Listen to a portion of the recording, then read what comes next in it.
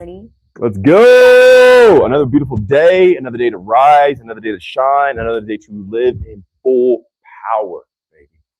We live in the fullness of what power truly is, and then we embrace that in life. It's not about working out. It's not about anything like that. So tune in, listen up, take notes, get ready to tap in because we are truly living in power. It's not an action or an event. It's a step-by-step embrace, moment by moment, second by second. And that's what we do. So you guys are here to expose yourself. I'm here to expose myself as much as socially possible in the community guidelines way. And as we expose ourselves, then revelation comes. You can only gain revelation from exposure. And that's what I mean. The only way to truly understand is to expose and be real and actualize. What I mean by that is if you're lying to yourself or you're suppressing stuff, if you're not admitting to yourself, you'll stay in the cyclical, vicious cycle that eats away at your soul. But the moment you actually expose yourself, you're real with yourself, you in a sense confront yourself or embrace yourself, that's when you expand. You don't embrace yourself, you don't confront yourself, you don't actualize yourself, you're not truthful with yourself, you don't expand, you contract. And we contract, game over, buddy. So we are here to expose ourselves today. That's why I call these Mikey Expose, because I expose myself in every chance I get. And that's how I've gotten big. That's how I've grown. That's how I've come to the point where people think I work out, even though I don't, because I'm always exposing myself. I'm always showing myself. I'm always confronting myself. I'm breaking my weakness. I'm breaking my victimhood. I'm breaking anything that would be the detriment of me, of myself. So if you guys have any questions, expose yourself down below, ask a question. Let's bring this to the light in a sense, bring this to consciousness to find out what's going on in you. And I can share what I have with me. And then we can expand into eternity together. The lovely, wonderful, beautiful Sasha will be reading all your questions today. Sasha, you there? Hi, everyone. What a lovely voice, huh? I am locked in. I'm in the mode today. I feel so freaking powerful. I feel so freaking sharp, so freaking on point, and I'm happy to share this energy with you guys. So if you have anything, drop it down below. We're on IG, we're on YouTube, we're on Facebook. And Sasha, I think we should do something as well. Yes.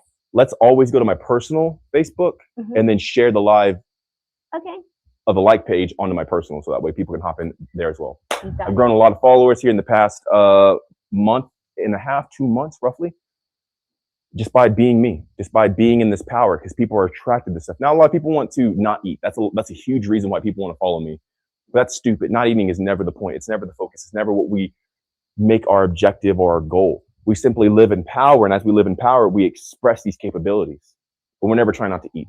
We're never trying to lose weight. That's for the weak people. That's for the weak-minded. We are focused on what's the actual life, what's the truest power. And then when we embrace this and we grasp it, it flows through our body and it's admitted through us naturally by default. This is simply the byproduct of me apprehending life. That's it. So the figure you see, the shape, the energy, the power, the mindset is simply me embracing life. I'm not going after it. I'm not going after the muscles. I'm not going after the weight loss or the abs or anything like that. I'm simply going after life itself. And as I hold on to life, I have its charge and this energy flowing through me. And that's what's expressed to you today. I look like this because I'm alive. I look like this because I'm not dying, because I'm actually living. So, Sasha, want to call out some people, call out some names, call out some questions. Let's freaking go, baby. Yeah, I see a bunch of people like Ramon is here, Marina is here, Albert, Magda joined. Let's see. We're on TikTok, we're on Instagram, we're on YouTube, we're on Facebook. Yeah. Guys, make sure if you're watching this after the fact to comment down below. You can like it. You can subscribe if you want to. It doesn't matter either way. But ultimately, comment your thoughts. Hey, what did you think about this? What was the best point that you heard? What's the biggest takeaway? And converse with other people. Like, hey, what was your notes? And share notes. That's the best way to learn things, are to write them down, establish them within you. Whenever you write it, you're double memorizing it. So you remembered it, but you also wrote it, and then you're seeing it again, and you establish it within yourself. So if you guys have any questions, let me know. Drop it down below. If not, I just get on my soapbox and start preaching. Yeah. But am I in the middle of the camera? Go ahead, Sasha. Sir Habtom, yes, you are in the middle of the camera. Cool. Said on TikTok, asked, what's your height and weight? My height, I'm not sure. I've measured myself multiple times, and it ranges. The last time, it was years ago.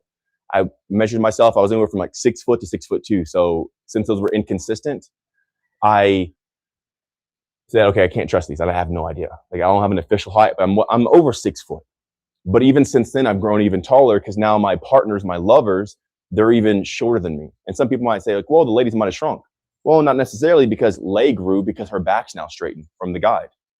So she had scoliosis, her back was contorted and twisted, but now she's actually grown. But even though she's grown, I've grown even taller than that. So I don't know. My weight varies. I just had a huge psychic load that I projected out into the world. People were having visions of me and dreams and all kinds of experiences, like apparitions and stuff of myself visiting them. And after I did that, I lost probably a good 5 to 6 pounds. So I used to rise, and just a month ago, I'd rise around 217 pounds, 218 pounds. Now I'm rising at 212 pounds, sometimes 213, but sometimes less. So 211, 212, around there. So it just depends on how much energy I put out, how much stamina do I have, what's my capacity, and like what am I filling myself with. So anywhere from like 6 foot plus, 210 to 217-ish. He said, nice. Thank you, bro. Appreciate you. And on IG, Norsha said, what do you mean by being real with yourself? I know what I should be doing, but I don't. Does being real mean taking action? Not necessarily, but it means admitting. If you know what you should do, but you don't do it, then you don't know why you don't do it. Because if you knew why, this would dissolve and you would just do it. Or you'd find this obsolete or inefficient or ineffective, and you go do what you would find to be efficient, effective, and optimized. So ultimately, being real with yourself is saying like, hey, why do I feel the way I feel? Where did this come from? What do I think? Who am I? Why do I even want to do this? Who told me that? And questioning, and then being real with yourself, not lying to yourself, not hiding stuff from yourself, but embracing yourself fully. By default, action is going to be taken. You don't have to try to take action. That's for the weak. If you have to convince yourself, if you have to try to take action, you don't know yourself. You're a liar.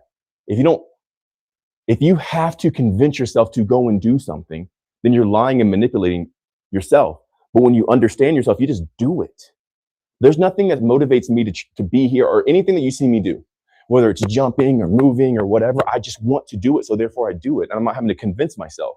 When a person has to convince themselves, there's a double standard. They don't know themselves, so they're trying to convince. I'm like, no, I don't want to do it. What you need to do is because it's healthy for you. No, we're not going to do it. And then they're fighting themselves, and they burn the candle at both ends, and they wither, and they waste their soul away. But when a person is conjoined and they're one with themselves, they just move in total agreement, and there's no energy wasted. And that's what being real with yourself is. You understand who you are, you're one with yourself, and then you just do actions. You don't go take action, you just are the action, even without thought. It's the highest way to live. Let's freaking go, baby. Come on. Sir Had Tom said, your ways with words is very interesting. Thanks for the answer, man. Keep it up. And he also said, that's very true. Love you, man. My way with words are nothing. I have no way with words. I just say what is. I'm not thinking about words. I'm not trying to craft the perfect message. I'm not a manipulator like the marketers. Marketers, manipulators. Psychologists, manipulators. They're trying to piece their way with words to try to get an effect from you. I don't care what you think. I don't care what I think. I just simply point to what is, and that's all I say. It sounds fancy, like, oh man, his way with words are good. That's only because I say what no one else is, because no one else is conjoined with themselves. So they don't even say what rightfully is, because they want the attention of the audience. If my audience is rise, good, great, amazing. If my audience falls, good, great, amazing. I have the same message now that I had 2 months ago, 3 months ago, 4 months ago, 5 months ago, a year ago, 2 years ago. My message has never changed. Although I've gained over 100,000 followers in a few months, I'm still saying the same thing, because it was never about the attention of the audience. You're trying to craft a message to manipulate people, to convince them. That's how people die. They lose their soul in that. They're taking their energy to try to sculpt the mind of others. I just point to the obvious and what is. And as I point that, I get energy, and that's what I share. And as I share what is, I never lose energy in the process. That's how I go for so long. I don't need to eat as much or have a bunch of energy. I haven't drunk anything today. I feel fantastic. What time is it, Sashi? It is 12:59. 12:59. 12:59. I drank some coffee or something like that, but I haven't actually drunk some nourishment or anything like that. Nearly 1 o'clock. I haven't eaten in 22 days or something like that. I feel great. I feel powerful. I feel strong. I feel understanding. And that's because I only point to what is. Never trying to craft a message, never trying to convince, just saying what is. And if you don't, one's losing. If the one who has it, and the one who's complaining doesn't, they're the ones who's losing, because the person who's speaking has it already. You know what I'm saying? So we got to really break these things down and see them in clarity. If a person's ever speaking, do they have it? No, they don't listen to them. I don't listen to people who don't have it. Hater, complainer, whiner, pessimistic. Yeah, but you don't have it. And you're complaining, which means losers complain the loudest. Winners just live. And when you're winning, you're never trying to convince, you just are. That's the most powerful way to live in. Let's freaking go, baby. I feel so good. I feel so powerful. I feel so strong. Yeah! And Adrian Amigo said, greatly said, accurate. It's all about integrity and authenticity. 100%, bro. 100%. Integrity, authenticity, what actuality. That's my biggest one. I don't even believe in truth. I don't believe in truth, but I believe in actuality. I only move in what's actual. Well, Mikey, what's actual? Go find out. That's what you're here. You're here to touch, feel, smell, sense, taste, test, try. That's what life is. Quit trying to border yourself and be like, well, I don't know if it's this or that. Well, go find out. Go touch it. Go measure it. Go see, go taste, go live. That's what we're here. We're a conscious being. So part of that consciousness is being able to consciously, intelligibly interpret the space and screen of reality that we're in. Go find out. If you don't know what's actual, go find out. Start from the most rudimentary point of yourself and expand from there. That's the most sustainable route. I tell you that in the Discord community.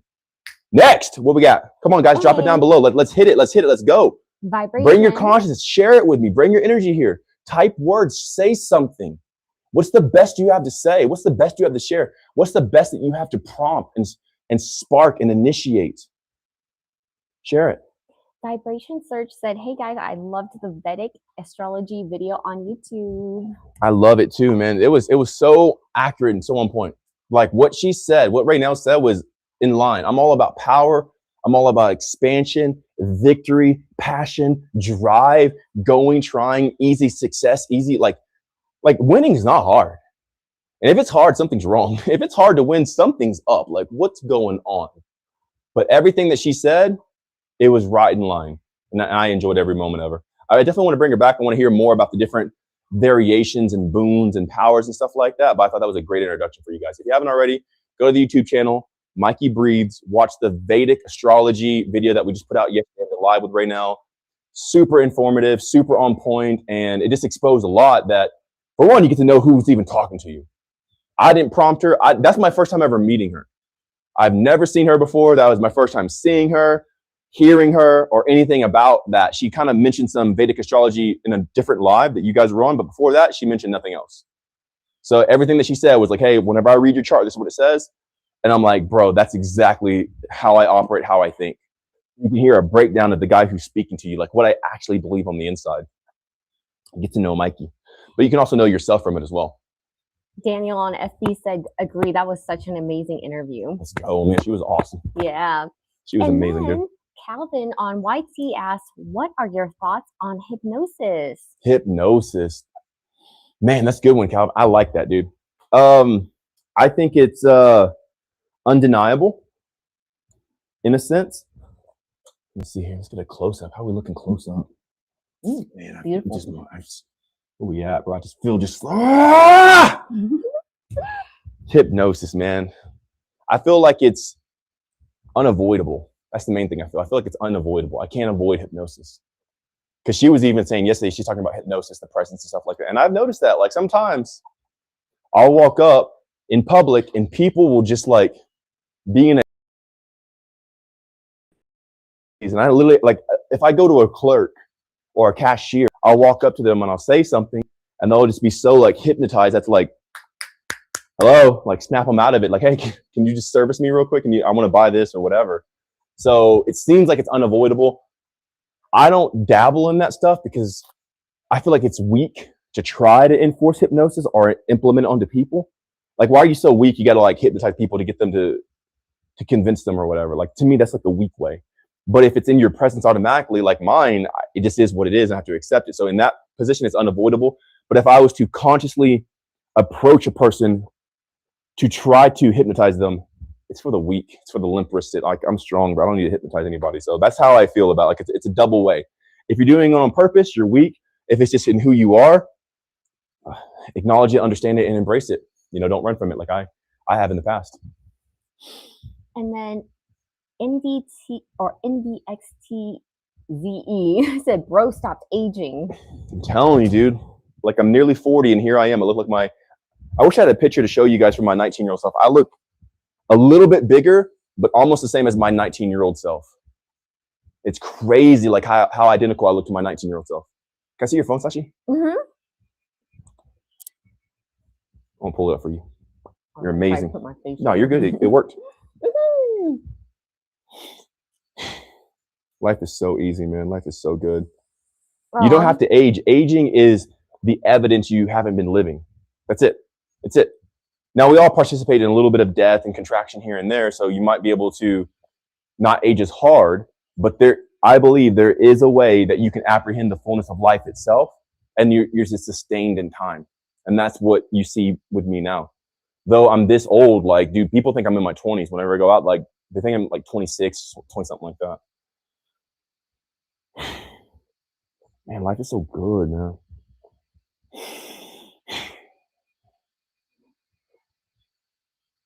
So beautiful. I love the clouds behind you too. You guys like the background or what? I'll do whatever I have to do to get fresh air, clean air, real air, power, life, abundance. And power isn't like this power trip you have to control people. Power is just expressing the fullness of you consistently. I'm always emitting power. I'm always emitting radiance. That's what power is. My power that I talk about is not controlling people or trying to have charisma. I don't care about that. That's a waste of energy to me. Why would I spend my life trying to convince another? Like how weak would I be? How insecure would I be to take my own energy and try to change the mind of another person? But my power is knowing myself and embracing myself. And then at that point, I become undeniable. And if people want to believe, cool. And if not, I don't care. You know what I'm saying? Nah, man. It's become so undeniable. Do you have any height pictures of me, Sash? Height pictures? Height? Oh. No, it's all cool if not. But I think it's inside the before and after photo. Yeah, I see them here, but I didn't know if you have them on the computer to share. Oh, I can download them real quick. I have a 19-year-old picture of me, so I want to share that with you guys here in a second. Here, I can download whichever one you want to share. The 19-year-old versus you now. Man, I feel so excited. I feel so alive. I feel so pumped. I know this energy translates through the camera, so you guys take it, man. Eat it. Eat this energy that I share. No one else is going to give this to you because I don't even know what this is. I don't even know you could do that. Live off this stuff. Eat it. It's so powerful. It's so rich. It's so awesome. It's so full. Okay, I have some before and afters. Dope. The other one of 19 and now? Yes. Let's see it. What you got? Is it this one? No, that's 16. Oh, whoa. And this one? No, that's my eyes. That's my face. I'm talking about my 19-year-old body. Okay, I'm going to find these. It's all good. I got it here on the phone. I'll show them like this. Okay. Yeah, I love you guys. Life is so freaking easy. Life is so freaking awesome. Life is so freaking good. Okay, Keep winning. Looking. Keep ascending. Life is perfect.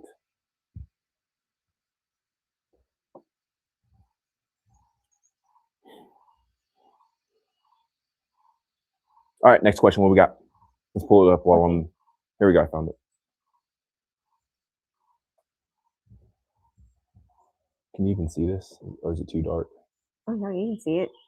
I'll make this a little bit bright. Oh, no, that's as bright as it goes. You can see it. Oh, there you go. This is me at 19 on this side, and this is me now at 37 on this side. So without my hat, I pretty much like look the same. Like nearly the same. Like not much has changed. But the thing is, in my late 20s, I changed a lot because I wasn't living. I was dying. Mm-hmm. It's just the choice. You got to make the choice to live. That's it.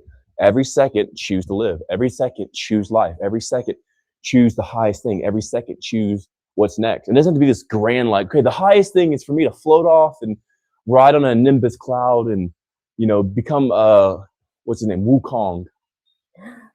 The highest thing may just be like, okay, take a deep breath right now. The highest thing may be like, hey, slow down a little bit. The highest thing may be like, hey, take a beat and connect. before you make your next move. The highest thing isn't always like, okay, I need to go and do this grand speech. Sometimes it's just chilling. Actually, most times it's just chilling. All right, next question. What we got? So Beth on FB said, "Good morning. My lad has just started watching you and your journey. He's at the beginning of seeing the power of his mind. His name is Harry and is good at putting energy in his own body. What advice could you give to a 15-year-old?" Huh. Okay. I'm gonna change the camera real quick so you guys can see like the fullness of me versus just my silhouette. How about that? That's gonna be my first measure, order of business. Okay. So that way everyone can just see me like that. Okay. So for a 15-year-old, what would I say, right? I would say the same thing to the 15-year-old that I would to the 50-year-old. It's no different. Focus on life. Focus on life. Focus on life. Focus on life. Focus on life. Clear toxins out. Nice. Here, I'll make it full screen so you can see it.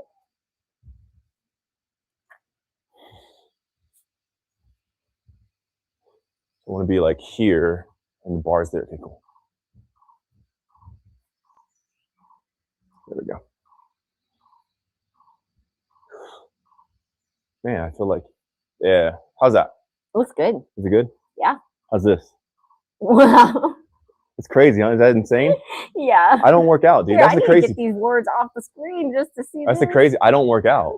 I can understand, like, oh yeah, he's a bodybuilder, some bull crap like that. I don't work out. I don't do calisthenics. I don't do body weight exercise. I don't do any of that crap.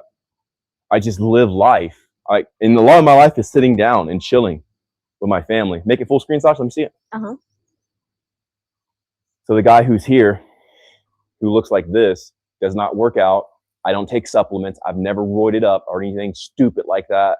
I haven't lifted weights in nearly 6.5 years.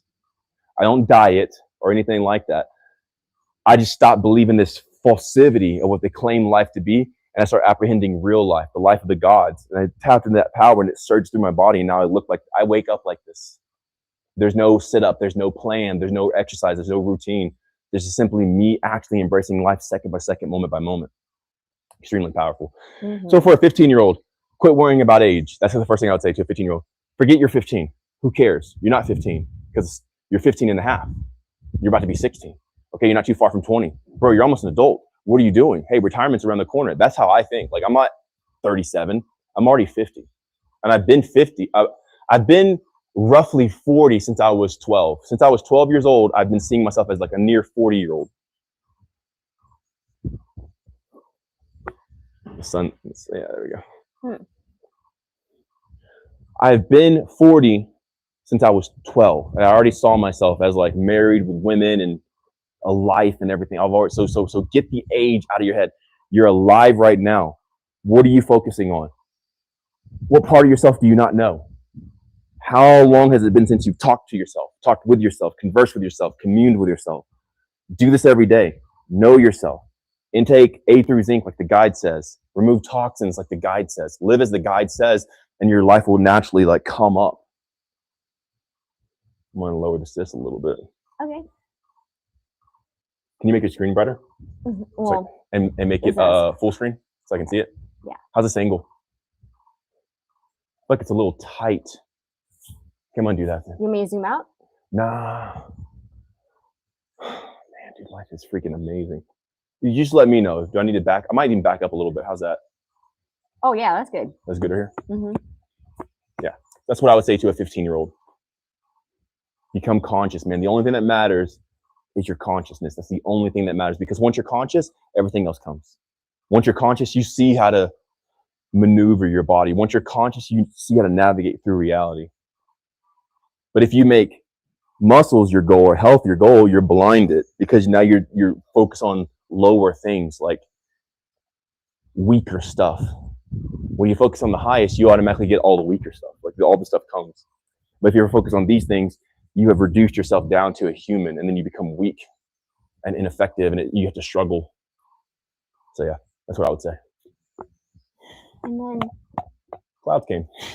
Boho EO on IG asked, we listen to our life are lifelong to parents, teachers, friends, politicians, government, etc. I've never. Who listened to a politician like being honest? Who listened to a politician growing up? I don't think anyone ever listened. Like that, it's a very beautiful saying, but honestly, I've never listened to a politician. Like I heard them, but like they didn't say something, and I went to go do it. Like, you know. And then the things that teachers have told me stayed in the classroom. Like it never left the class. Like this is me, but I am a different person. So, you know, I get what you're saying, but I've never listened to a politician. I'm just going to be real. Just because you have to live in actuality, you have to live in reality. A politician has never said something. I'm like, hey, okay, I'm going to go do what they said. I've never thought that. Maybe you guys have. All right, next. What's the rest of it? How do you break this habit and really start trusting myself? By knowing yourself, bro. Like, what's her name? Are they a guy, girl? It's a girl. It's a girl. I love you. All right, what's her name? I don't think it's her name, but Boho. Okay, Bobo. Boho. Okay, I love you. How do you break out of that, right? You don't break out of it. Because if you're trying to break out of it, you're only focusing on it more. Sun's back out. What you do is you focus on yourself and learn yourself and question yourself and start mapping out yourself. Just like I teach you in the Discord community. Phase 1 through 4 meditations. That's how you understand yourself, know yourself, live in yourself, experience yourself. And you're so busy experiencing yourself that these other things just fade away. Everything anyone ever told you just fades away because now your entire being, like your space, right? You only have so much volume. You only have so much space in your container. You fill it with yourself, everything else gets pushed away, and now you know yourself to the greatest degree, to the most fundamental part of you, to the highest reach of you. And that's how you do it. How's my face, Ash? Is it too like shaded? I think it's pretty cool. Man, I just feel so good. You look great. Thank you. On the camera and everything. Okay. Let me know if I'm putting my tub out. My tubby dubby. Yeah, my tubby dubby. Oh. I can flex. How about that? Yeah. I'll stay flex the entire time. Okay, now the sun's back in the clouds. Yeah. So Daniel on FB asked, what's your thoughts on using oxygen canisters? Where I live, the oxygen isn't the cleanest, so I use pharmaceutical grade oxygen tanks to make sure I'm getting clean oxygen all the time. This is Daniel, right? Yes. Quit being a little weakling and just move. You make excuses for where you live and you're compensating and coping to continue staying where you are. No, lean into the dagger, lean into the pain that you brought your body and you've been staying in a polluted area.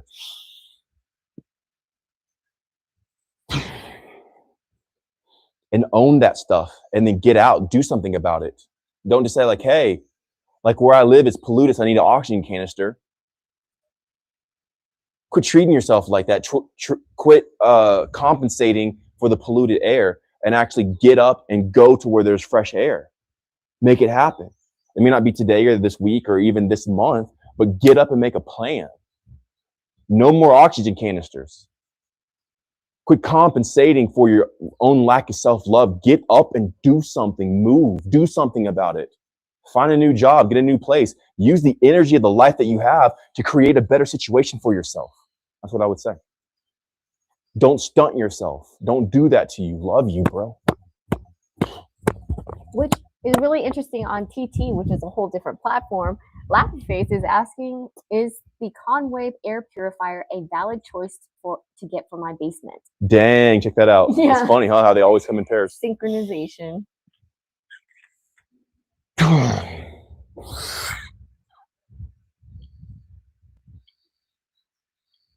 Also, Krista is asking, is he a model?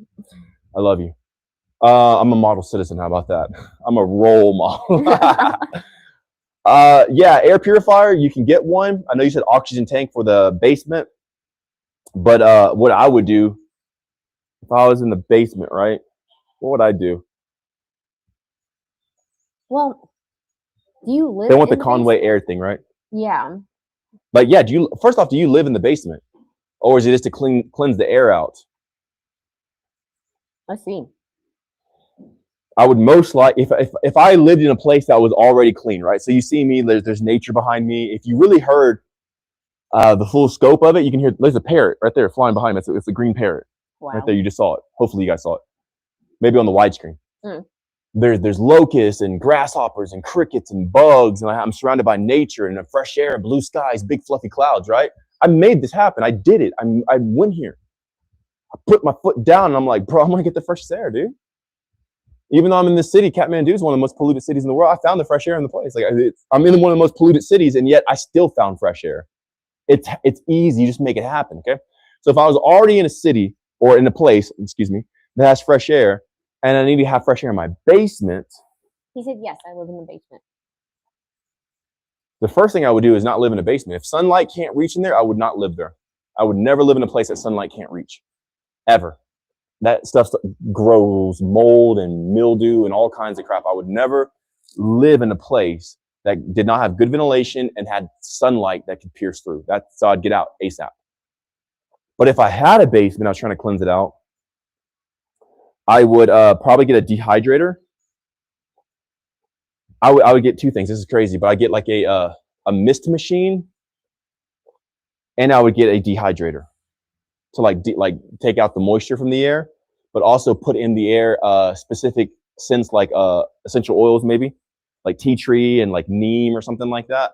And I'd spray it so like the moisture that was in the air nullifies any mold to grow, while the dehydrator takes out any moisture so mold couldn't grow as well. So I'd do like create my own environment, but I'd never live there. I would simply do that so mold wouldn't grow in the house, but I would never live in a place that sun can't shine. If you can't open up a window or get ventilation to it, do not live there. And Bo Bell. I love these questions, guys. I love y'all, man. This is awesome. Yeah. Y'all are amazing. Bo Bell Beautiful. Actually, show me. Show me you. Yeah. What we got here? Man. Feels so strong. This is crazy, guys. I'm telling you. This is crazy. Crazy life. All right, Boho. Boho beautiful. Bohotiful. Beautiful. Beautiful. No, beautiful. What's up, Beautiful? Is that Boho? It's Bo Bell Beautiful. Bo Bell Jenkins. I'm gonna call her Beautiful. Beautiful, what's up? Aw. And she said, hey, from the UK, I bought the guide yesterday and can't stop thinking about it. Let's go. That's how powerful it is. The guide is not a book. Get that out of your mind. Don't come with preconceived notions about what other people put out. This is something completely different, like you've never experienced before. You've never experienced anything like this. Because what I did is I took the soul from my body and I imprinted it on text. It's not even about the words I say. It's about the essence and the spirit and the energy behind them.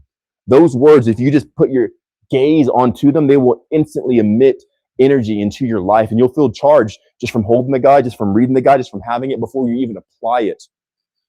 I'm not here to make a buck. I didn't write a book and try to become an author so people can buy my book and I can do a book tour, books that screw that stuff.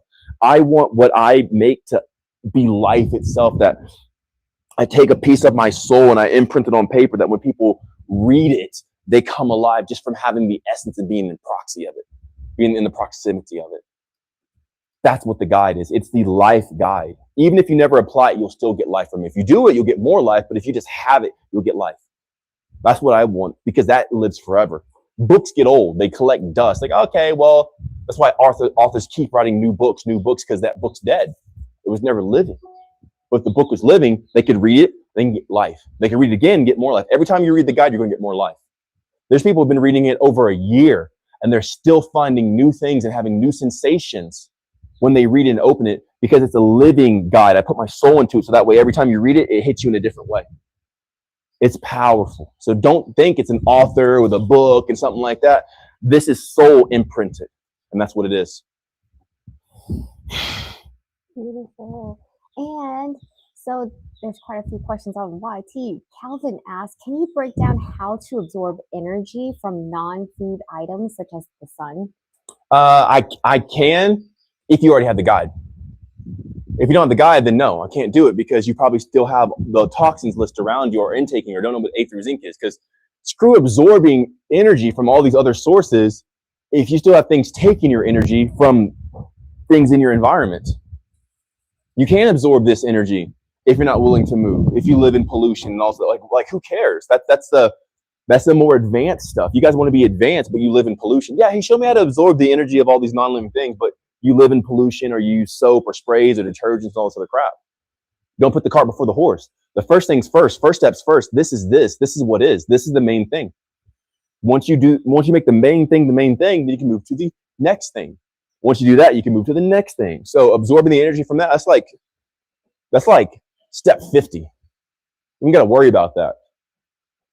The main thing you got to do is like, what's taking your energy right now? Because if it's still taking your energy, you won't have the energy to interpret what this even is. It won't make sense because you don't have the energy for it. It takes a lot of cognitive energy to be able to do this. Calvin says he has the guide. Calvin says he has a guide? Mm-hmm. Who is this? Cad B or Calvin? Calvin. Calvin? I don't know. I know Cad B. Mm. Have you done everything in the guide so far? If not, then go do it. It takes usually about a year to do everything in the guide.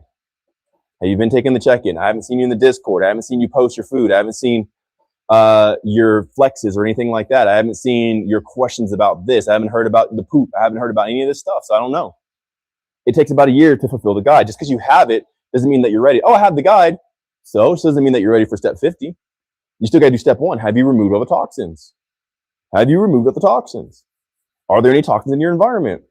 I tell you, usually about 90% of the time, people say, yes, I removed the toxins. And I say, okay, cool. Well, show me what you do day to day. And they'll show me and like, oh, that's a toxin. If you can't or haven't fulfilled step 1, do not worry about step 50. That's why you guys get so confused, is you're trying to do the advanced stuff, but you haven't done the basic stuff, which leaves you burnt out and like, oh, I can't do this. If you just do stuff in order, there's a sequence to life, and you just do it as it says, it will make things so much easier. Quit trying to extend and overreach beyond what you've applied so far, because doing step 1 builds you and conditions you to sustain step 50. I wouldn't tell you to do this if you haven't done this, because if you try to do this without this, you're going to get burned out and you're not going to want to do this anymore. He said facts. Still on step 1. And that's okay. No pride, no arrogance. That is more amazing and more honorable. Like, hey, I haven't fully done step 1. Than trying to do like, okay, I've done step 1. I already know this. Let me go. You know how many people I've heard? They say, I already know the guide. Have you gotten the guide? No, but I already know it. Like, how do you know something you never had or read? Like, they're just lying to themselves, like living in delusion. So the fact, like, yeah, facts, dude. Like, I'm still on step 1. I respect that. I honor that. That's amazing. Do step 1, and guess what? After step 1, step 2, step 2, 3, 4, 5, 6, 7, and do it in order, and you'll have the easiest experience that you could ever have, because I do it in a way that's sustainable. That way, I'm 5.5 years in on the guide. Baby, I just started. I have so much freaking energy, man. Like, I'm ready to go. And I never get burnt out. All right, next. Awesome. Love you, Calvin, my bro. Ron the Healer on YT asked, how do you connect to your higher self? I don't believe in higher self. You're asking me something. I don't believe in that higher self crap. I think that's BS. I think that's for people who are coping. So I'm not trying to connect to my higher self. I'm being everything that I am. I don't believe in higher self. It's not me. Like you're asking me something I never said. I've never said higher self. I don't believe there's a higher self of a ghost up there out me who's like trying to communicate to me, blah, blah, blah. Because knowing me, if I was trying to communicate to me, I wouldn't be so ambiguous and ominous. I'd be very direct. Hey, Michael, do this. So this higher self stuff that you're trying to connect to, like, if that's the higher self, it should be connecting with me because it knows more. So it should be able to get to me easier because it knows versus me trying to connect to it. If there's a higher self out there, why isn't it doing a better job of connecting with me if it's a higher self and it knows more? Oh my God, that makes so much sense. It's so stupid to think like, how do I connect to my higher self? Why is my higher self not connecting to me? It knows more. It would know how to better communicate to me and all this other crap. So like, what the heck's up, higher self? I don't believe in higher self. I don't believe in it at all. Wow, I never thought about it like that, but it makes so much sense. That's because people just believe what they're told. Like, oh, higher self, 5D chakra, and even just because somebody told you it. Everything I'm sharing with you guys, no one told me. I'm just observing. Someone's burning something, man. Yeah, I smell it too. Hey, stop that! Put that fire out. That thing stank, boy. Stanky. Grayson, we are currently in Nepal. It's a fresh day and they're burning trash. What's wrong with you? Are they still burning? Get that out of here. I rebuke that in Mikey's name. Which also Ron asked, what's your vibrational frequency? What does that mean? You get what I'm saying? More stuff. Hey, how do you connect with your higher self? They always come in pairs, right? Air, oxygen, air, tank. Yep. Always come in pairs. Higher self. This is the same person. So. Oh, same person? Yeah. Oh, okay. Well, it's just more propagated crap you've been told. What do you mean higher? What does that mean? What does that mean? Like what frequency is a measurement? What are you measuring? Frequency is a number of times. You know that, right? Frequent. How frequently are you doing? That's a frequency, is how frequently you do something. Usually coffee I frequent twice a day. So 2 times per day.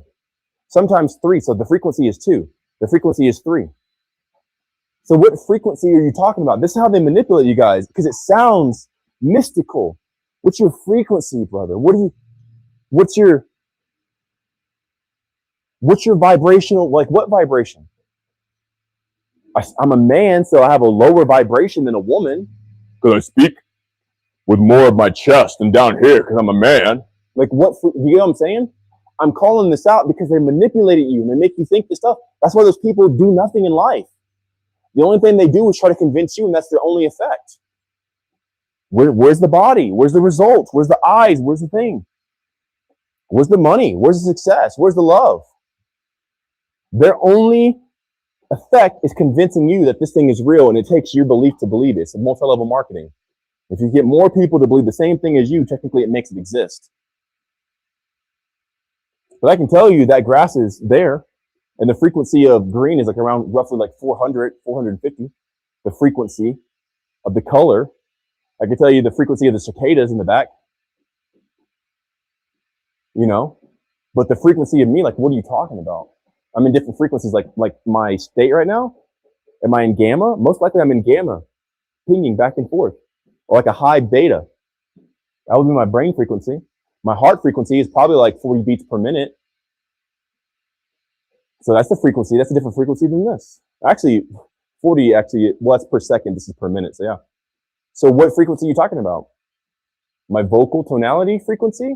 My cognitive frequency? Alpha, beta, gamma? My heart frequency? 40 beats, 50 beats per minute? Like what frequency?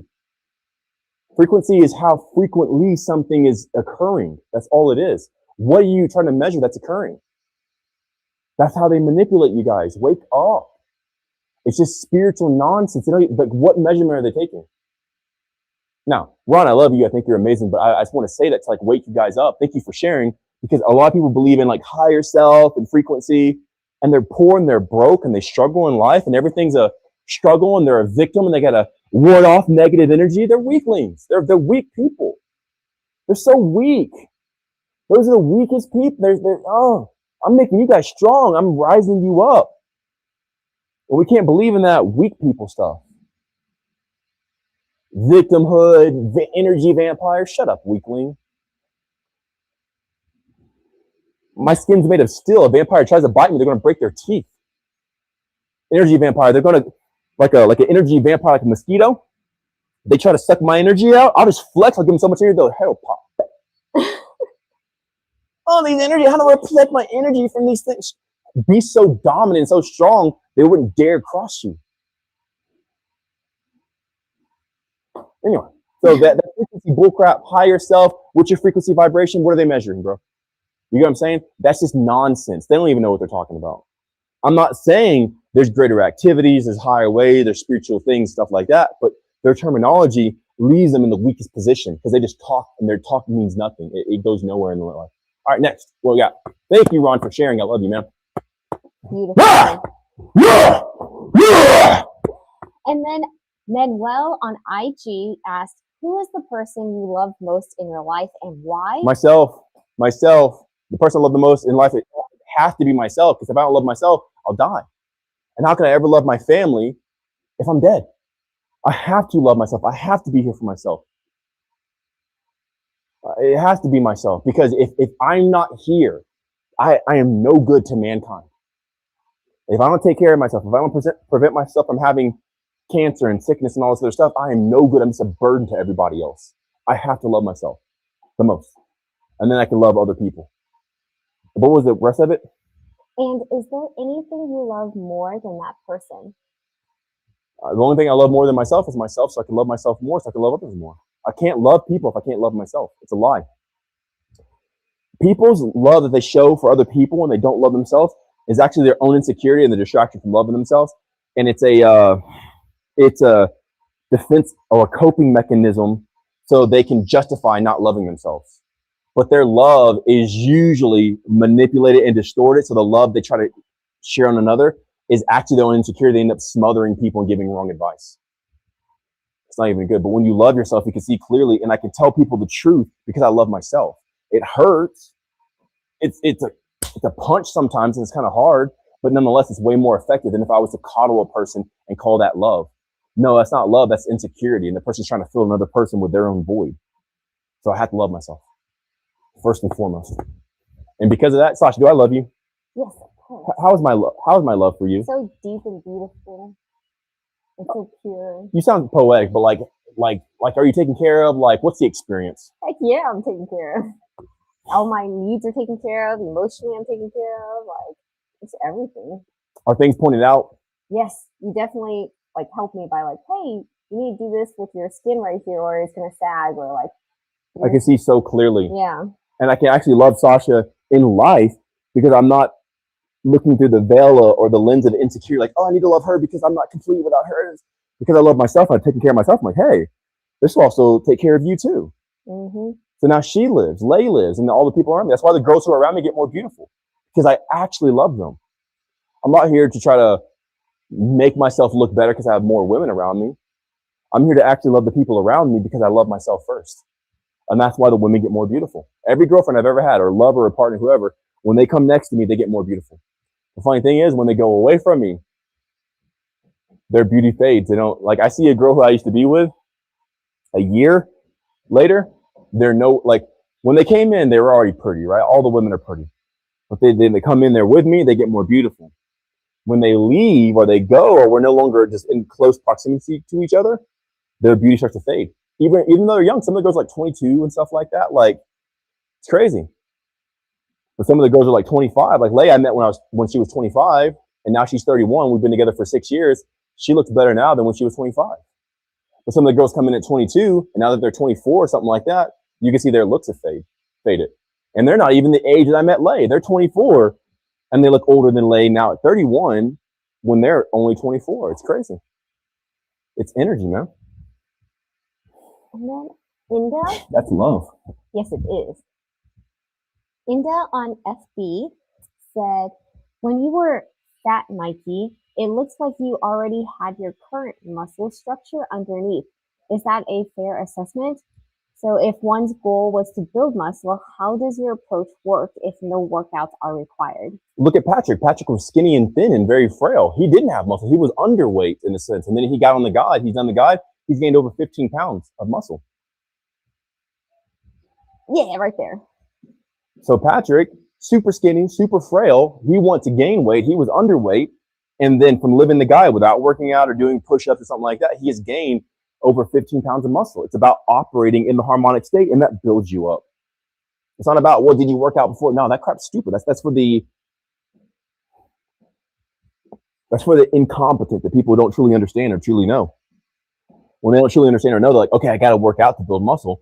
That's stupid.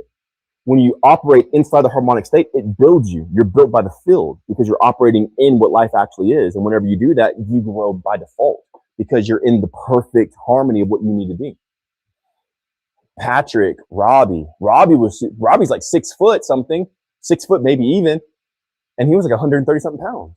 He's gained over 11 pounds since being on the guide without working out and without eating a bunch of calories, just by putting his body in the harmonic state. It's not about did you work out before or not. Are you in the state or not? That's what matters. That's the only thing that matters. When you do that, you're built, and there's no way around it. People try to convince themselves out of it. Those people are dumb.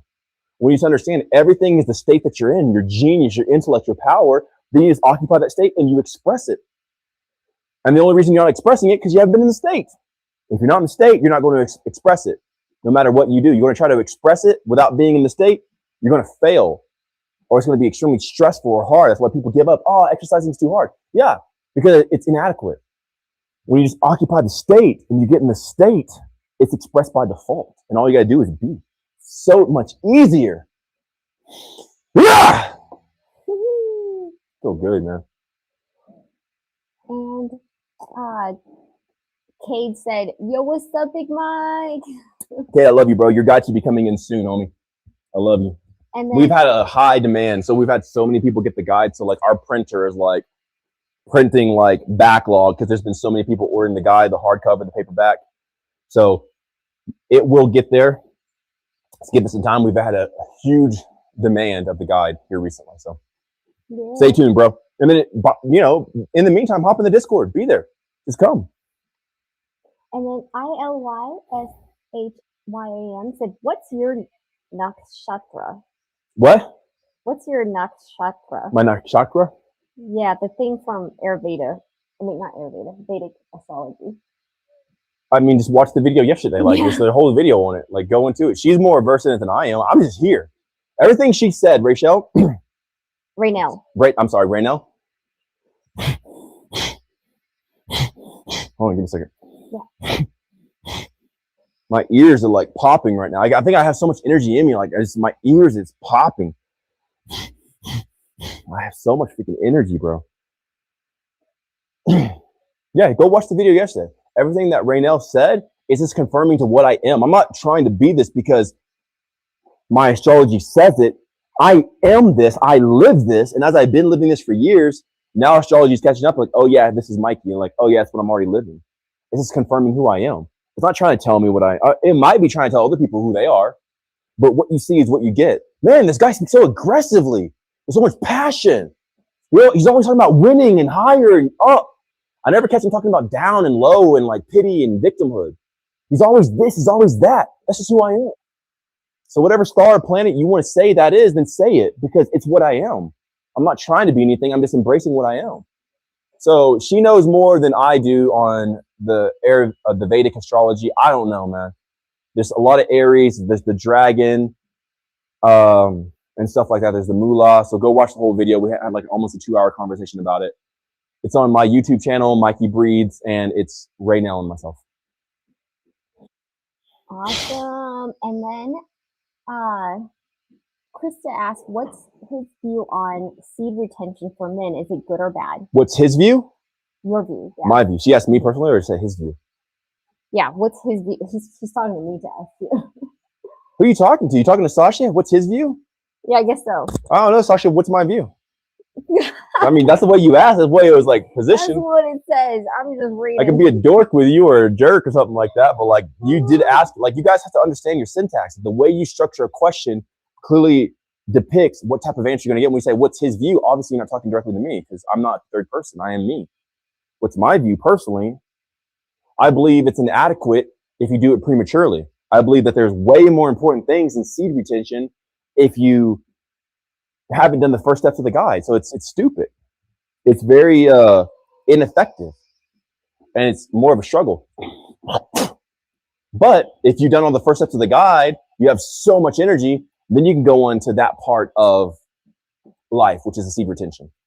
But if you haven't done the first bit, like it doesn't matter. It's stupid. That's my thoughts on it. But once you're in it, yeah, I mean, I would say like do the guide for 2-3 years and then start to do seed retention. But if not, like just it's okay to release, dude. Especially if you're younger, like totally it's fine. No shame, no guilt. I don't operate in that crap.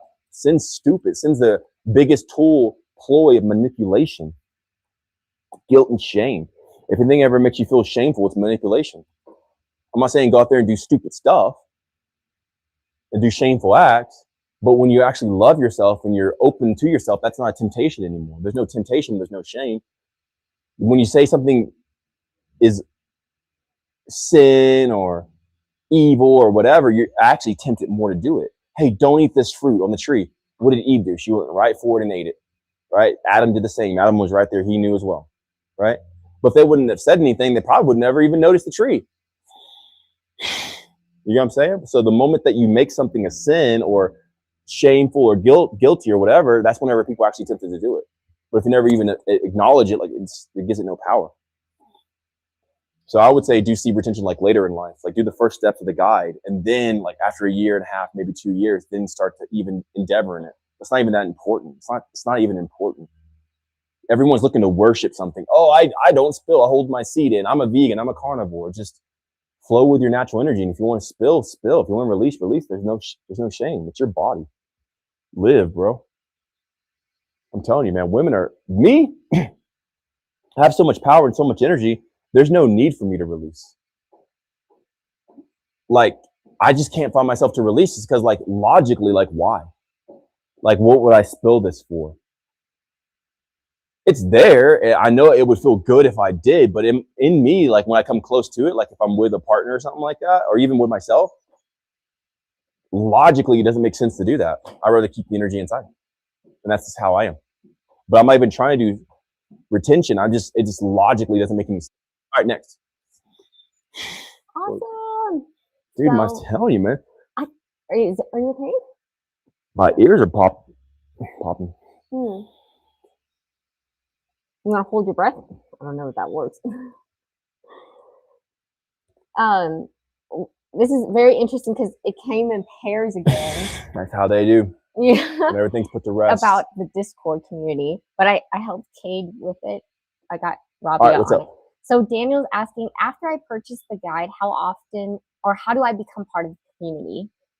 Well, two ways. One, you can either buy a full annual membership to the Discord community, and whatever you purchase on the guide will be accredited to the amount for the annual membership. So technically, you get the guide for free, right? Second off, you can just go to my website, MikeyBreathes.com, drop down menu Discord. You can join that way. You either join monthly or yearly. Yearly is the better option because you save money and you get the guide for free. Excuse me. Thirdly, if you purchase the guide, you should even have a free week in the Discord because once you purchase it, you have your order confirmation email. And then following that, you have a second email that has the free week membership to the Discord community. That's how you do it. It's so easy. It's super easy. So any one of those options, I would say just be a badass and sign up for the full year. It just gets things. People do the free week and like before the week's even over, like, dude, I want this. Let's just sign me up for the full year. I get that all the time. People come to the Discord and like, I'll do the free week. And they get in, they're like, nah, dude, like after a couple of days, like sign me up for the full year. Like I already want this. Cause there's so much power in there. I've left over 2,740 messages of teachings, of explanations, of insight, of power, of victory, of championhood, and living in that indomitable spirit. I filled it with so much energy that people can extract and live from it and then grow themselves. So people want that. They're attached to it. Nah, get that out of here. Go. Get out of here. Get that smell out of here. Whenever I rebuked the smell in Mikey's name, the smell went away. I know you guys can't smell, but remember, like, man, there's a smell. They're burning something. I rebuked it. No more smell. It did go away. That's what I'm telling you, dude. Like, I'm telling you, you have power. People are like, oh, they're spraying it. Just tell that thing to power. Anyway, next. And looksmaxxing said, what do you think about following the feeling of going to China and training martial arts? I think you're insecure and you don't know yourself, so you're looking for something outside of yourself. That's my real thought. That's my honest opinion. Like, what do you think about if it's the exterior thing? It's always insecurity. Like you're so full, you just move. Like, okay, it's just the thing to do. You don't even care to go to China. I'm going to China, and I'm not even like, oh my god, I'm going to China. I'm like, okay, cool, I'm going to China. But to train martial arts, why? What's the point of it? Train martial arts, why? Like, what's in martial arts? Why? Like, why China? Why not Korea? Why not Japan? Why not wherever you are currently and find a master where you are locally? Like why China? Like, because you aggrandize things in your head and you're like, oh my God, this is, and you end up worshiping these things and they become your inspiration of movement. And then you get there and you're still unfulfilled later. Just know yourself. Know yourself so much that you yourself know yourself and you're the happiest thing. And then you just end up moving by default. And it's not even a thought. You just do. It makes life so much easier. All right, next. And EV asked, how frequent do you see the light? What do you mean? What does that mean? That's so ambiguous, guys. Like, what is that? I love you, okay? But seriously, how am I supposed to answer? Like, what do you mean by that? And I say this because a lot of people are manipulating their head, like higher self, vibration, 5D, Kundalini. Like, I don't subscribe to that stuff. So to think I'm part of that camp, I'm not, dude. I'm not a vegan. I'm not a carnivore. I'm nothing that you guys have labels on. So anything that you guys would think, I am not that. I specifically separate myself from all that stuff. So what light are you talking about? The light of Lucifer, the angel of light, the light bringer, the light bearer? What light are you talking about? LED lights, the sunlight? Like, I'm seeing light right now because I'm outside. So let them answer. I'm going to go use the restroom real quick, weigh myself. Okay. And then I'm going to get some juice. Okay. So go ahead and talk to the people. And guys, put your questions. This is your time to load them up right now as I'm taking this short little interlude, and I'll be right back. I love y'all. Yeah. And I'll answer some questions. If you guys have questions for me, I totally ask them or answer them for y'all. I see that Amit asked about the seed retention thing.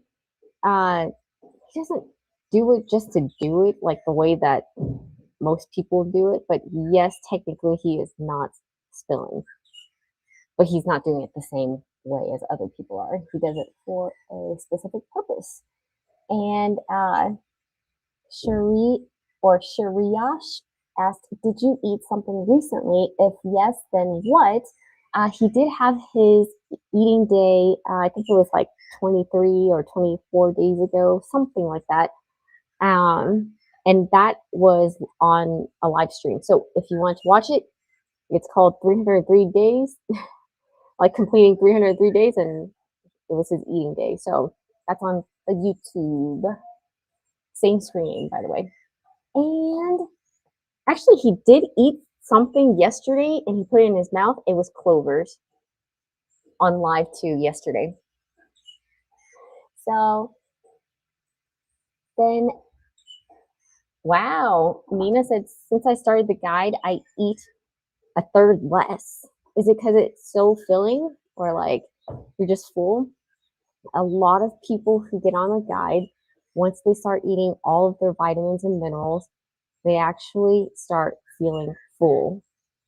And like this kind of is exactly what like Mikey experienced, and Lay and a few other people, where like they feed themselves all of their vitamins and minerals, the right ones, and they get literally full and satiated.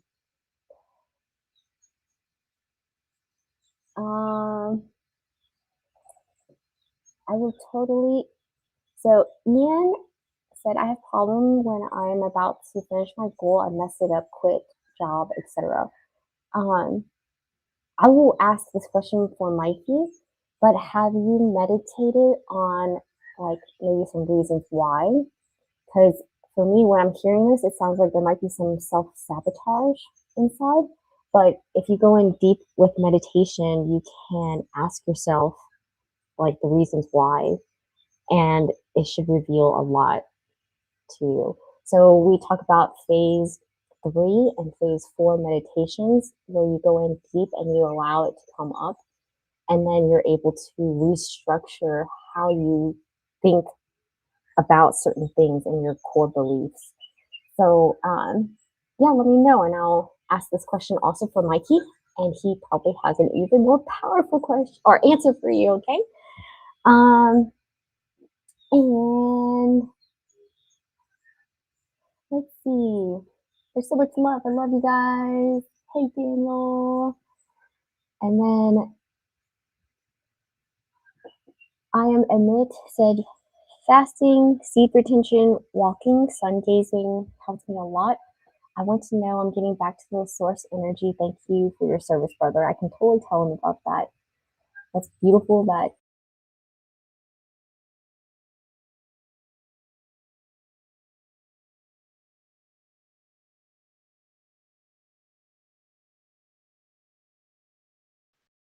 I had some questions for you, Ryan. So actually, I wanted to make this comment first. Okay. Nina said, since I started the guide, I eat a third less. That's good. The guide is so nutritious that you don't even need as much food. Mm-hmm. I want you to eat as much as you can because you got to eat the variety, but you don't need to eat a lot of food. That's because the food that you eat in the guide is actually better. Yeah, it's such high quality. Sort of sprinkle. Yeah, that's why I'm like, here, we just put everything up in here. And then Ian said, I have a problem when I'm about to finish my goal. I mess it up and quit. Self-sabotage, huh? Etc. Yeah. Goals are stupid anyway, bro. That's probably why. Goals are for the weak. When you are weak, you have to set goals. But when you live, you just are, and you achieve more than people who set goals do. I'm more successful than people who set goals because I am the end result. They want success to finally rest. I get to rest because I am. I am the vacation. I am the retirement. I am the being. Let me know if you want to go inside, Josh, we can. Okay. I'm just breaking a little bit. No goals, bro. The fact that you self-sabotage shows that you don't even really want that thing. Know yourself. That's the better thing. Why do you self-sabotage? Why do you mess it up in the end? That's more important than you achieving a goal. The goals are just indicators, kind of like markers to show you like what direction you're heading in. The real thing is to know yourself in the process. You're here to know yourself and who and what you are. And Amit said, fasting, seed retention, walking, sun gazing helped me a lot. I want to know. No, there's higher ways, bro. You trying all these like, oh, here's my list. Here's my good boy list. Fasting, seed retention. Like, you're just trying to be a good boy. Like, none of that stuff even matters. The only thing that matters is embracing yourself and being one with yourself. Those are just compensations for people who don't know themselves. When you don't know yourself, you have to do seed retention. You have to do it. When you don't know yourself, you have to fast. Discipline, starvation, no. Restricted eating, restriction. When you just are, you just are. All that stuff is just compensation for not knowing the true power of yourself. But what's the finish of it? So they said, I want to know, I'm getting back to the source energy. Thank you for your service, brother. You don't have to get back to the source energy. That's dumb. You have to give back to the sun. No, the sun is an infinite source of energy. Some people might not believe that. They're going to burn out, but at least not in your lifetime. Same thing with source. The only thing that source energy wants you to give back is awareness. Just become aware. Just be aware. That's the only way to give back. You don't have to hold your freaking man seed in, your man splooge to give back. You think it wants your man splooge? It doesn't care about your freaking man splooge. It just wants you to be aware. That's it. That's the only way to truly give back, is to acknowledge the creation and to take account for it and to understand the reality that you're in. You holding your splooge in or not eating food that does nothing for the source. It's this false idolatry. Like, okay, if I just restrict myself and don't eat, if I just restrict myself and don't spill, that's all dogma, laws, disciplines. Discipline's stupid. But when you truly embrace what life is, you just acknowledge the fullness of it and you live in it. And that's the best worship you could ever give. And then Laughing Face. That's power. Laughing Face on TT said, what do you think is the most important thing in the guide? The most important thing in the guide. What would Mikey say the most important thing in the guide is? How's this angle? Can you make it full screen? Yeah. How's it? Looks good. Dude, this is crazy. Yeah. This is freaking nuts, bro. I would say the most important thing in the guide is everything in the order that it's in. So there's the welcome message, which you're even getting into. There's a testimony section of how it's worked for dozens and hundreds of other people. There is the philosophy portion of what life actually is. Then there's the immediate, like, do this now. And then there's the methods. And then there's the elements. So it's all important in that order, because you can't do this important thing unless you know this important thing. So the most important thing is what I have you start with. That's why I put it in the beginning, because you need to know this first, because you need to look through this lens. As you look through this lens, everything else will be revealed. It'll be revealed to you how important it is. That's what I would say. Do they have the guide? Because if you have the guide, I state that in there. Like, hey, do this in order. Like, this is an order of importance. Life by 1,000 actions. And Surya said, are you guys spiritual? No, I'm not spiritual. Because spiritual is a fabrication that people are trying to make something up. That's why all these spirits are different. Everybody has different spirituality. But when you break down spirit in like Latin and everything, it's breath. Spirit, and then you have ritual, spiritual, ritual. Right, ritual is like rituality. You can go in this door if you want to, Sasha. Yeah. Here, Sasha's going to cross the camera real quick. There you go, baby. Thank you. Get that pretty booty in there. You can leave this open too. Do you want to see it, or? I know I look sexy, so it's all good. Okay. I'll stay in the rain. You always look sexy. I'll still turn it around. If it rains crazy, then yeah, I'll come inside. But if not, it's all cool. You can sit on that pillow too if you want to. Yay! So anyway, spiritual, right? Spiritual. So spirit is breath. Ritual is a ritual, rite of passage. So when you live in the rite of every breath takes you into the next step of passage, into the next rite of passage. Spiritual. It's all good. Spiritual. Breathe to enter into the next step. So you just breathing is spiritual. That's it. It doesn't need to be like demon. Go ahead, Slash. Okay. It doesn't need to be like demons and like beings and like, oh, I need to raise my chakra into my pineal gland. Like, no, spirit is just you breathing. Ritual is you going into the next moment. That's all it is. People are trying to hybridize it into something else. I said hybridize, not hybridize. New word. What up, G? And Ismail from FB said, I heard that caffeine is too addictive. So is coffee about that? It depends on what state you're in. If you are in a weakened, dampened state, yeah, coffee is not the best thing for you. If you're in an optimized state, you can leverage it in its power. Most people aren't in a prosperous state, so coffee is detrimental for them. But when you become full and you intake all the elements that I mentioned in the guide, you have more than enough energy to go around. It doesn't extract too much from you. It's the powerful way. I feel so freaking strong, man. And then Radu Baksita said, do you have the vitamins and minerals through supplements? No, supplements stupid. Supplementation's stupid. It's just a marketing scheme from men. Literally everything you see right there. You have vitamin A through mineral zinc pretty much right here in this area that you see right behind you. You can go and eat dirt, eat bark, eat trees, eat wood, eat grass, eat plants, eat fruits, eat seeds, eat animals. It's right here. Like, you don't need a supplement.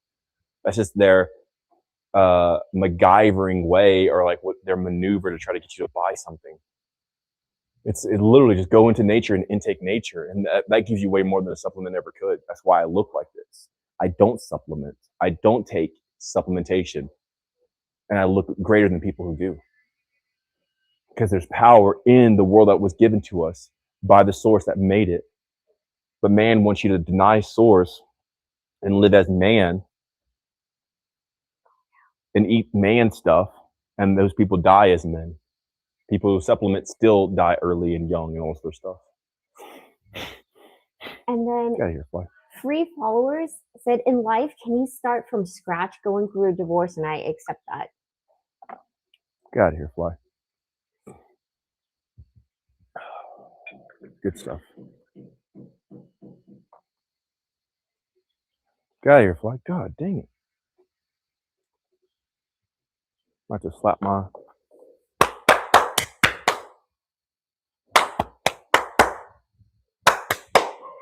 If you ever want to scare flies,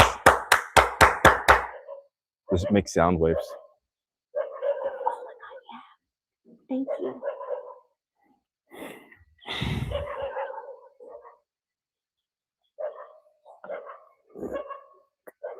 Ooh, it's good. Very tasty.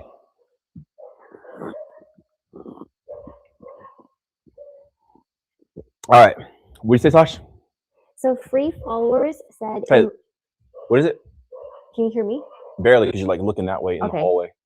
I'll turn around. Awesome. In life, can you start from scratch going through a divorce? And I accept that. Like, don't lie to yourself, bro. This is a guy or a girl? I'm not sure. It says Free Followers and it's black. Are you a man or a woman? It's going to help me out a lot. It's going to help you out a lot. You don't start from scratch. Oh, I have an idea. Hey, Lay, if you're watching this, Lay's watching this downstairs, would you bring me a Q-tip? I don't know. Did the Q-tips ever come in? I don't know. All right. I didn't check. But all right. So, Lay, if you hear this, can you please bring up a Q-tip to me? I love you so much. Thank you. You're amazing. Maybe that'll help like pop my ear or whatever this is. But anyway. Guy.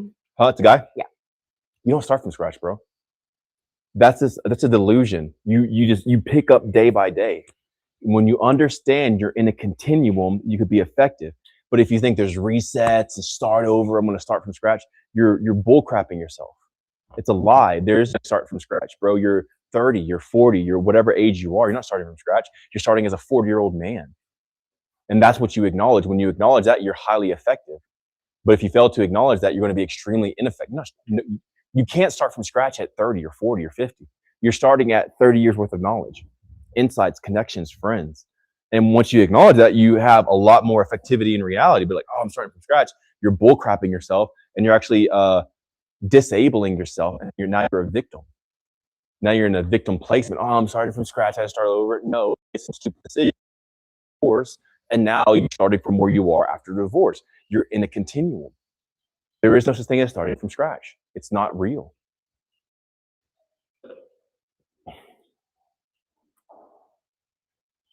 And then, could you bring me a Q-tip?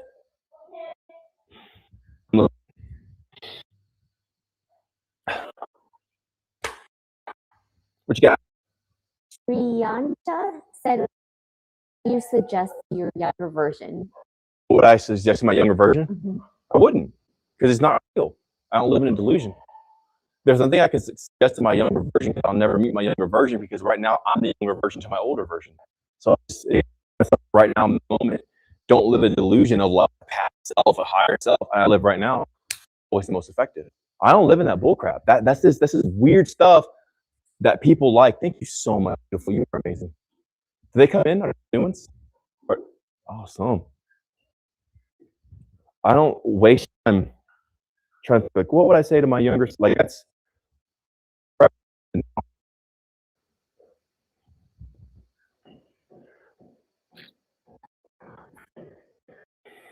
And because of that, I'm extremely effective. There's nothing I would say to my younger self, because right now is my younger self. Thus far, what has today taught me? What has this week taught me? What has this month taught me? What has 2026 taught me? 2025 taught me? What has taught me? What do the 2010s teach me? There's nothing I would say to my younger self, because it's not. It's living in a delusion. I very much live in reality, because I can't go back and talk to myself. Is make sure my future self, in a sense, because I will be there one day, I'll be older, I'll be 40 and 50 and 60 and everything else. What can I do now that sets me up? That's way more effective than trying to say, what would I tell my younger self? Started to glitch, so I'm like, get closer. And Babu Katori said, I don't sweat in a sauna, maybe a little after 15 to 20 minutes. Why is that? Well, one, you shouldn't be going to the sauna anyway. Like, you guys are asking me questions that are relevant. Well, don't even go to the sauna.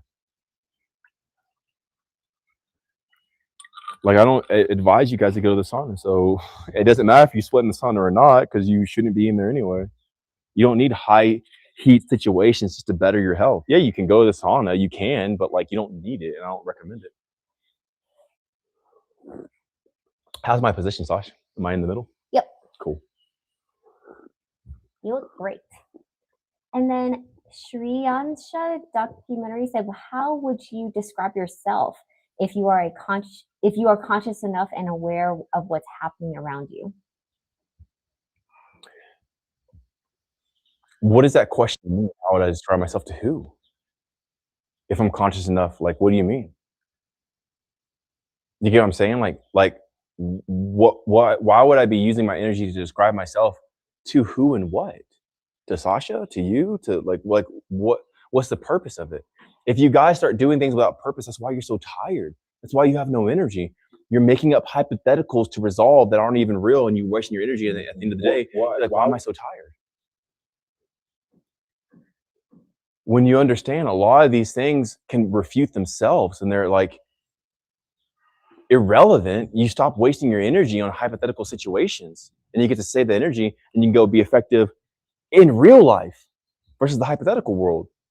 Explain myself to what? Define myself, describe myself to who? To what? To what?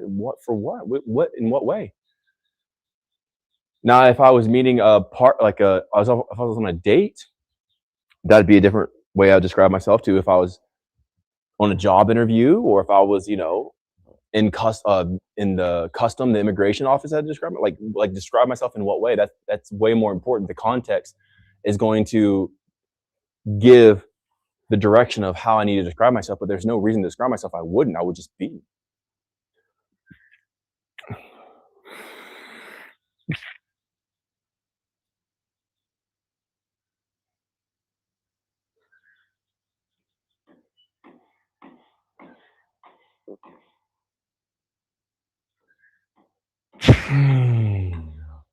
Is that better? What's the next question? Awesome.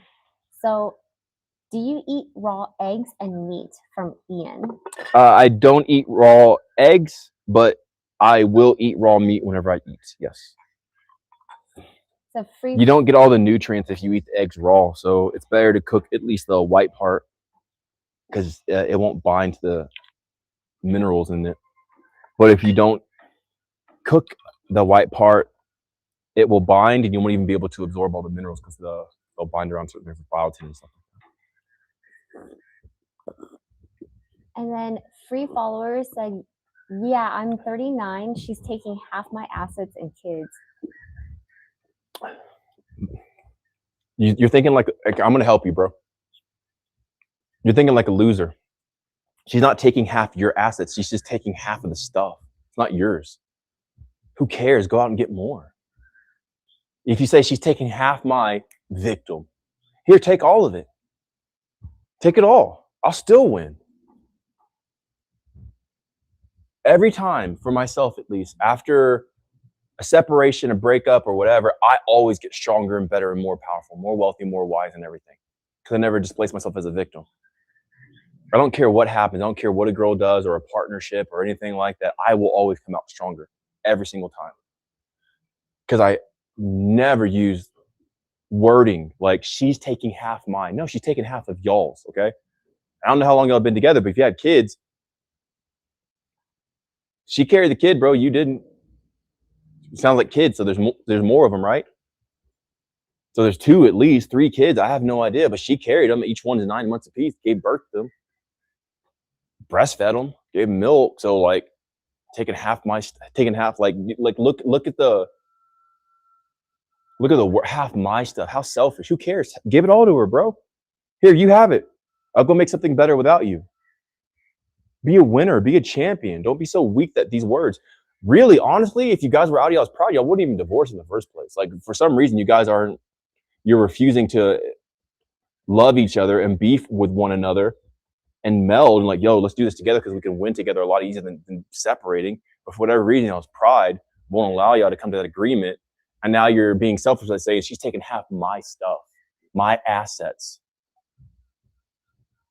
Well, she did birth your kids, dude. Well, she did like breastfeed them or was there or change diapers. I'm not saying you didn't change diapers, but you definitely didn't breastfeed them. You may have bottle fed them, but you didn't give your fluids to that child, you know. Let her take it. Give her, actually, don't give her 50% of yours. Give her 75% just to prove a point. I can give you all my stuff and I'll still be richer.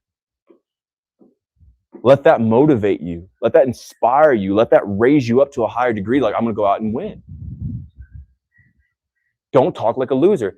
I got to start from scratch. Loser talk. She's taking half of my stuff. Loser. That's how a loser thinks. Okay, cool. I'm having a new view look on life. I just learned a lesson.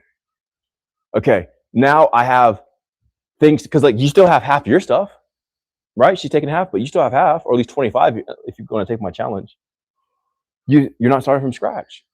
Your words will either depict if you're going to win or not. You're already going to fail because she's taking half your stuff and you can start from scratch. That right there is like a loser. But if you say like, okay, cool, I still have 50% of my stuff. It's not a sunken cost. I still have things I can use.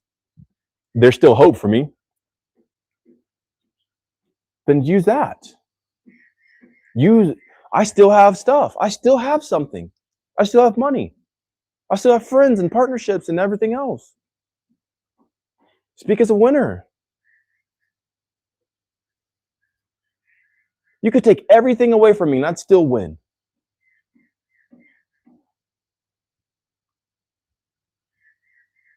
You know why? I grew up in the same day and age. You're 39, I'm 37, right? So we're like 2 years apart. You're probably born like 87 or like maybe 86 or something like that, right? Good this way? Yeah. All right, cool. A little bit more. All right. Like this? Yeah. This is my placement here. Yeah. You remember games, bro? You couldn't save. You couldn't save Mario. You couldn't save Sonic. You couldn't save these games back in the day. So you had to actually start over. I'm from that generation to where like I started over every day. Every time I'd turn the system off, I knew I had to restart the next day and I'd come back stronger and wiser. And that built me how I am now. I'm not great because I have stuff. I'm great because I can. I'm not great because, oh, look, he has clean air and big houses and whatever. Even if I had nothing, I'd still be great because it's what I can do. I'm unstoppable because I can make it happen. So if it was my advice to you, I'd say don't get divorced. You guys settle your feud, get over your pride. Both of y'all just love each other, know you can win together. But if y'all don't want to do that, that's my first advice, don't get divorced. But my second advice, if you're going to go through with it, see this as an opportunity to become greater and stronger and better. So you can be a better father to your kids and inspire them and not blame the mom on your weakness. Well, your mom was a BITC. She took half my stuff. She took half my stuff. Even, yeah, she birthed you. Yeah, she breastfed. Yeah, half my. That would be a pitiful father. My dad wasn't like that. My dad, even though my my mom cheated on my stepdad with my biological dad. Okay? So I never met my biological father. My stepdad still accepted me even after I was born, even as his own kid. And then they fought, and my mom left. And then inevitably, I went to go live with my stepdad. I never heard my stepdad ever complain about my mom.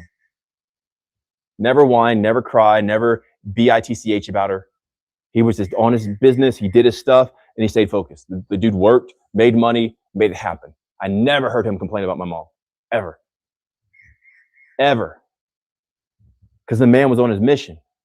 The man was focused. So because of that, I saw like there's no reason to complain about something of the past. There's no reason to complain about something that happened. So you right now in this moment, you have an opportunity to encourage your children that if you grow and you be a man with a spine and you stay on your mission, you stay on your purpose, this right here will be a greater inspiration to them than anything that's ever going to happen in their life, or the opportunity for them to disrespect you.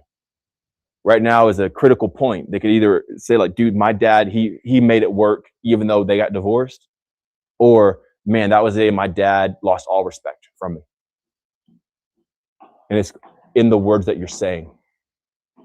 You're either going to inspire those kids or you're going to greatly disappoint them. So go out there and be a freaking man. Who cares? Give them all your stuff if they need it. It's your kids, it's your family, and go out there and freaking make it happen. But I would say it'd be better not to get divorced. That's my advice. I've been married for 15 years. I've never been divorced. I have 2 relationships. I have Sasha for 15 years this summer, next month, actually. Our anniversary is next month. Woo-hoo! And then I have Lay. Our anniversary passed up in March. Been with her for 6 years. Just make it happen, dude. Heck yeah. Watch your words. Don't say this victim stuff. Oh, start over, start from scratch. Oh, taking my stuff. Get that. That's words of the week. It's time to rise up. I'm always going to make more. I'm always going to have better. I'm always going to get better. Life is always great for me. Be that man. Make your kids proud. And follow-up question. Here's a crazy thing, you know. My stepdad isn't even my real dad. He got cheated on, and he still took me in and raised me as his kid. Mm-hmm. He didn't just not complain about my mom. I'm not even his kid, and he took care of me. Just saying, dog. All right. Dang, what a man's man. Yeah, man's man, bro. Nina asked, do you think everything happens for a reason? Yeah, everything happens because you wanted it to. That's the reason. The reason is because you wanted it to happen. So whatever you're experiencing in your own personal life happened because that's exactly what you wanted. So therefore, that's what you got. Life only gives you what you want. You can't get anything else. It didn't happen because you need to learn a lesson or the universe is trying to teach you. No, that's stupid. It happened because that's what you wanted. So in this realm that's malleable, this entire realm, the sky, the earth, this plane of existence is very malleable. And that's why you can manifest.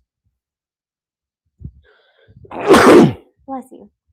Because this, oh, there we go. Heck yeah. Yeah. That's all I needed was a sneeze. All right. Yeah, we're good now. I love it. So in this realm that's malleable, it molds it and shapes this reality to give you what you want. So everything doesn't happen for a reason because you need to learn something. That's stupid. You don't need to go through trouble to learn stuff. That's for the ignorant people. They're justifying their own ignorance. Calamity happens, bad stuff happens because of the ignorance of a person. It's not because God's trying to teach them a lesson. God gives his strongest battles to his toughest. No, you're just stupid and you make dumb decisions and you got yourself in this position.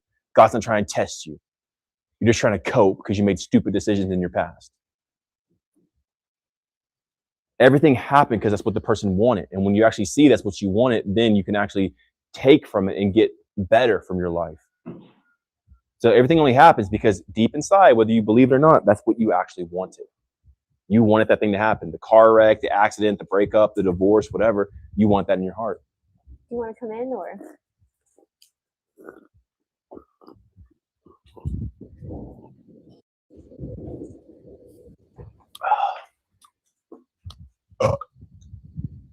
One All right, starting to rain. Everyone. We could do this. Boom, check me out now. And you could position this. Okay.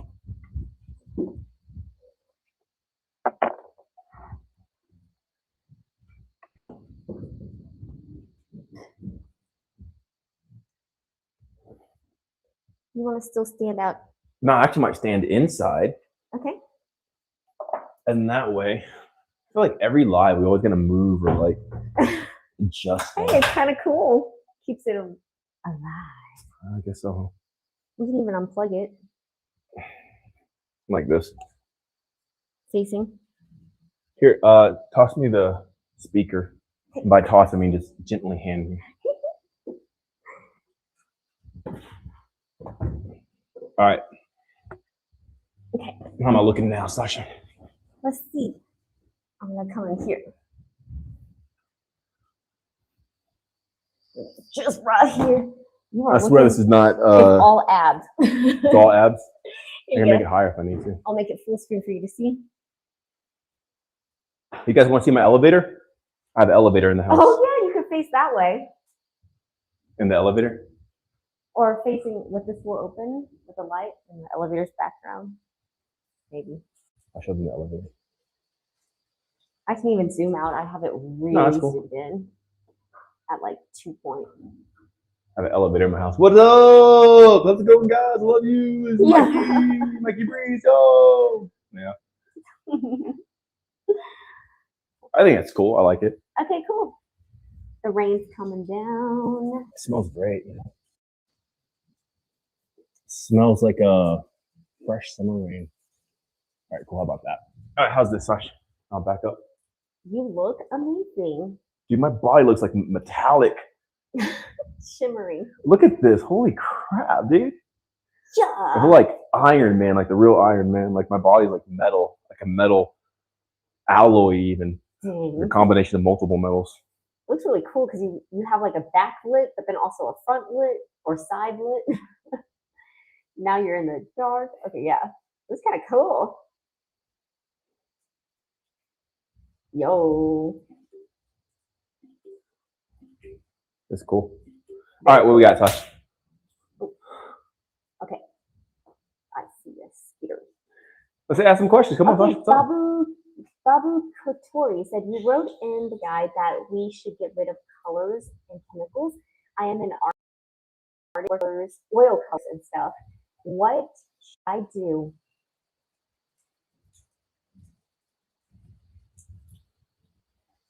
I'm listening. What can I do to get rid of it? No. Like, Is that it or what? Yeah, that was it. What should I do? You should get rid of toxins. Like, don't hate yourself so much that you're more attached to your hobby than you are your actual life. Like, understand a lot of stuff that we do is based out of insecurity. So we paint and we do these creative expressions that we want people to see or whatever, is because that's trying to make up for the void inside of ourselves. When we're actually satisfied, we don't need that stuff.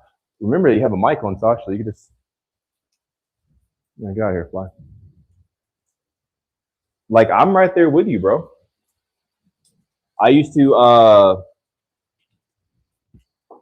do music and stuff like that. Man, all right. How's the light now? Is it okay? Man, you look great. All right, cool. How's this?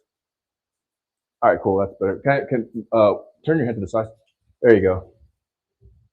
You probably can zoom out just a little bit, maybe. Okay. Yeah, don't be so insecure that you choose toxins over your own health and life because you want to paint. Or find a way to make your own colors, like take flowers and stuff like that and paint with actual elements of the earth. Take some red dirt and some, maybe like some blue algae or something like that, and create the colors. And Nina's asking, do you think everything is reversible? Illness, some genetic stuff? Not everything, but yeah, I think a lot of things are reversible. But that's kind of the thing of life, is like things are kind of permanent. So it makes you learn your lesson. If things weren't permanent and you had to you could reverse anything, there'd be no consequences and there'd be nothing to really like move forward in life. But the fact that, hey, once you did something, like it happened, it really shows the weight of life itself. You know what we can do, Sash? What's up? We'll just take the elevator and go down to the next floor. Okay. I think it might be better. Like, I like the lighting and it's pretty cool, but. Okay. Yeah, we can totally go downstairs. Hey, Lele. Yo, Lele. Oh, your phone's probably getting wet too. Could you help me real quick? Nah, I'm moving inside. Okay. All right, guys, we're gonna go downstairs. Could you carry some of the stuff down? Maybe like that, and Sash can carry that, and I'll take the elevator with this. Yo, once y'all can just come in the elevator with me. Well, I think it'd be easier if I go straight. Yeah. Okay. There's a ginger. So I don't know if you can elevate them and people that stuff. Okay. See what you're saying. That's a good point. There's the bathroom that overlooks the city. You could take a poop and just crap on the city. No, I'm playing. But you can like view out to this beautiful scenic view. There's like a hot tub here. Where we at? Use my tub. There we are. There we are. Cool. That overlook the city. Yeah. All right. Cool. Let's go. You want the doors open still? Yeah, that's fine. Okay. All right. We'll go in this middle room here. Right here. But I'm gonna move this, so you can put it back in the back. But we'll be in this room. All right. Hello, beautiful people. Sash, you know what the battery life of my phone is? No. Can you see on the computer? Does it tell you? I bet it does. I just need to find it. It sounds like an Apple thing to tell you, like. What is your battery life? Yeah, the device and everything else. Yeah.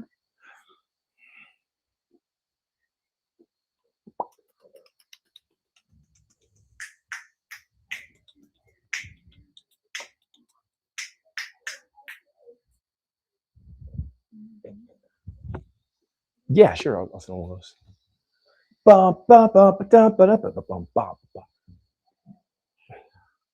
Thank you so much, Lele. This one's good. All right, I'll sit down here. And then maybe you can bring that table out. Dude, look at those abs. My God, man. My God. My God, bro. Yo. Oi, bro. Oi, then, bro.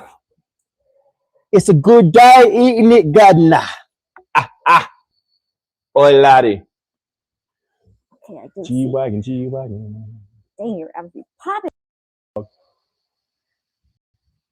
feel so super. Super duper. Yeah, very powerful. Whew. All right, guys, we are back. Thanks for hanging out with us through that little interlude. Yeah. You want it this close, or do you want me to zoom out just a little bit? Let's try it this close real quick, because Okay. I'm not that close right there. Yeah. All right, next question. Let's go. All right. Let's keep it up. Let's keep going. So EB asks, what is your necklace made out of? Do wearing metals like gold give benefits to the body? I think it's the opposite. Wearing metal deteriorates your body, so it's not good. It takes your charge from you versus giving you charge.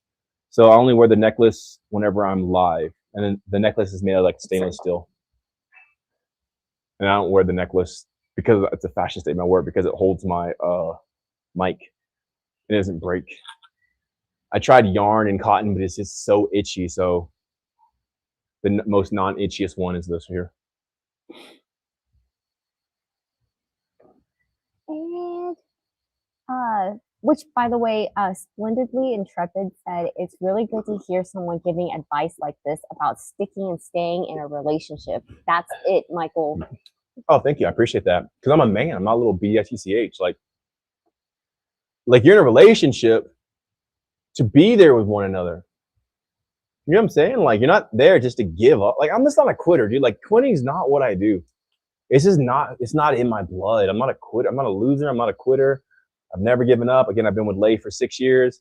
I've been with the beautiful Sashi for Oh my God. 15 years. So when's the last time you weighed yourself? What did I just pick up? How much mass Look, was that? I was holding back When's the last time you took a dump? yesterday. I'm playing. It's a joke. I'm not serious. Here, lift up. Oh, thank you. You go lift up some more. Mhm. There you go. But I'm just not a quitter, man. Like I just don't quit. So like to give up in a relationship, I'm not putting other people down. I'm telling you where I come from. Like you're there to win. Like I chose my partner because I can see myself winning with them. If you can't see yourself winning with a person, don't get with them. I don't get with losers. Like I actually like disqualify a lot of girls because I see a lot of them don't have faith. And it's not even a girl thing. It's just a people thing. If I was a girl, I'd notice most guys don't have faith. They're just weak. They just give up so easy.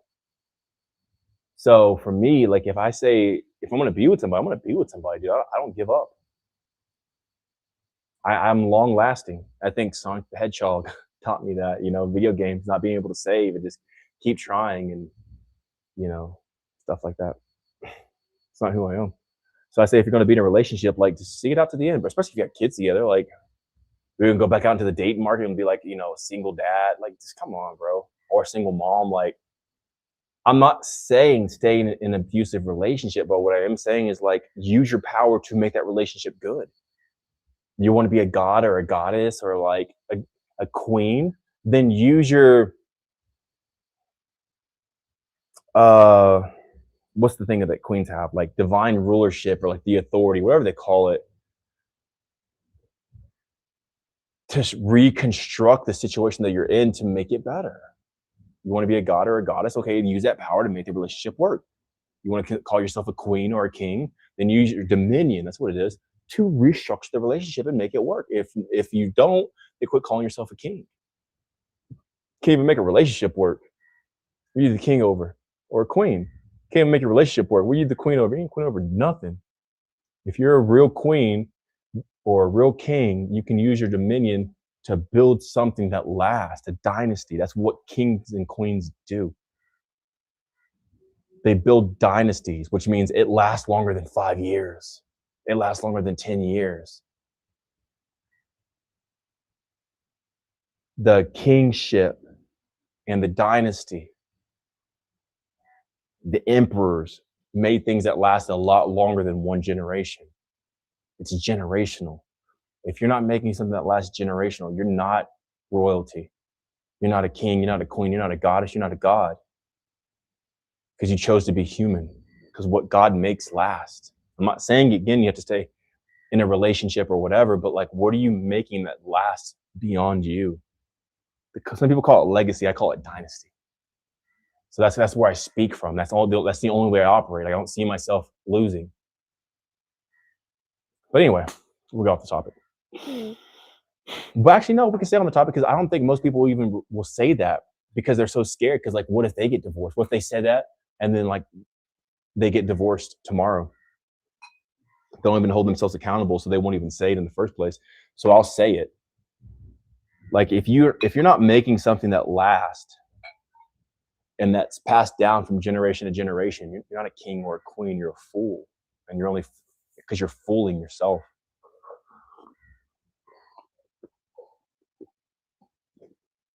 And that's how I think. Thank you. Right now, no, thank you.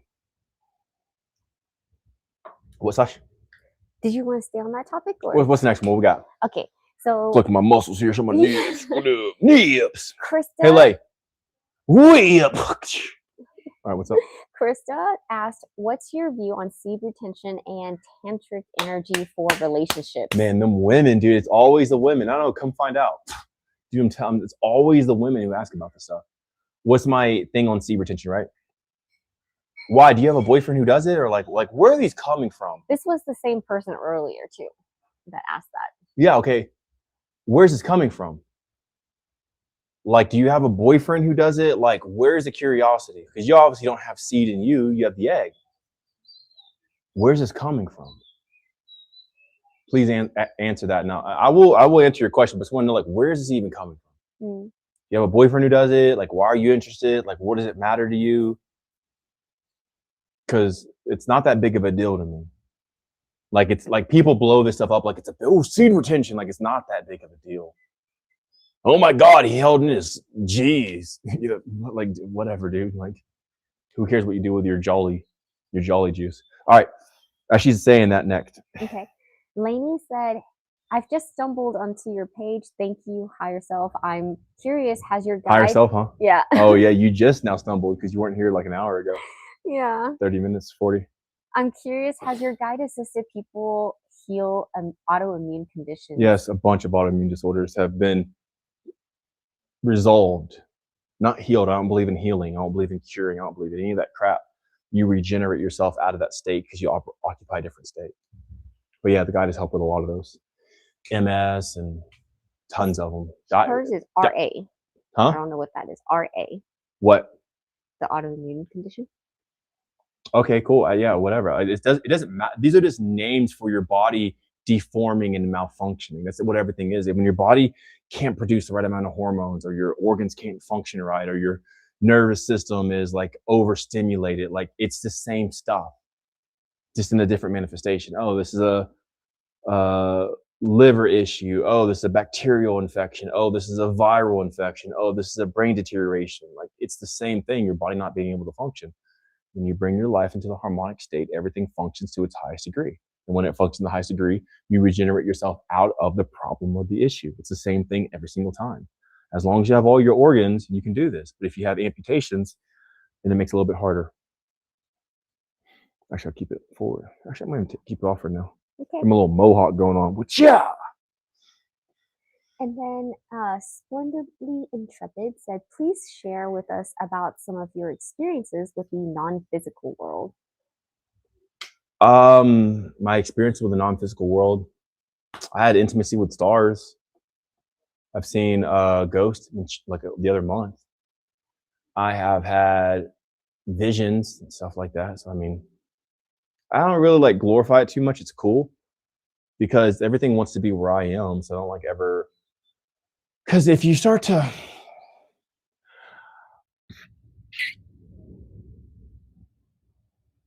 oh man.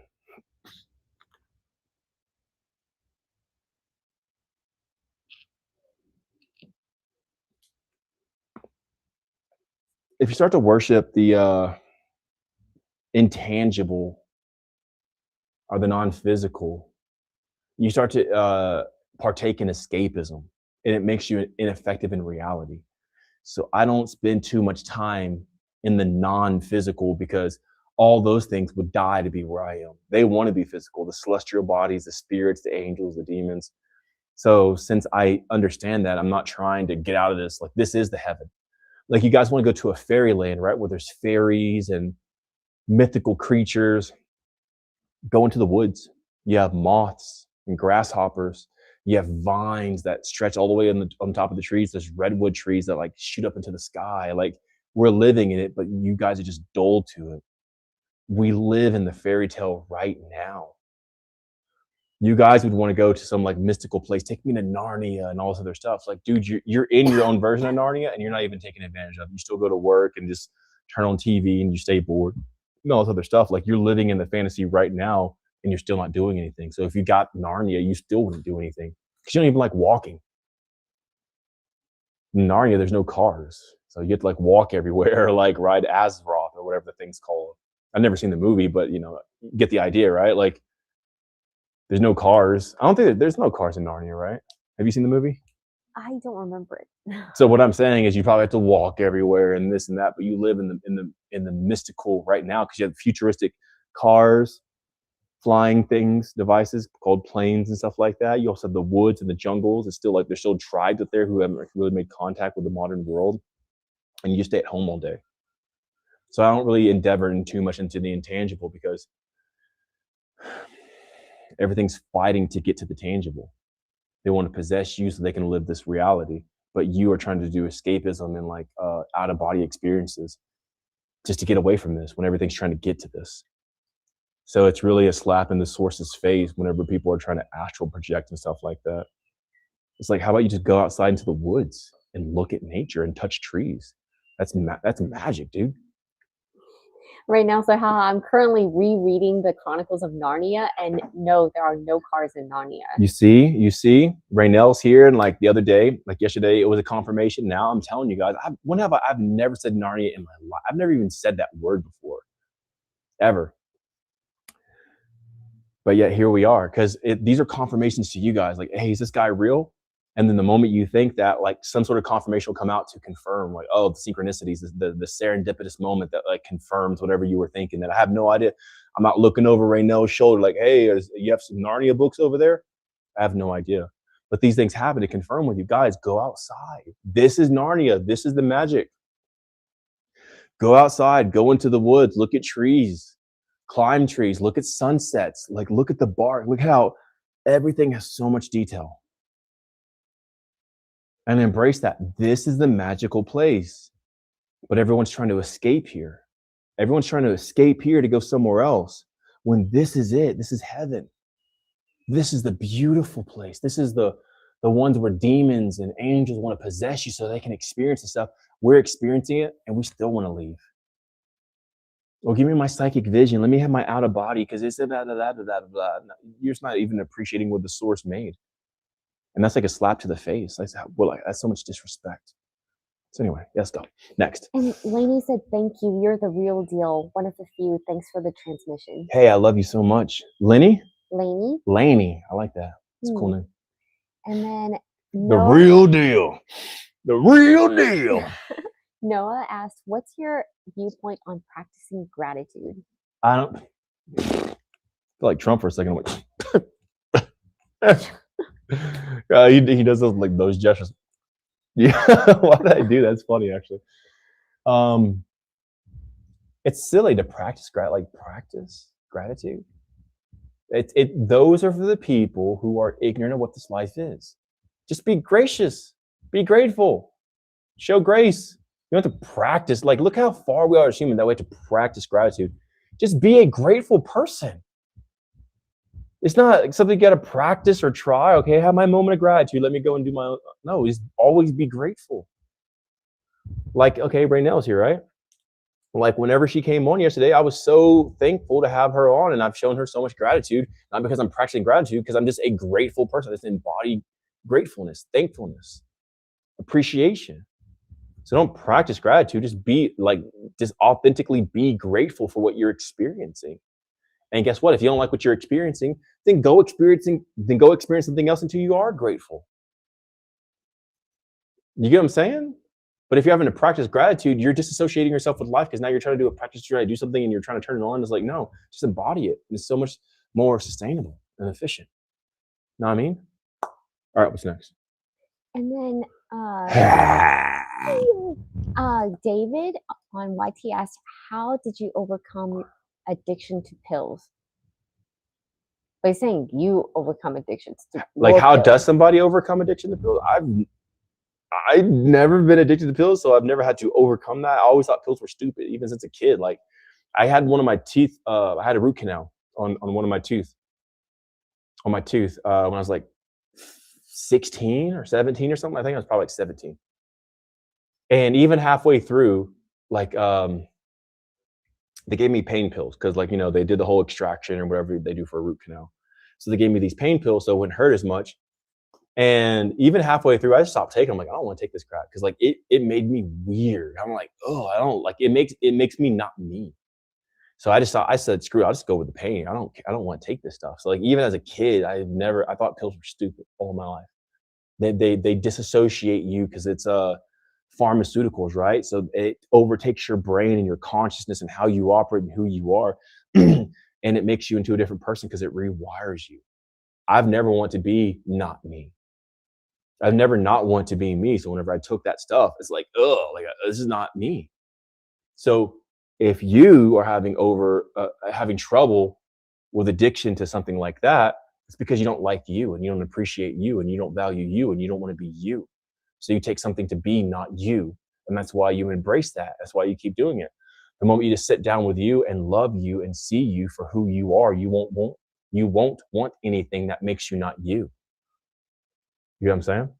So as long as you're addicted to those things, it's shown you that you don't love you. And then whenever you stop being addicted, it shows you that you finally love you and who you are. So it's time to start finally loving yourself. What's the person's name again? The dude? It was David, I think. Yes, David. So yeah, David, the moment you actually start appreciating and valuing yourself, you won't want to take value. When you value you, you won't want value. Yeah. And then every addiction is you trying to reach for something outside of yourself because you don't value you. So just value you and you won't want anything. You won't. Come on, bro. I'm from the South. You won't want anything no more. Know what I mean? Come on now. Raynell said, love that perspective on it. They said the Cots world here is full of fairies, but everywhere is magical, as you said. Exactly. Like, dude, you could throw something in the ground and something's going to pop up. There's flying creatures everywhere. There's orb weavers. And when the dew hits the spider web, it makes a spectrum of colors. Like, you got to be freaking dumb not to see how magical this place is. I'm definitely not talking to you right now. I'm talking about like us people. Like, we live in the magical, enchanted earth. And you guys are wanting to live in fantasy land. Oh, no, take me to Mars or take me to, Narnia, like I was saying earlier. Like, just take me somewhere else. And like, you haven't even left your city. What do you mean take you to another world? You never even left your country. Have you ever wandered in the jungle? Have you ever been to a volcano? Have you ever been in caves? Have you ever smelled the smell of caves and seen the stalagmites and stalactites? And have you been to the top of the buildings and like the Empire State Buildings? And have you ever skydived? And like, have you ever been in a gorge? Have you ever been in the chasm?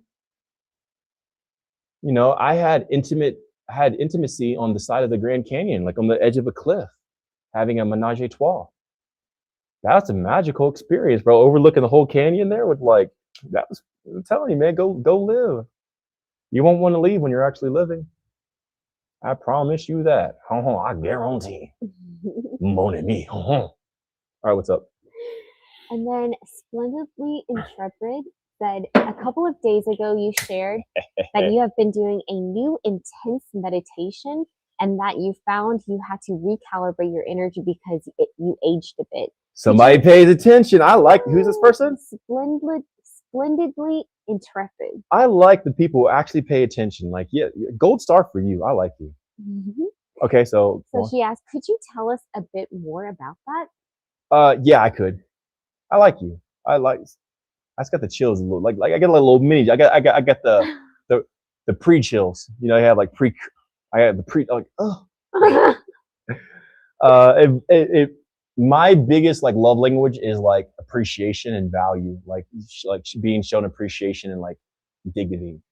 So when you remembered what I said, that kind of like hits me in my heart. I'm like, oh, you actually listened. Like even like right now, whenever she's like reading the God, like, oh, you said the God, I'm like, oh, you remembered. Yeah. Okay. Cool. So I'll give you guys like a little rundown. So, man, this is so magical, dude. Yeah, I keep looking up. I feel like I'm in a video game. It's like the rain's coming down, the greenery and stuff like that. So either way, I was rising every day, weighing roughly like 217, 218 pounds. What is that in kilos? Where's your phone at, Sashi? Oh, where is my phone?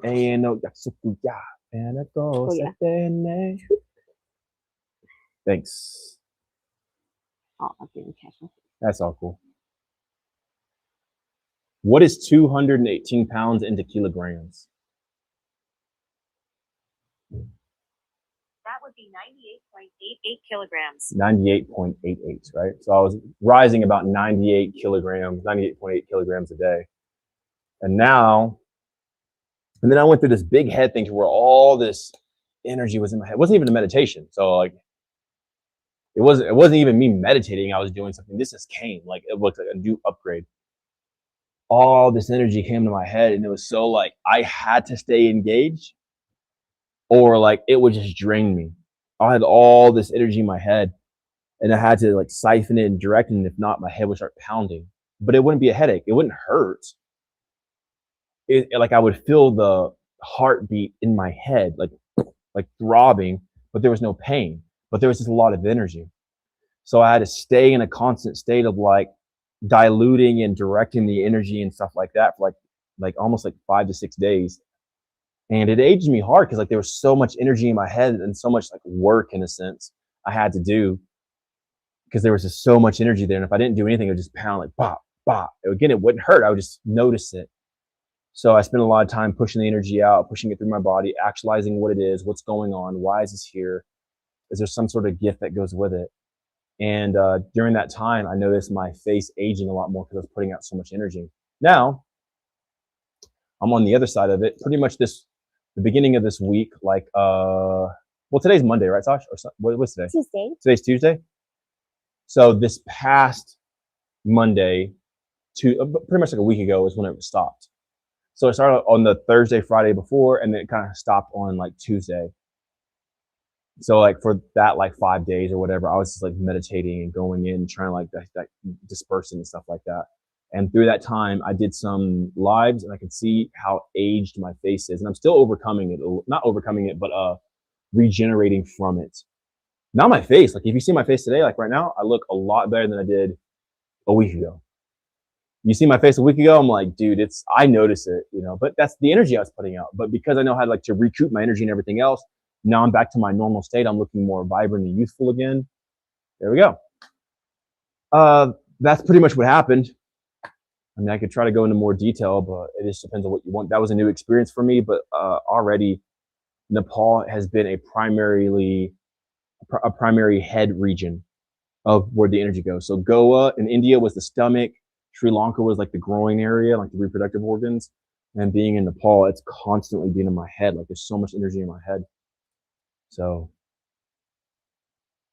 every place has a different activator of energy and where it goes and where it is surplus. And in Nepal, it's just the head.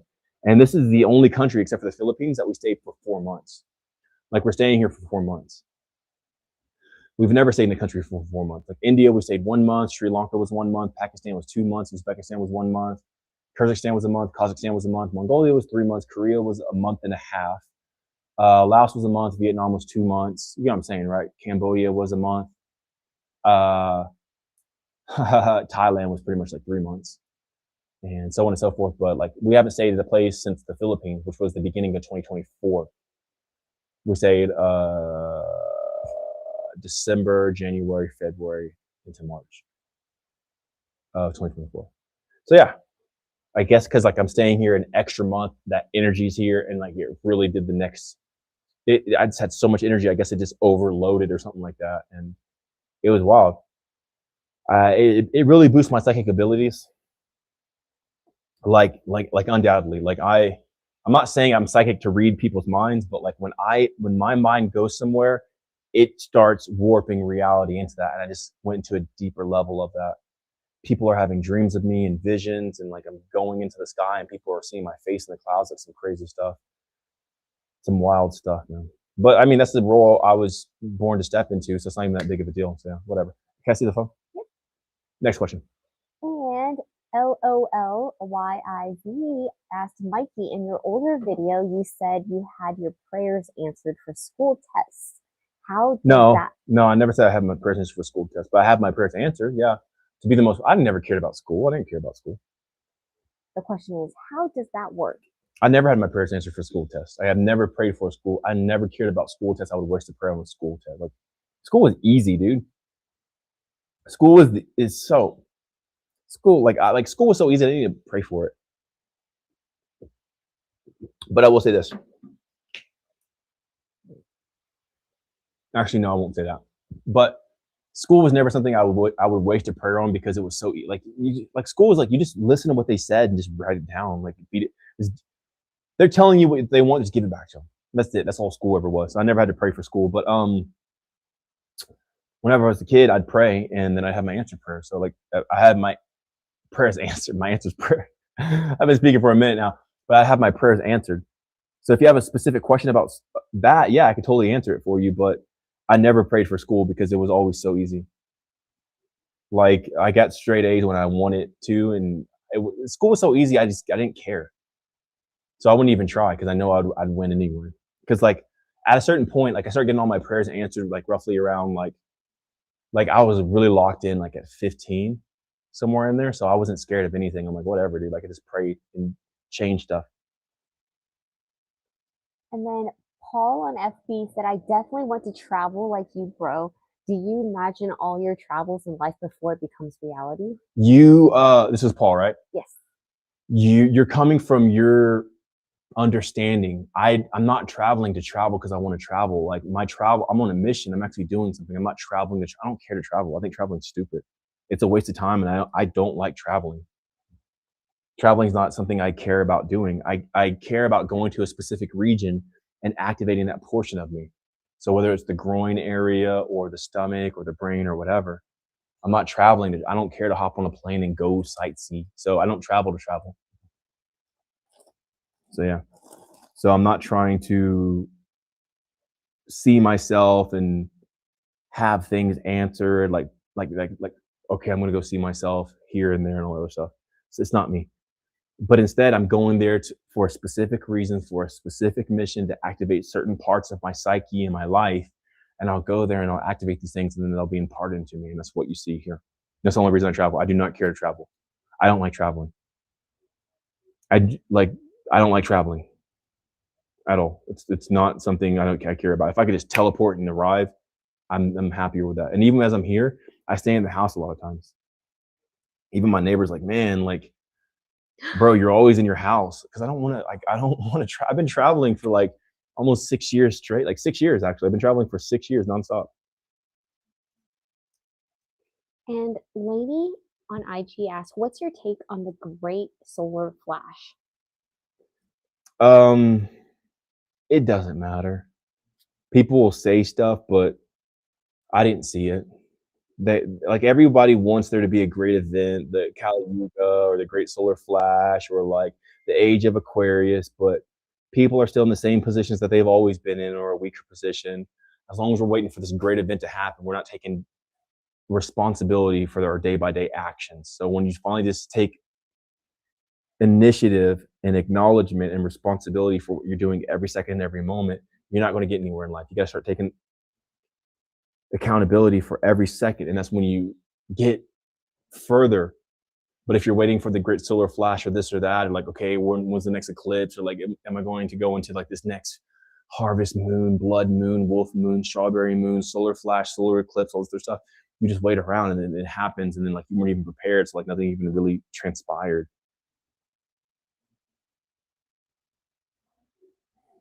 You get what I'm saying? So I don't even know like I honestly don't even know what solar flash you're talking about.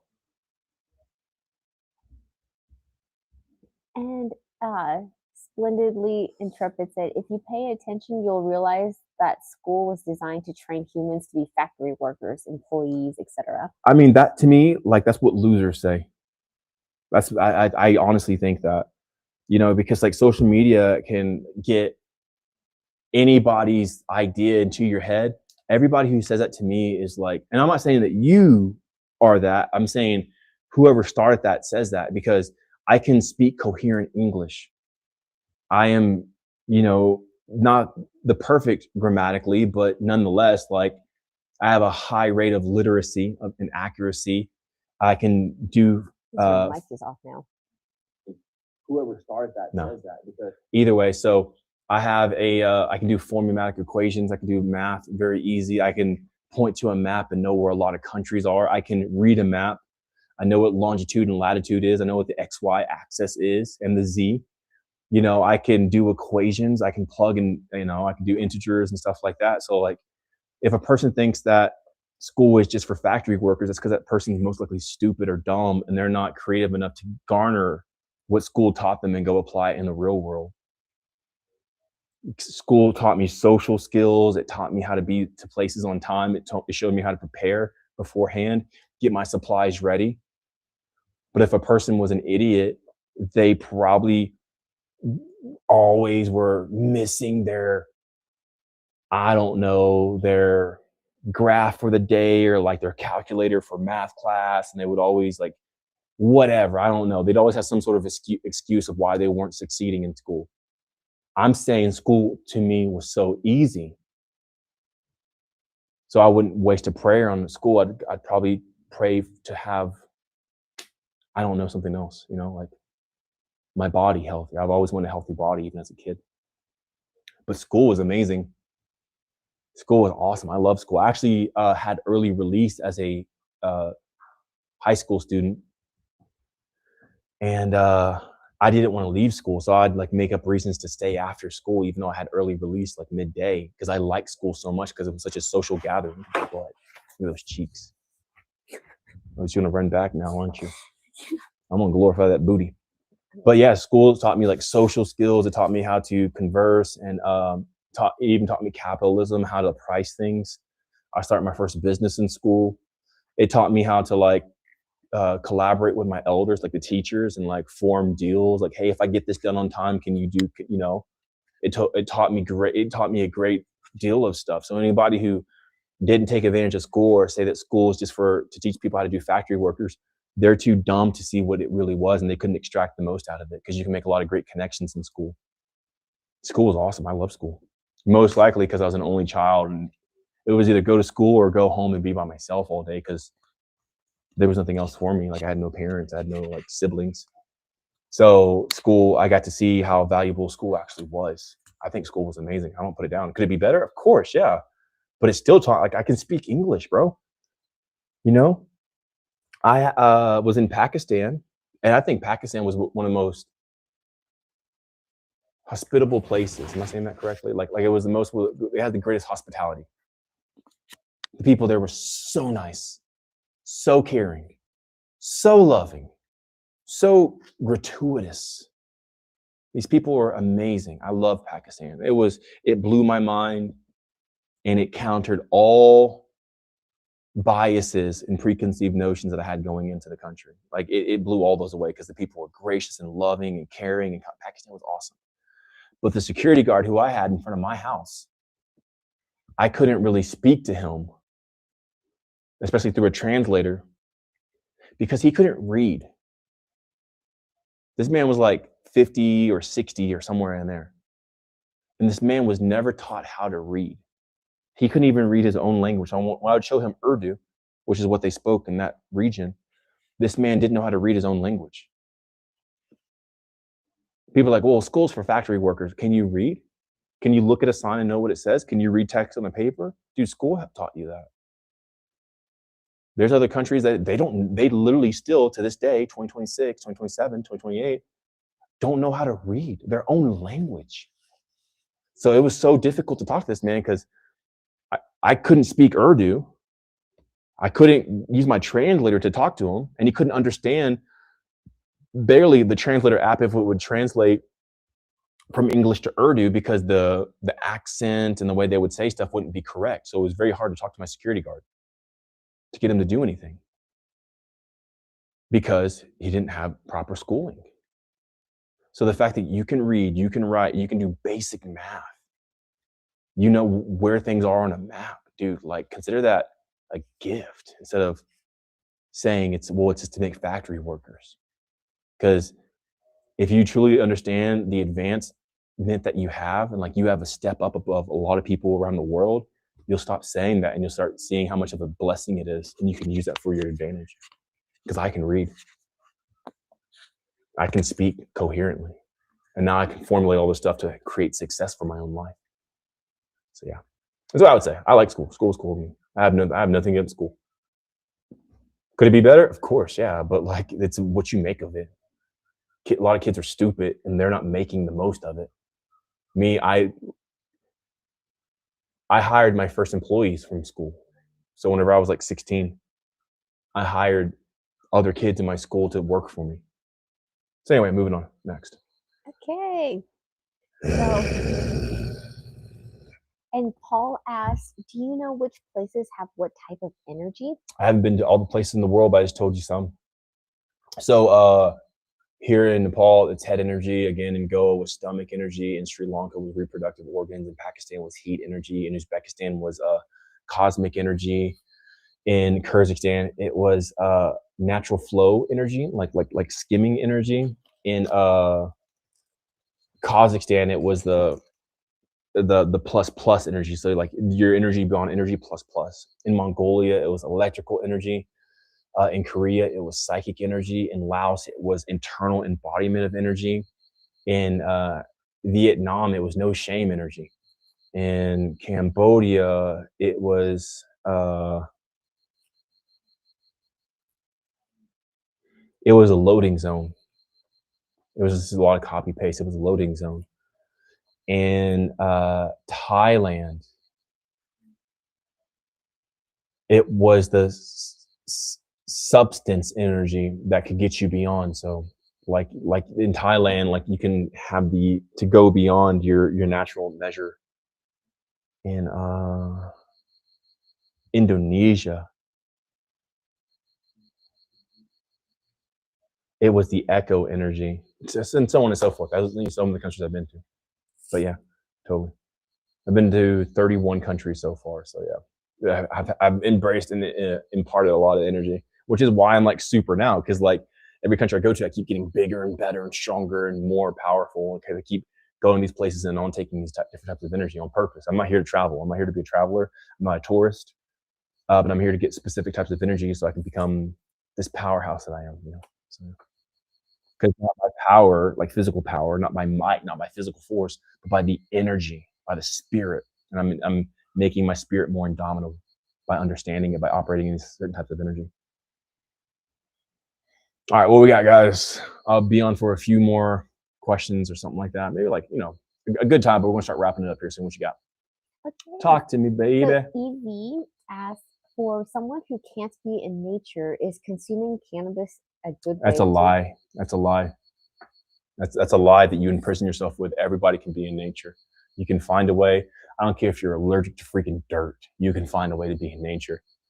So don't set yourself as the prisoner. Don't set yourself as the displaced. Don't set yourself as like, oh, I can't be. Or you've already lost. And now you're trying to just cope and crutch and supplement. No. Quit making excuses and make a way to be.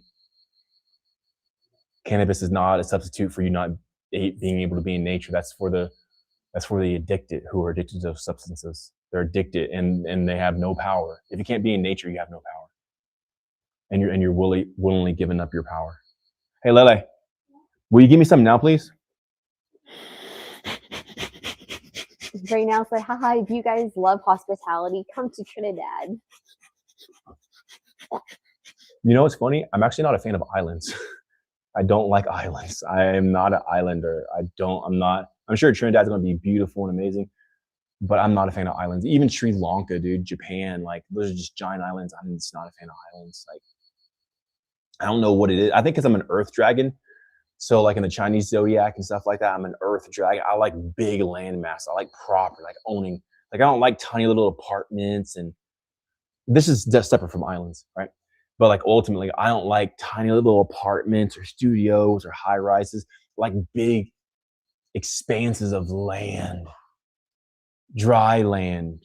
I like deserts. I like, it's like big pieces of land. I'm not a fan of the ocean's cool, and I do like the beach, but like I'm not like when I go to islands, it's not my strong suit. This has nothing against Trinidad. I mean, I think Trinidad's probably freaking amazing, but like water and islands are not they don't work. That's not where I thrive. Even here in Nepal, it's raining right now. I don't thrive in water. I thrive in like the desert for whatever reason. When I go to the desert, I just get so powerful. Like I'm like solar powered for some reason. Like that's probably why I don't drink water. I haven't drank water in like 6-7 months since I guess December in Pakistan, November maybe. So yeah, probably like 8 months almost. Yeah, it's crazy. I don't need water. I do a lot better without water. Like I'm more keen, I'm more sharp. In the desert, I'm just like, I just know what to do.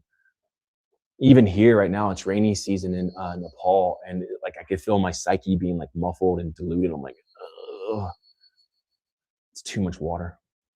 It's moldy, you know. It makes you moldy on the inside. Oh, dang. Yeah. And then LOLYZ said, can you explain prayer, its purpose, like what I don't to pray. do? I don't pray. I don't pray. I think there's higher ways. I'm just saying, like my antiquated ways from what I knew, what I was aware, I would pray and I would get an answer. Now I don't need to pray. I think prayer is it's a blunting of the mind because you're putting something. Thank you so much. In the way of you with direct access to it. When you understand what is, you don't need a, oh God, please do, because you understand this reality is just tangible and it's malleable and intangible into the tangible. So it's this intangibility that when you operate in this, it forms the malleable into the tangible in the expression that you want, and you never have to pray to do anything or affirm or declare or manifest in any type of way. And so prayer is an inadequate approach because there's a more efficient way to arrive at the outcome that you desire. I'm not saying it's not effective. Like, yeah, you can run and lose weight. You can fast and lose weight. But there's also a way that you don't have to run or fast. And you can still have this thing and it'd be more powerful. I go to the most powerful way.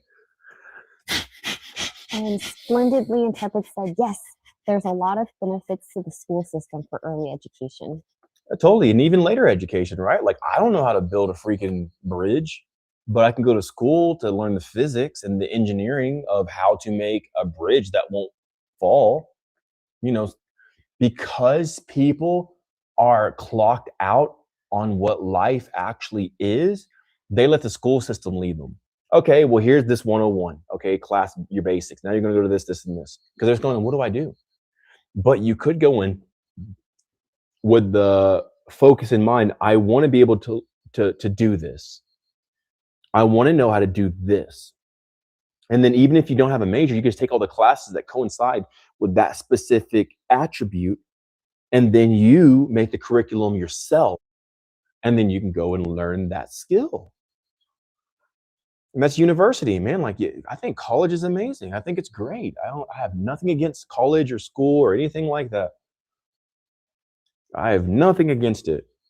Take my money, bro. Like, I'll gladly pay $100,000 to learn how to build my own rockets or my own bridges and infrastructure. Like, $100,000 is nothing compared to the knowledge of how to make something that lasts. You know, having an engineering degree or an IT degree and all this other stuff. What's up, girl? You know what I'm saying? So not even early education, all education. But people just check out and they let somebody else tell them what their major should be. And then that's why they're like, oh, there's not even a job for my major. Like, you don't go to school to, like, going to school just to get a major is stupid. Go to school because there's a specific skill that you want to be able to obtain, that now you have this skill and you can always implement it and create it in this reality. That's what you go to school for. And you don't need a major or a degree to do it. You just want to come to the point where you're aware of it and now you can perform it in reality.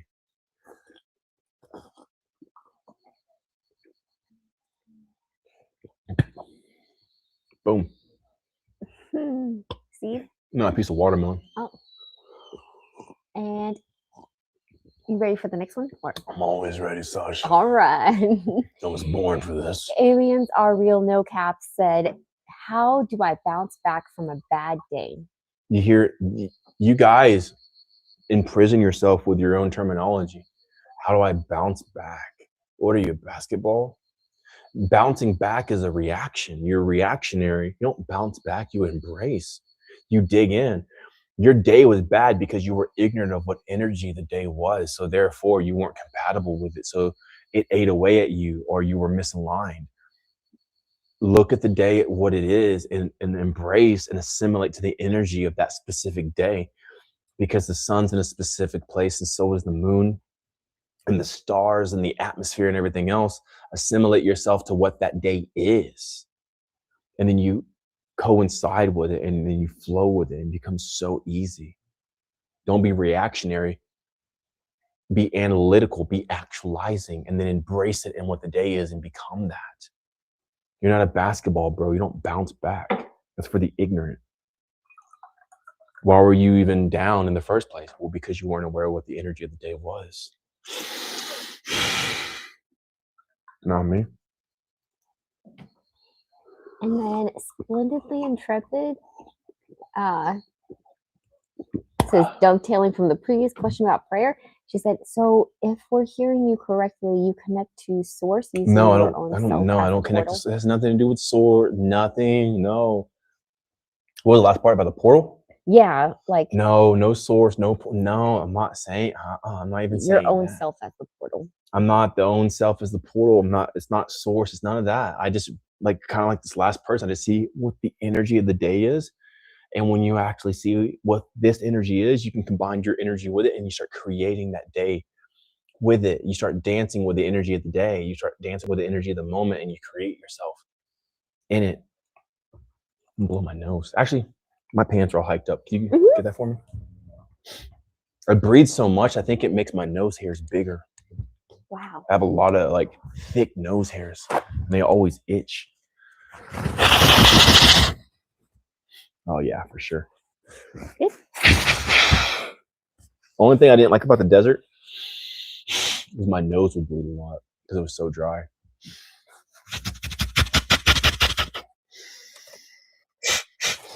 So yeah, so it's not even like trying to connect with, honestly, I don't even care about source. I don't think source, I have no affinity for source or anything like that. I just live, I'm in the energy of it. And then I move in and I skate in the energy. So it's kind of like this. If you know the water is frozen, you can skate on it. If you know the water is liquid, you can ski on it. But both require different approaches. You have skis or skates. Those are two totally different things. And one you can propel yourself. The other one you need a motorized vehicle like a boat to be propelled, or a jet ski. So you got to know, like, what's the energy? Like, is the energy frozen? Is it a frozen lake? Is it like a liquid? Is it thawed out? And then you can operate it in that type of way. That's what I'm talking about. We just made a new offer to people to have a lifetime membership in the Discord. And that's pretty cool. So we've had some people who've been in the Discord for over 2 years. And now we made a whole plan to where you can have a lifetime access to it for indefinitely. Like, so you get unlimited copies of the guide, like the updates, and you're in the Discord community, and you never have to like pay again or anything like that. So it's pretty cool. We just made that available. All right, next. And then Paul on FB said, I'm in Australia, have been all my life. Isn't it a great idea to travel, like you develop other energies or the activation of different energy? Listen to what I'm saying. Where all have you been in Australia? Have you been in New Zealand? Have you been in Tasmania? Have you been to New Guinea, like Papua New Guinea? Like, have you been to like the middle of Australia? Have you been to the edges of Australia? Have you been to the entire coast of it? Like, you're talking about traveling over there, but you never even traveled where you are. I don't know, maybe you have, but that's why I'm asking. So like, before you go and see the different energies of over there, like, how about you even go in your own yard and see what's around? Have you even been in your own neighborhood? Have you even been in the woods behind your house or closest to you? There's places in your own land that you've never even been to, bro. So I would say, like, don't try to think like, oh, I need to go out there. Think of like, okay, let me just explore from where I am. And then eventually you'll expand beyond your region. That's what I did. I explored all the US first before I ever left. I went to every state in my country, pretty much. I went to, like, from New York to Washington to California to Florida. And that's like New York to Washington, or if you're facing the other way. So New York to Washington to California to Florida, all in the center and all around. And then after I went to all the states primarily, then I went to Central America. Then I went to South America. I went to all of South America. And then I went to Asia. Then I pretty much went to all of Asia now. Now I'm about to go to the Middle East, so something like that. So before you try to venture out, I'm not saying don't travel. I'm saying if you're traveling to be a tourist, it's kind of like useless. I'm traveling to go get these energies. I'm not here to eat the local food or local cuisine of this is their fried food and their version of the same crap that this country serves, but like in a slightly different way. I'm there to literally go into the land, absorb the energy from it, the temples and the mind of the energies of the air that the people usually don't even know. The local people have no idea what I'm talking about. So I don't concern myself with the locals. But I will go here and I'll allow the energy to fill me. So yeah, something like that. But if you haven't even discovered your own country, like all the different regions and states and districts of it, then it won't really matter to go to a different country as much. All right, what's up? He said nope, just in Melbourne. That's what I'm saying, bro. Go to, I don't know, Brisbane. Go to what else? What was that place that we did today? Like Adeline or whatever it's called, Adeline or Adeline or whatever it's called on the west south side. Go to the center, like you get what I'm saying? Like go, like you're there, you're in your country, and you've never even gone to the other side. You've only been to Melbourne. How's that towards Queensland? Is Queensland like north, like northern Australia, like north of Melbourne? Northeast, yeah, northeast. That's what I'm saying, bro. Like go discover your own country. You're talking about traveling. You haven't even traveled to your own country. That's what I'm saying. Like people want to go do what the extremities that I'm doing, but they haven't even done the basic things that I'm doing. And that's how people get burned out. And it's unsustainable because they're trying to overreach. It's cool, Sasha. Let's go next. Okay. But Melbourne is south. That's Yeah. what I found out. Okay. Let me see. Yeah. Yeah. Adelaide. Go to Sydney. Go to Brisbane. Go to Queensland. Go to Perth. That was the one. Perth. Go to the Timor Sea. Go to the Darwin area, bro. Like look at a map and start traveling to all those places because they're all different. I promise you that Perth is going to be way different than Darwin. Just like Melbourne is definitely different than Sydney, and Tasmania is going to be way different than Melbourne. Right? I'm sure there's some islands here too. Let's see if you have some islands. You have Kangaroo Island. Have you ever been to Kangaroo Island, bro? Probably not. Maybe you have, but probably not. Have you ever been to the Tumby Bay? I'm just saying, bro. Like you have this giant freaking. Australia is almost a continent. It's pretty much like Oceania, right? Like Oceania is primarily derived of Australia. It's the major land region in that area. Dude, go like you almost have your own continent that you live on. Act as if each district was its own country and go visit that. That's what I did in the US. Like Colorado is way different from Washington State, which is way different from California, which is way different from Nevada, which is way different from Miami, which is way different from Virginia, which is way different from Texas, which is way different from Nebraska, which is way different from New York. Okay, you get what I'm saying? They're almost like they are their own environments and ecosystems, and you have in Australia. Australia is almost a continent, dude. And you want to go to another place? Like, bro, like you haven't even seen your own continent in a sense. Like discover and explore Oceania and see what's up, dog. Thanks, Sash. All right, what else? Yeah. And then splendidly. This is why girls love me. That is a fat tongue, bro. And it is charged. It is electrified. Sasha. You ever shock a girl with your tongue? Oh my god. They like that, dude. Anyway, moving on. Splendidly Intrepid said, okay, that helps. Thanks. Like energy discernment.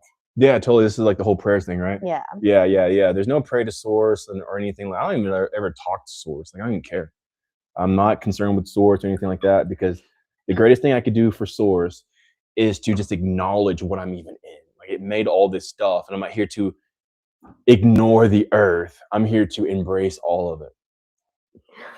Lori on TT said, now you need 1,000 women. I do. Lay says I need like 20. Lay, how many women do you say I need? Is she in there? Yo, Lady. Oh, is she upstairs? I'm not sure where she is. She's probably upstairs in the shower. Oh. But I think Lay says I need like 20. She's like, bro, you need Yeah. at least 20 women. Like 3 ain't enough. 5 ain't enough. She's like, you need like 20, dude. Yeah. So she's always rooting for me to get more. Wow. It's just the introduction phase, man. Like bringing women into this life and like bringing them into like, because you gotta have a lot of faith to live this life. If you don't have faith, you can't make it. What? Some people are saying that Australia is a continent. Australia is the primary landmass of Oceania. Australia itself is not a continent; it's a country, but it's derived of Oceania, the island. So like Tasmania, New Zealand, Australia, Papua New Guinea, and like parts of Indonesia, stuff like that. So Australia is not the full continent, but it's the majority of what the continent's derived of. Almost like Asia is primarily China and Russia, but you have like, you know, like close to 60 other countries besides just China and Russia, although China and Russia make up the majority of the landmass in Asia. Which Paul said. But I learned that from school, you know? You know what I'm saying? Like if I didn't go to school, I'm like, oh, well, that's just to make factory workers, then I wouldn't know this stuff. You know what I'm saying? I mean, I'm able to tell you this because I took geography and they showed me, yo, this is where, no, there's probably some missing land and like the land of Mu and like, hey, what's really in Antarctica and stuff like that. But at least for the land that they're willing to show, I can at least point to it on the map and tell you geographically where the majority of things are. You know, like I don't know, give me a place. What do we got here? I'm gonna say something that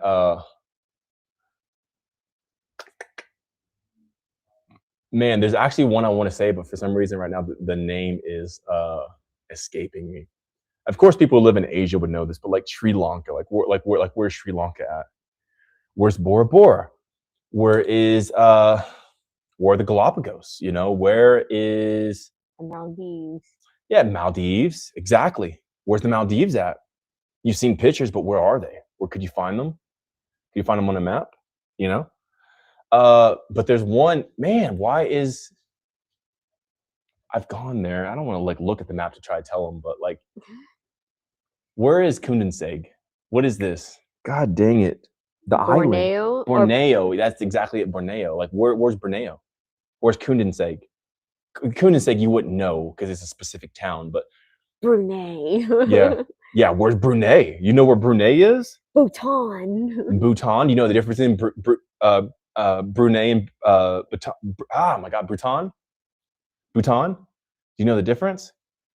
Probably not. Most people couldn't even find these places on the map. Most of these people have never left their own city. But school helped me know where these things are. Also, you would say Guyana. Yeah, where's the Guyanas? What about the French Guyanas? Stuff like that, you know? Where's Guyana? Is it an island or is it land? Is it in the mainland? Depends, you know? So either way, I'm definitely not hating on school, man. Especially when you know how to utilize everything, you don't hate anymore because like you can extract power from everything, and that's kind of what I do. I extract power from everything. All right, what's next? Beautiful. All right. And that's funny. Papa Josh was like, yo, Lele. Yo, Lele. That's how I reach out to her. She usually doesn't have her phone on her, so I can't just text her, which is kind of a cool thing, right? Yeah, I think it's great. And then let's see. Okay. Is that what it said? Wood? Yeah. They saw me to say wood. Oh, I know what you mean. They just saw me to like wood. And then I hope you guys can see it. Like my face is so much more clearer this week, and there's no like face filter. But man, if you saw me last week, I was going through the psychic push and everything. Like, dude, my face, like my eye, I look pretty aged. That's why I'm saying, like, to keep this, I have to hold my psyche in place to be able to keep my own brilliance and my vitality within me. Because if not, if I just let it go, I'll start to age like a normal person. It's a constant holding of reality and everything else. All right, next question. Energy is actually a convincing reason to travel and go around. I don't have that much interest in traveling for its own sake. Yeah. LOL. Yeah. Good. Then you're not just a program on, oh, I'm going to go travel. Like, no hate, right? But I was talking to a girl today, like on Tinder, and I'm like, yo, so what do you do for fun here? And I meant specifically here in Kathmandu, like, what do you do for fun? And she's like, travel. That was her fun. Like, so like, what does that even mean? Like, what? But of course, again, like, I'm not trying to break her down or anything like that. But like in my mind, I'm instantly thinking, like, what the F does that even mean, travel? You mean like getting on a plane and going back and forth? Or you could say the beach or like hiking, like going to a spot, like, but her thing was travel. Like, what does that even mean? Even though I meant, what do you do here in this city for fun? Like, what is there to do here? I'm trying to find new stuff to do. Like, what do you do? So the girl just said travel. And I only think she's fully coherent to understand what that even means. Because most people are so programmed, like, hey, travel is the thing that we need to do. Okay, well, what do? You go there and you eat their food.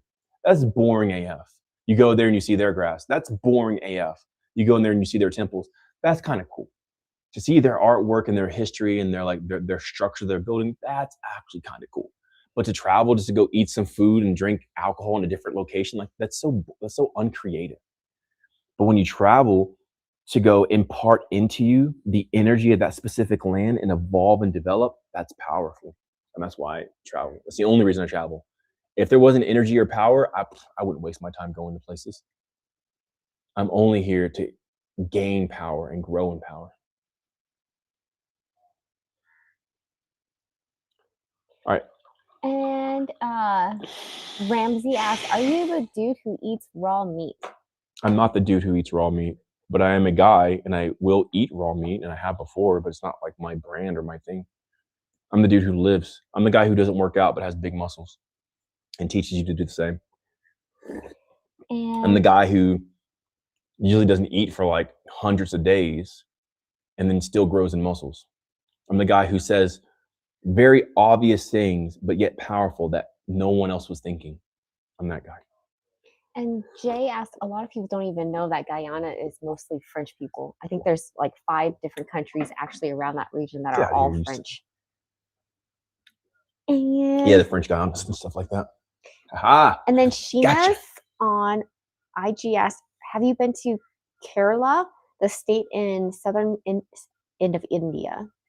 Kerala! Nah, only place I've been in India was Goa because there's just too much pollution, man. Like India is beautiful, but man, they wasted that air quality with all the pollution. I can't stand it. Like, I don't like pollution. So I even skipped Bangladesh, bro, because I'm just like, I'm not about to stay in pollution. Even Kathmandu, it's pretty polluted here. You look out, you can barely see through the cityscape. So yeah, the only place I stayed in India was probably like the most non-polluted place, which is kind of like Goa. And even then it was too polluted for me. I'm like looking up, I'm like, there's a haze in the sky. It's just polluted, bro. So yeah, I didn't really go too many places in India. Actually, I just went to one place and then I got out. I'm like, okay, give me the land. And it's real. The energy in India is so real, man. Those people are so creative. There's so much creativity and passion and emotion in India. It's very much that. And it was real. It's crazy. It's crazy, the energy and the creative energy and that type of passion that's in India. It's amazing.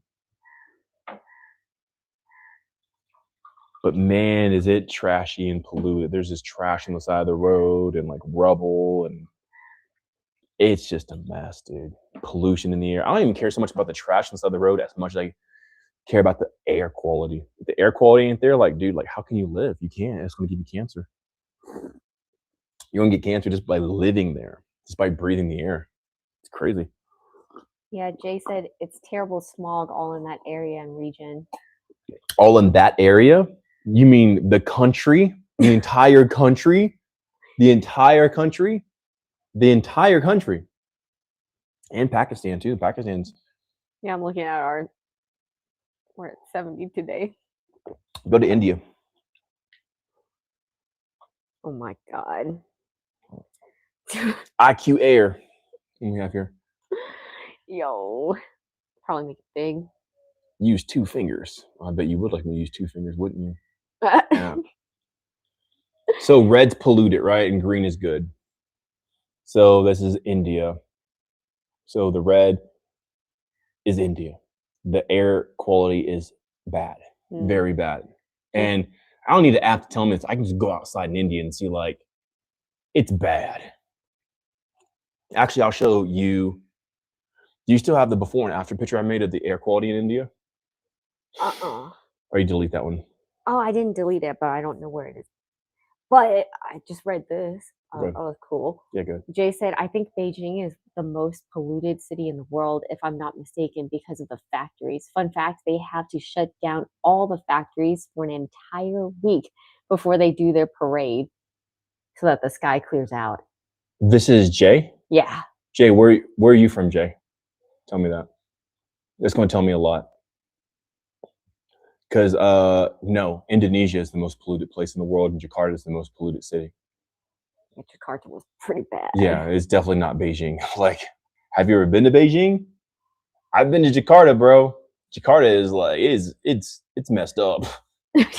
People are like, oh, Bali. No, Bali's just as polluted, bro. Bali is a heavily polluted zone. The air is not all that great. Yeah, there's a lot of like nonsense. And But like Beijing, like I effed a girl from there, from China when I was in where's Shayna? Thailand? Where did you meet Shayna at? I think Thailand, right? Thailand. Or Vietnam. No, I think it was Thailand. It's funny because in Thailand, I got with almost every girl but Thai women. Oh, yeah, you're right. That was Chiang Mai. In Chiang Mai. Mm-hmm. I got with Indonesian girls and Chinese girls and Vietnamese girls, or all kinds of girls. But I got with very few Thai girls in Thailand. So it was very interesting. But she's from China, and she showed me Beijing, and she's like, it's not like that's just propaganda the Western people post to try to manipulate people about China. She even said that they don't, like when I showed her like the credit system or whatever they have, like the personal identifications, whatever they call it, right? The personal ID, and they track people and they deduct points, stuff like that. She's like, what are you talking about? Like, yeah, you guys have a system to where like if you jaywalk, it'll like go on your record and stuff like that. She's like, we don't have that in China. I'm like, yeah, like if like, this is what they say in the West. Like if you guys do certain things, like they take your passport away and like you can't go and travel. And she's like, I've never heard of this stuff. So she's like, a lot of stuff that we're fed in the West is, she was saying, she's like, she didn't say it was a lie. She's like, we don't have that. And I have no idea what you're talking about. We've never had that system in place. I'm like, what about all the pollution in Beijing? She's like, no, she's like, we have foggy days and stuff like that, but it's not like bad pollution. So they'll take like a foggy day and they'll say, look at all the pollution in China, but like that was just fog. So she's like, a lot of stuff that you guys are hearing, or at least what she's like, what you're telling me, like that's not true here. So I kind of deducted, I'm like, well, it's probably propaganda to try to put down China to make them seem like bad and all of this stuff, like, oh, don't go to China and stuff like that. And Jay said Vegas, and I haven't, but when Vegas? He's from Vegas? Yeah, they're from Vegas, yeah. You know what I'm saying? You're from the West, and like, oh yeah, hey, China, hey, this, hey, but you've never been. Like, I'm telling you, like, how do we know if we've never been? That's the crazy thing. We're just believing whatever's propagated to us. Like, oh yeah, look at Beijing, they have to do all this stuff. Like, do we really know that? No, I banged and asked the Chinese girl. So I banged her and just like interrogated her. Okay, look, now that we got that out of the way, what's up with your country? Like, do you have a credit score, a social crediting score, and this and that? I actually took her out on a date and I just like drilled her like, hey, are all this stuff they're saying about China, is this actual? Like, what's it like and all this other stuff? She's like, dude, none of that stuff is anything like how it actually is. So yeah. And then Sheena said northeast part of India is a different place. It's not as polluted, and so is Kerala. Northeast? No, northeast is heavily polluted. That's right by Bangladesh. What are you talking about? Northeast? That's the more heavy. Yeah, it'd be like way polluted over there. Like you're like, where are they from? Are you from India? I'm not sure, but also Win Rightway said, I've been to India. I walk out for 10 minutes. A black dust is all over my body. Yeah, instantly brake dust, exhaust, all that crap, dude. Man, I'm remembering our rooftop. Every time we walk up to our rooftop to get some fresh air, our feet is like covered in black black. soot, and because people are burning all kinds of crap, man. Like India is like, I love the country. I'm just saying it's very polluted. I think it's a great country. I think it's amazing, but I also think that it was polluted on purpose to dampen the consciousness of the people because there was so much conscious living there. So I think there was a specific plan against the consciousness of the people of that land, and that's why there's so much pollution there. Dang. That's what I would say. Well, I can't say yes or no to that because I'm like, dang, that happened to Iran. So I'm like, dang. Yeah, Iran had like no rain, right, for like 40 years. But there was a base there that would blow away the clouds or like frequency out the clouds so there wouldn't be any rain. They lived in a drought for 40 years. Since before I was born, these people have been going through a drought because there was a base there. So it's kind of like, here's the sky in India. So like here's the sky. You see that? You see nothing. It's like a white haze. There's no clouds. There's nothing, right? That's India. Where's the blue skies at? And I'll show you guys there, because there was a day I finally just said F this, and I started rebuking the sky. It actually cleared the sky and all the pollution went away. I'm in that moment right now. India was heavy for me, man. There's a lot that happened. Jay said it could be propaganda. Who knows? 100%, bro. Like you're like, I love you, but let's just see the things that you did. And this is not judgment towards you. You said this about a city as if it was fact, and you've never even been there, but it was so implanted in your brain. Like you're like, oh yeah, this is not like, like you've been there. That's how deep the manipulation goes. You're speaking things that you've never witnessed, but you're saying it as if you were an eyewitness to it. That's the weird thing about taking ownership of stuff. He said when Trump went and visited, I saw how polluted it looked. And so that's what about whenever Joe Rogan, they said he was sick and he got the vid and they desaturated his body. Oh, look, Joe Rogan's sick and all this other stuff. He has the vid and all this other stuff. Like Joe Rogan's like, that wasn't me. They desaturate the video. You don't think they can do that? Because China has no way to stop them from showing you guys footage like that that's been doctored or edited. What is China going to do? Come over here and tell you the truth? They can't. There's firewalls. They can't say what actually happened. And they might do the same thing about the US and start propagating about the US and stuff like that. Like, you trust what they're going to show you, especially about their enemy or the people that they want you to hate? One thing I love is, like, when was the last time that you guys actually hated the Iranian people? When they actually come and did something to you? The Iranian people have never done anything to you. You probably never even met one besides at a gas station or something like that.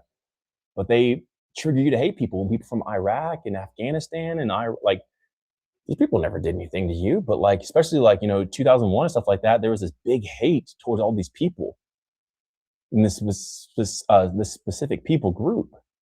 But you'd never been over there. You'd never heard them speak. You never heard their news. You never heard anything about these people, but what these people told you about them.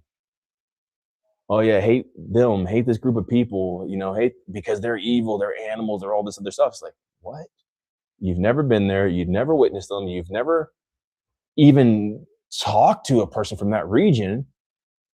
But their manipulation goes so deep, it has a cognitive bypass. It bypasses your executive functions to where you automatically say, hate Muslim people. I was in Pakistan, and I actually extended my stay there because it was so beautiful. I was going to be there for a month. But I ended up liking it so much. I'm like, I'm going to stay for an extra month because I had such a pleasant time in Pakistan. It's like almost 100% Muslim. Everyone was so nice to me and so caring, so willing to like help me and be there for me. I've been to 31 countries. Those were the nicest people I've ever met in my entire life. In my entire life. I agree with that. And we've been around really nice people too. Yeah. I'm not saying everyone else was crap or like everyone else was bad. Like, no, I'm just saying like these people were extra, extra, extra, extra nice. So loving, so caring, so willing to help and even give stuff for free and everything else, you know? So it's just like, but we've been taught to hate people who we've never met because that's how deep the propaganda goes. That's how deep the cognitive bypass is. Like they'll just say something and then we'll say, oh yeah, China, Beijing, like we were there, like, but we've never been. My brother Jay lives in Vegas. Like, what are you talking about? You've never been to China. Where did this information come from? It came from them.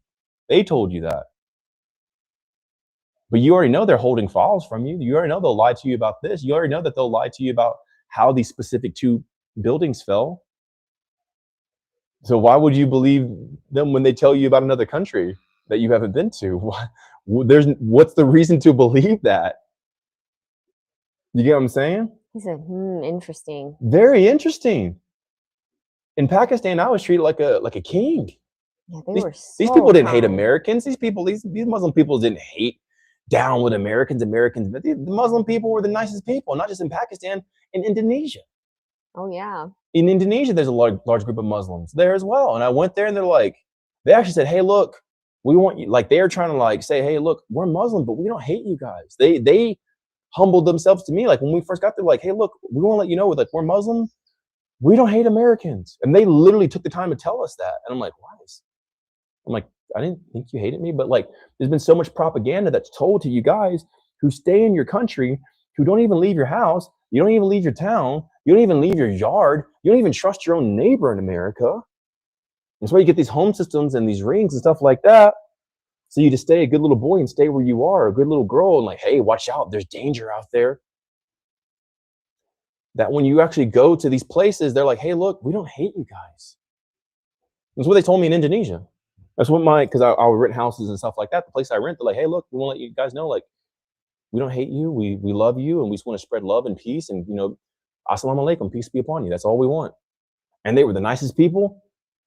And it was not for show because whatever we needed, like, hey, man, can you guys get us some coconuts? Hey, man, can you guys get us some like raw milk? Hey, man, can you, whatever we need, like, hey, yeah, we got you. We're on it. And they're like that in Pakistan. They're like that in Indonesia. They're like that in Malaysia. There's a big Muslim population in Malaysia. In Kazakhstan. Kyrgyzstan. They actually really look up to Americans. Like they are so proud that you are in their country visiting. Uzbekistan, they're like Muslim. Like it wasn't even like they didn't even care. It wasn't even like that. So, but in your crib, what's that little boxings for the babies that the babies have? Yeah, it's a crib. Well, that's the crib that they sleep in, but what's the little boxing with the nets that they can kind of crawl and stuff like that? I'm not sure. Their playpen, right? And your little playpen called America, they're just feeding you propaganda about everybody else so you hate them. So when they go and like drop specific explosives on these certain regions, you don't really care about those people because you've been trained to hate them. So they'll infiltrate your mind to hate this certain people group, and they'll tell you enough so that way eventually, like years later, when they go to bomb them, you won't even have any heart for these people. When you go there and you meet these people, they're like, we never hated you. We never were your enemies. We didn't care. We just assalamu alaikum, bro. Like peace be upon you. That's all we want. You know, so it's a very weird thing that we act as if we know exactly what's happening in the country, even if we've never been there before. It's like that with China, you know, from Shana telling me, and it's like that with, you know, being in these Muslim countries firsthand. I was kind of scared to go to Pakistan in a sense. Like I wasn't fearful, but I was very like, my head was on a swivel. I'm like, what's up? But then I get there and like everyone's so nice, it like melted my heart. Cause I was like expecting like, hey, what's the trouble? Like I gotta like fight for my girls or like what's going on? So defensive, like my guards were up. And I go to Pakistan and everybody was so nice, so overly hospitable. So we're like, it melted my heart how loving these people were. And I'm like, dude, like I was so wrong about all you guys. It's because the propaganda that we've been told, like, oh, these people are animals and this and that. Well, there's probably a specific religion that hates all these other religions, that controls a specific media, that tells people that all the other people are animals. So that way, when they try to wipe them out or commit complete annihilation of a culture, we'll have no heart for those people. Because we'll think that this specific religion is just animals. When literally in their greetings is peace be upon you. They start with peace. Assalamu alaikum. actually remember that Very weird, huh? they're so sweet that they even apologize, like, "Oh, I don't know English very well, but I will try to speak English with us." And I'm like, "We're in your country." But it's just so sweet that they're like, "Hey, I'm gonna try to speak English so that you understand me." So 100%. Like yeah. I'm in these people's countries. So think about America, right? Think about America. If you go to America and you speak another language, America would be like, what the F is wrong with you? Like you're in America. You need to speak English. Right? That's how Americans usually are. Like, no, you're in America now. Speak my language. But when I went to these countries, Pakistan being one of them, these people would apologize to me that they don't speak English. I'm like, bro, I'm in your country. Like, what do you mean? Why are you saying you're sorry to me? I'm apologizing. I don't know your language. I'm like, no, I'm so sorry. I don't know English. Like, why would you know English in Pakistan? Like, why would I expect you to know English or Sri Lanka or India or any, like, why they would apologize if they don't know English? But you go to America and they're like, what's wrong with you, boy? You don't speak English? Get out of my country. It's like, whoa, these countries are so humble and loving and kind and like so respectful. And remember, I've been traveling nonstop for 6 years, so I've seen all kinds of countries, even in South America, like, oh, watch out for crime and cartel, and they're gonna rob you and all this other stuff. I went to every country in South America except for Venezuela. That was the only one I didn't go to, probably because the same propaganda type stuff. I don't know, maybe Venezuela is pretty crazy, but nonetheless, I was in Ecuador and Peru and Bolivia and Chile, Argentina and Brazil. I even went downtown Rio de Janeiro and Sao Paulo and stuff like that. Super safe. Everyone's loving. Everyone's having a good time. Everyone's smiling. So people full of happiness and joy. People off their cell phones just having a good time and playing outside. Just like, where's all that crime and stuff that you guys were talking about? I'm not saying there's not crime there. I'm definitely sure there's crime in big cities and stuff like that. But this stuff is like, oh, well, watch your back. Well, it's funny because like right after I flew out of America to go to Costa Rica, I think 2 days later, like 10 miles up the road from my house where I lived in America, there was a shooting at a club. Like 2 days, so we just left. And then 2 days later, there's like a shooting at a club. And I'm like, isn't that what I should probably be worried about? So anyway, it's not a political stance or societal one. I'm just letting you know that if somebody tells you something about something, don't just take it as facts. Go see for yourself. So if you guys say that Beijing is the dirtiest city in the world, I'm going to let you know most likely that's not true because Jakarta is kind of the dirtiest city in the world. Not dirty, but like most polluted. Let's see. Let's go to Air IQ. I can't even, I'm sorry, IQ Air. I can't even trust that because I don't even know if this is a... Yeah, propaganda too. Yeah, because there's been some countries that I went to, because this is most likely a Western app. But I've gone to some of these countries and it wasn't polluted, like you said. I mean, I thought it was like supposed to be super polluted here, but it's like, where's the pollution it's saying on the app? Just because there's colors on the app doesn't mean anything. Go outside and look. It's like, oh, actually, it's very fresh air. It smells sweet and smells good. So even if you went on the app to try to see about Beijing or something like that, I couldn't even say it's accurate because this is a Western app and this could be propaganda in itself. All I'm saying is see for yourself. That's all I'm saying. All right, next thing. That was a whole segment in itself. Yeah, we got a whole bunch of questions. And also someone was asking, when are you coming to Afghanistan? Anun said. Anun, are you in Afghanistan? I'm guessing so. He said you are missing out by not visiting Afghanistan. There's a lot of places, bro. And there's some countries, again, I didn't go to El Salvador, Guatemala. I didn't go to Venezuela or the French Guianas. I'm probably not going to go to, man, I always forget the name. I don't know why. What's the place that China wants to take over? It's an island. Thailand. Taiwan. Taiwan. I'm probably not going to go to Taiwan. I'm probably not going to go to Turkmenistan. You know, I'm sure it's great in Turkmenistan. I'm probably not going to go to Afghanistan. Bangladesh. I'm not going to Bangladesh. Bhutan. I would go to Bhutan, but Bhutan's like so crazy. I'm like, it's $100 a day to be there, and I have 3 people, so that's $300 a day. I like to go to a place and stay for, a month. It's like $9,000 or something like that if I was going to go stay there. Just to be there, $9,000 to be, not even including food and everything else. So I'm like, I think I can pass on that. So yeah.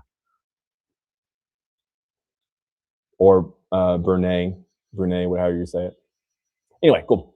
Next. I thought this was an interesting comment. Dan was like, we left and 2 days later there was a shooting, and then he said a guy left Hiroshima and 2 days later the dirty bomb dropped. Yeah. Interesting. I'm on the whole same with the whole nuclear thing. Like I'm not convinced about it. You can drop a bunch of like fire explosives and stuff like that. But like if it was nuclear, and it was just one, where's the crater? Because for something to hit a circumference that large, there would have to be an impact crater. Massive. There would have to be a massive impact crater for something to be, because that's the epicenter of the explosion. So there's no way there could be destructive buildings. There would have to be a crater. Because if it's going to be that freaking big, so I don't really believe in the whole like nuclear explosion. I'm personally not convinced. Because, where's it at? Where's the, you could show footage, but it could be doctored and all this other stuff. Where's the crater at? Interesting. I never thought about it like that. I'm like, whoa. There have to be a huge crater. If one bomb could destroy an entire city, there's no way it can destroy with that big of a reach without it creating a crater vertical, like going down. It would have to have the same, because an explosion is an explosion all the way. It's not a controlled explosion where it's only sideways, horizontal. It'd be spherical of how it expands. So it would also have to destroy the ground under it while going sideways as well. So there'd be a massive crater, equally as powerful as the destruction it did sideways and horizontal. What about the test sites and stuff like that? I've never been to a test site. Very interesting. You're not making an explosion that can take out an entire city, but the ground under it didn't disintegrate, or like it's impossible. Like you're not destroying the building 10 miles that way, but the place where it was dropped is like unscathed. It's like, well, it's still flat land. The land's even. White Knight said they don't detonate on the ground; they detonate above ground. That's what I just said. They detonate spherically. So you're not hitting something and destroying a building 10 miles away, but not destroy what's right under it. It explodes in a sphere. Eventually, all the heat from it makes it rise up, but when it goes off, it explodes in all ways. An explosion doesn't just go horizontal. Because it explodes above it, it's going down. So you explode it over the city. So bam. There would be some sort of indentation that's deeper here specifically than any other spot. So if you put water over here, it would sink and go down to the lowest point. Here's the city, here's the bomb. It's not going to go bam. It's going to go, and that's going to be bigger here in this specific area, and then gradient out as you get further and further from it. There would be an impact hole of the first initial explosion. Because it's energy, it's energy going out. And so if it's strong enough to reach 10 miles, it's definitely strong enough to reach 20 feet, 30 feet, 40 feet, even 100 feet down. If it can reach 10 miles, it can definitely reach 100 feet down. So I'm not convinced on the whole nuclear thing. Anyway, we want to stay on it, but yeah. Detox Architect on IG said, due to the shockwave, the ground absorbs more vibration, the air doesn't, so it causes more damage horizontally than vertically. But yes, there should also be an impact crater. 100%. I'm not saying that there's not going to be a shock wave. I'm not saying that the ground's not going to absorb it. There should definitely, because, can I say this? Okay, I have made things that go boom. Okay, that's all I'm going to say.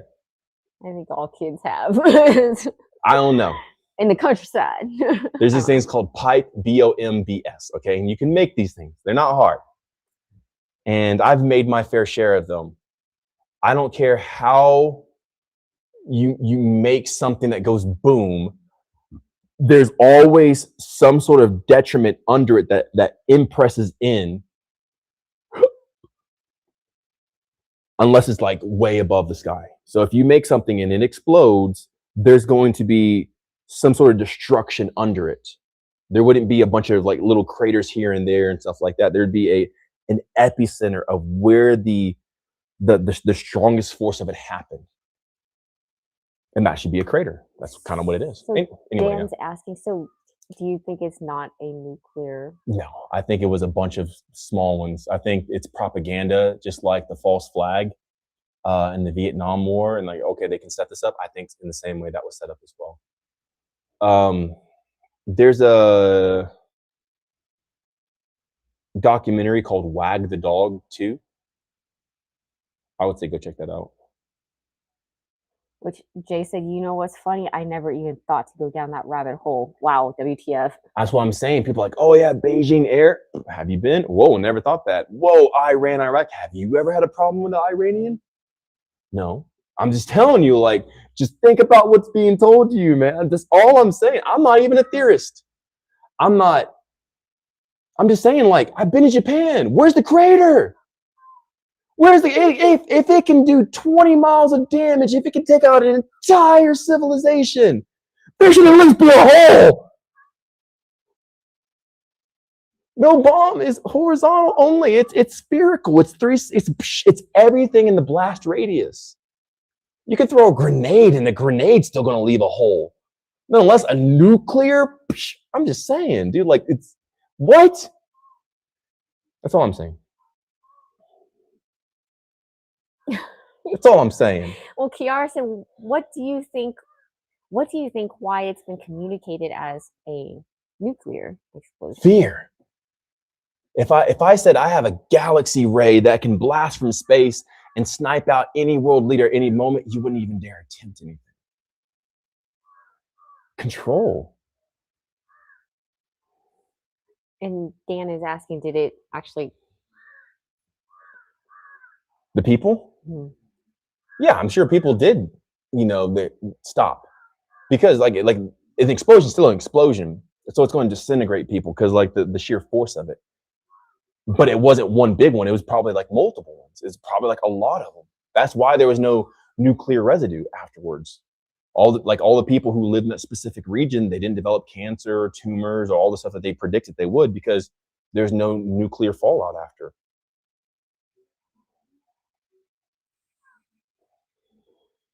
And Joel is like, wait, aren't you the dude with the diet plan while living with 3 girlfriends? I'm the guy who's just alive, dude. That's all I am.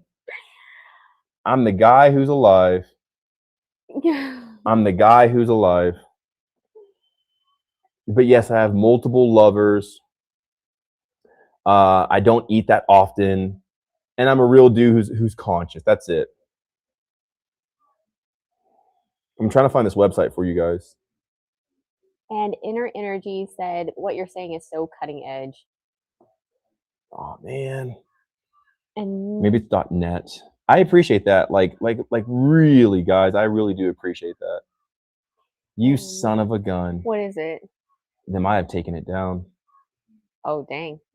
Well, Detox Architect on IG asked, who is your breathwork hero? Did you learn from someone specific? I think breathwork is stupid. That's how much you guys don't know me yet. Like, I think breathwork is dumb. Like, breathwork, it's what? It's like this weird positioning of saying I'm doing something because there's some sort of significance. I don't do breathwork. I just breathe. And I would definitely not have a hero. Like all that whole ideology and frame of mind that people would engage in, I don't even take part of it. There's no hero. There's no breathwork. I'm not even saying that to like put you down or anything like that, but I'm saying like to approach it in a manner. Man, where is that freaking? There's a movie called or a documentary called Wag the Dog 2. And I'm trying to find it for you guys. Did they take it down? They might have taken it down, but it reveals a lot of this stuff that I probably couldn't say.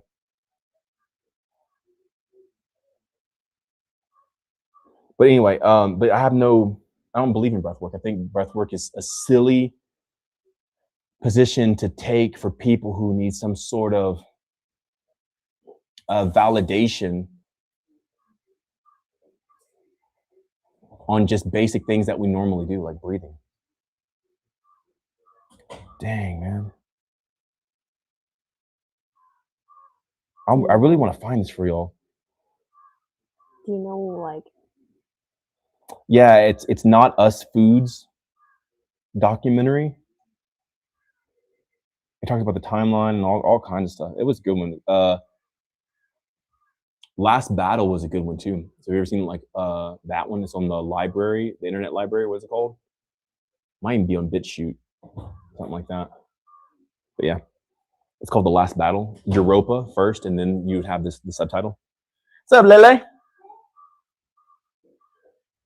Ozzy says hello from UK. I'm treading very lightly right now, guys. Yeah, I'm really trying to watch my words because I want to continue speaking with y'all. I don't want to like, but everything I'm saying is like, because you guys start thinking you don't have to think for yourself, but like really think about it, guys. These things are so obvious. Like these things are so obvious.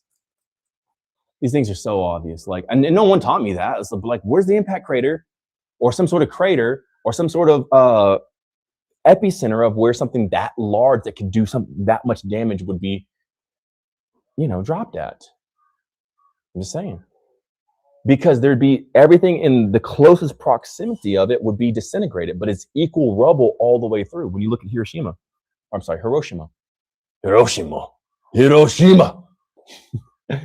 It's equal destruction. There's no greater epicenter of where the blast took place that these things are completely vaporized, while the outer edges are like less vaporized. When you go to I've been to Mount Rainier. What's the other one?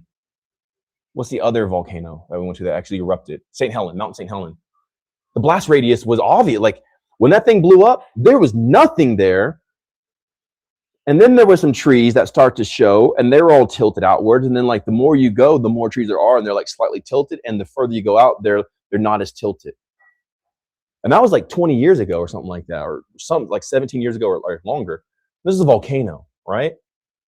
Its blast radius was like, I don't even think it was as big, maybe, as Hiroshima. But there was complete destruction all around to where there was nothing. And then even the trees were blasted away. And then as you go further out, they start getting like more vertical. But the trees are still horizontal there. Like when you go, like it's still to this day has it the wildlife and everything has not regenerated. And then the trees are still tilted and slanted. So there should be some sort of equal crater or blast zone, or like even whenever you see it, like there should be something there that comes from the epicenter of the blast. That's where it's the most powerful. Anyway, I'm off the topic now, but I'm gonna try to find this for you guys. And I think it's called Not Us Food, and then they have it on there. And that was a very powerful, eye-opening thing. That in The Last Battle. Maybe Lay knows. From Europa. I didn't. I watched it by myself. Oh, okay. And Detox Architect on IG said, just curious because your profile is MikeyBreathes. That's why they asked that. It's very elusive. It's very elusive. I'm here to make you guys stop worshiping stuff. Stop worshiping gurus and breathwork people and diets and fads and carnivore veganism. I'm like, give up all your biases, have no preference, and then you can embrace reality unbiasedly and see things for what they are. I say MikeyBreathes because 2 reasons. 1, my old account got deleted, so I had to make a new account. 2, breathing is something that can connect all of us together. So like, people are like, hey, is this relevant to me? Well, do you breathe? Yeah. Then yes, it's relative to you. Because that's something that every human has to do. So like, that's the way I can connect with every single person. Because some people might be like, well, that's good for you, but you're a big, tall, brown man. I'm a little skinny Caucasian girl or something like that. Or I'm an older, like postmenopausal Caucasian woman or something like that. Well, do you breathe? Yeah, then this is for you. It doesn't matter if you're young, old, man, woman, postmenopausal, pre-puberty, this is still for you. And that's why breathing is the thing that will connect all of us, because I don't know anybody who doesn't have to breathe. Everybody has to breathe. All right. So Chris is tuning in from the island of Great Britain. Love you, Chris. And then Splendidly Intrepid. Have y'all enjoyed this so far? Has this been a pretty cool live? Because this is how my other lives were in the past. Hope y'all when enjoy you this. started talking about that conversation over here, it jumped up here. Like lower, or it went up? It went up. Like I was like, whoa. There's so many things I want to tell you guys that I would have to tread lightly, because when you start revealing this information, people start questioning the narrative. Like, yo, I can say that about Beijing because my bro Jay, he's never been to China, but I banged some girls from China. And I'm like, yo, hey, yo, this is what we say in the US. And they're like, that's not true. Actually, there's multiple girls I banged from China in Thailand. For whatever reason, I don't know why. I guess They were visiting. yeah, I guess so. Chinese girls are just ready when they go to Thailand or whatever it was.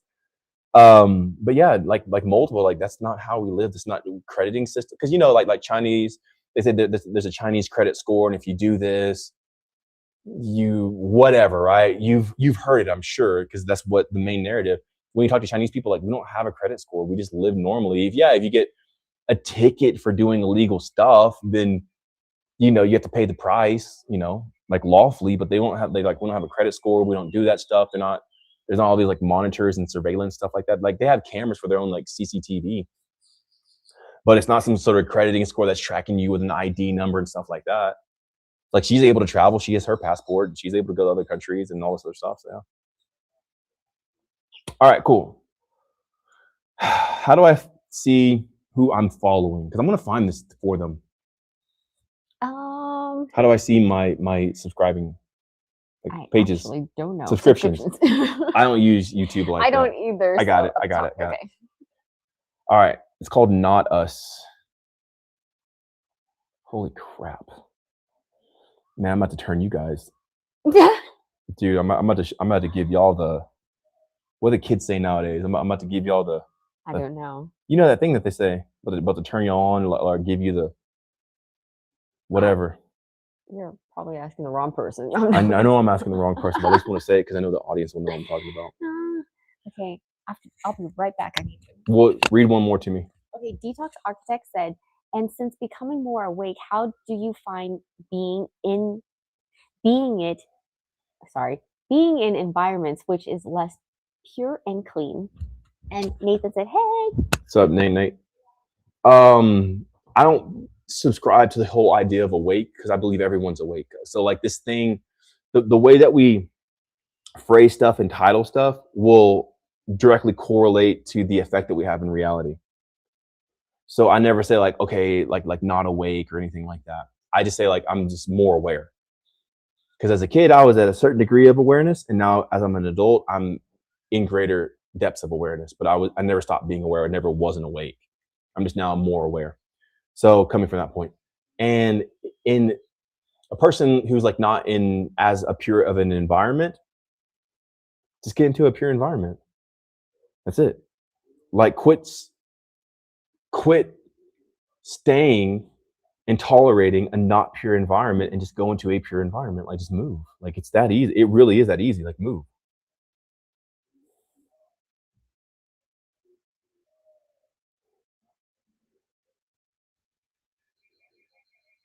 It's that easy. Just move. If you're not in a pure environment, create the pure environment and just go into a pure environment.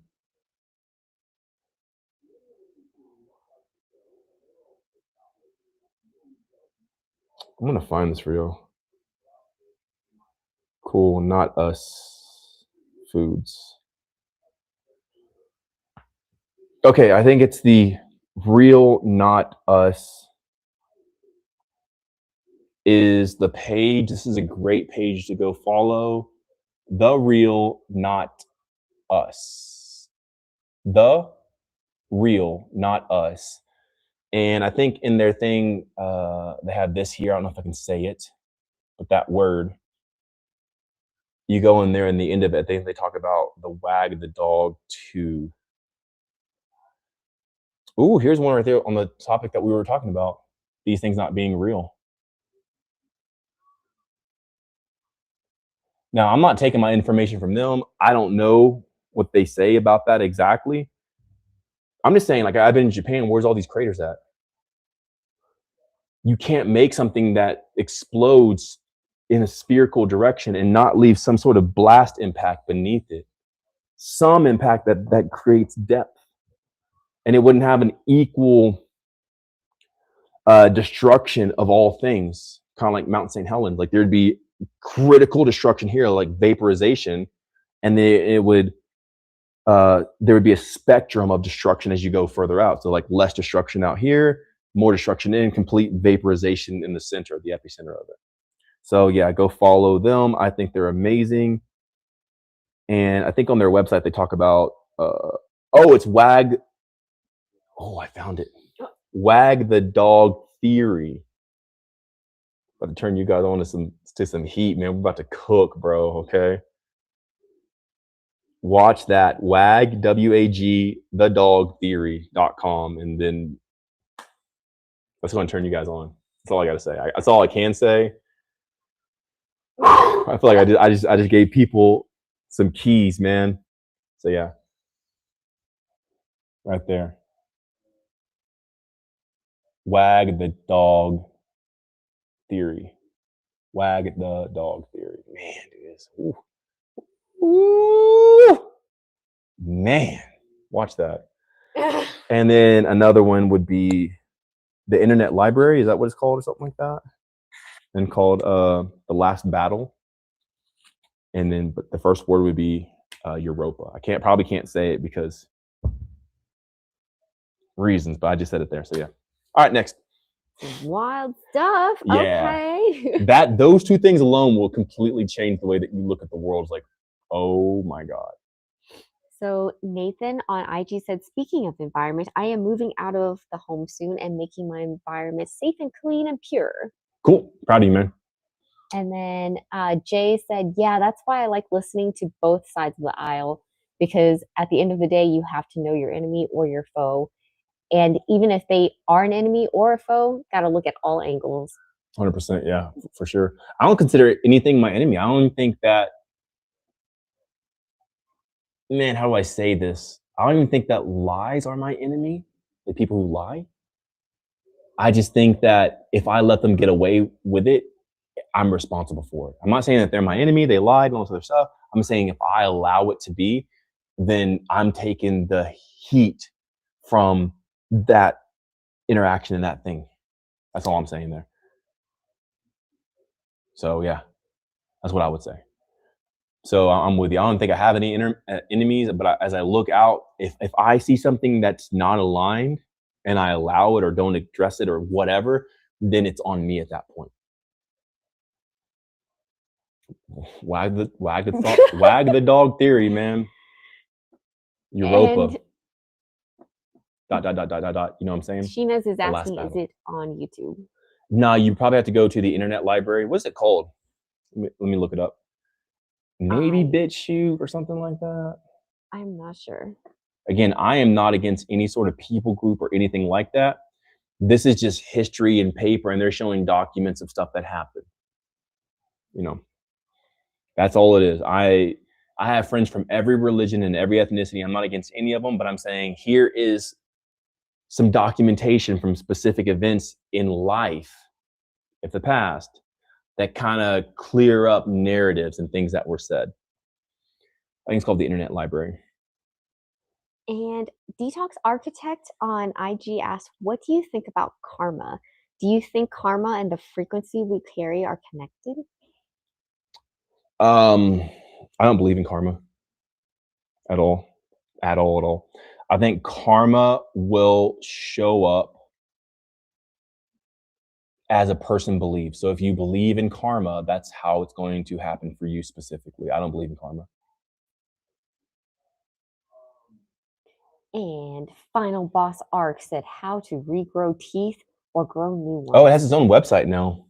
us.europaTheLastBattle.net. So you can go watch. It's like a 10-part documentary. It's pretty freaking long, dude. I'm sorry, 11. Oh, they added to it. Now it has Trump Biden on it. I didn't see that part.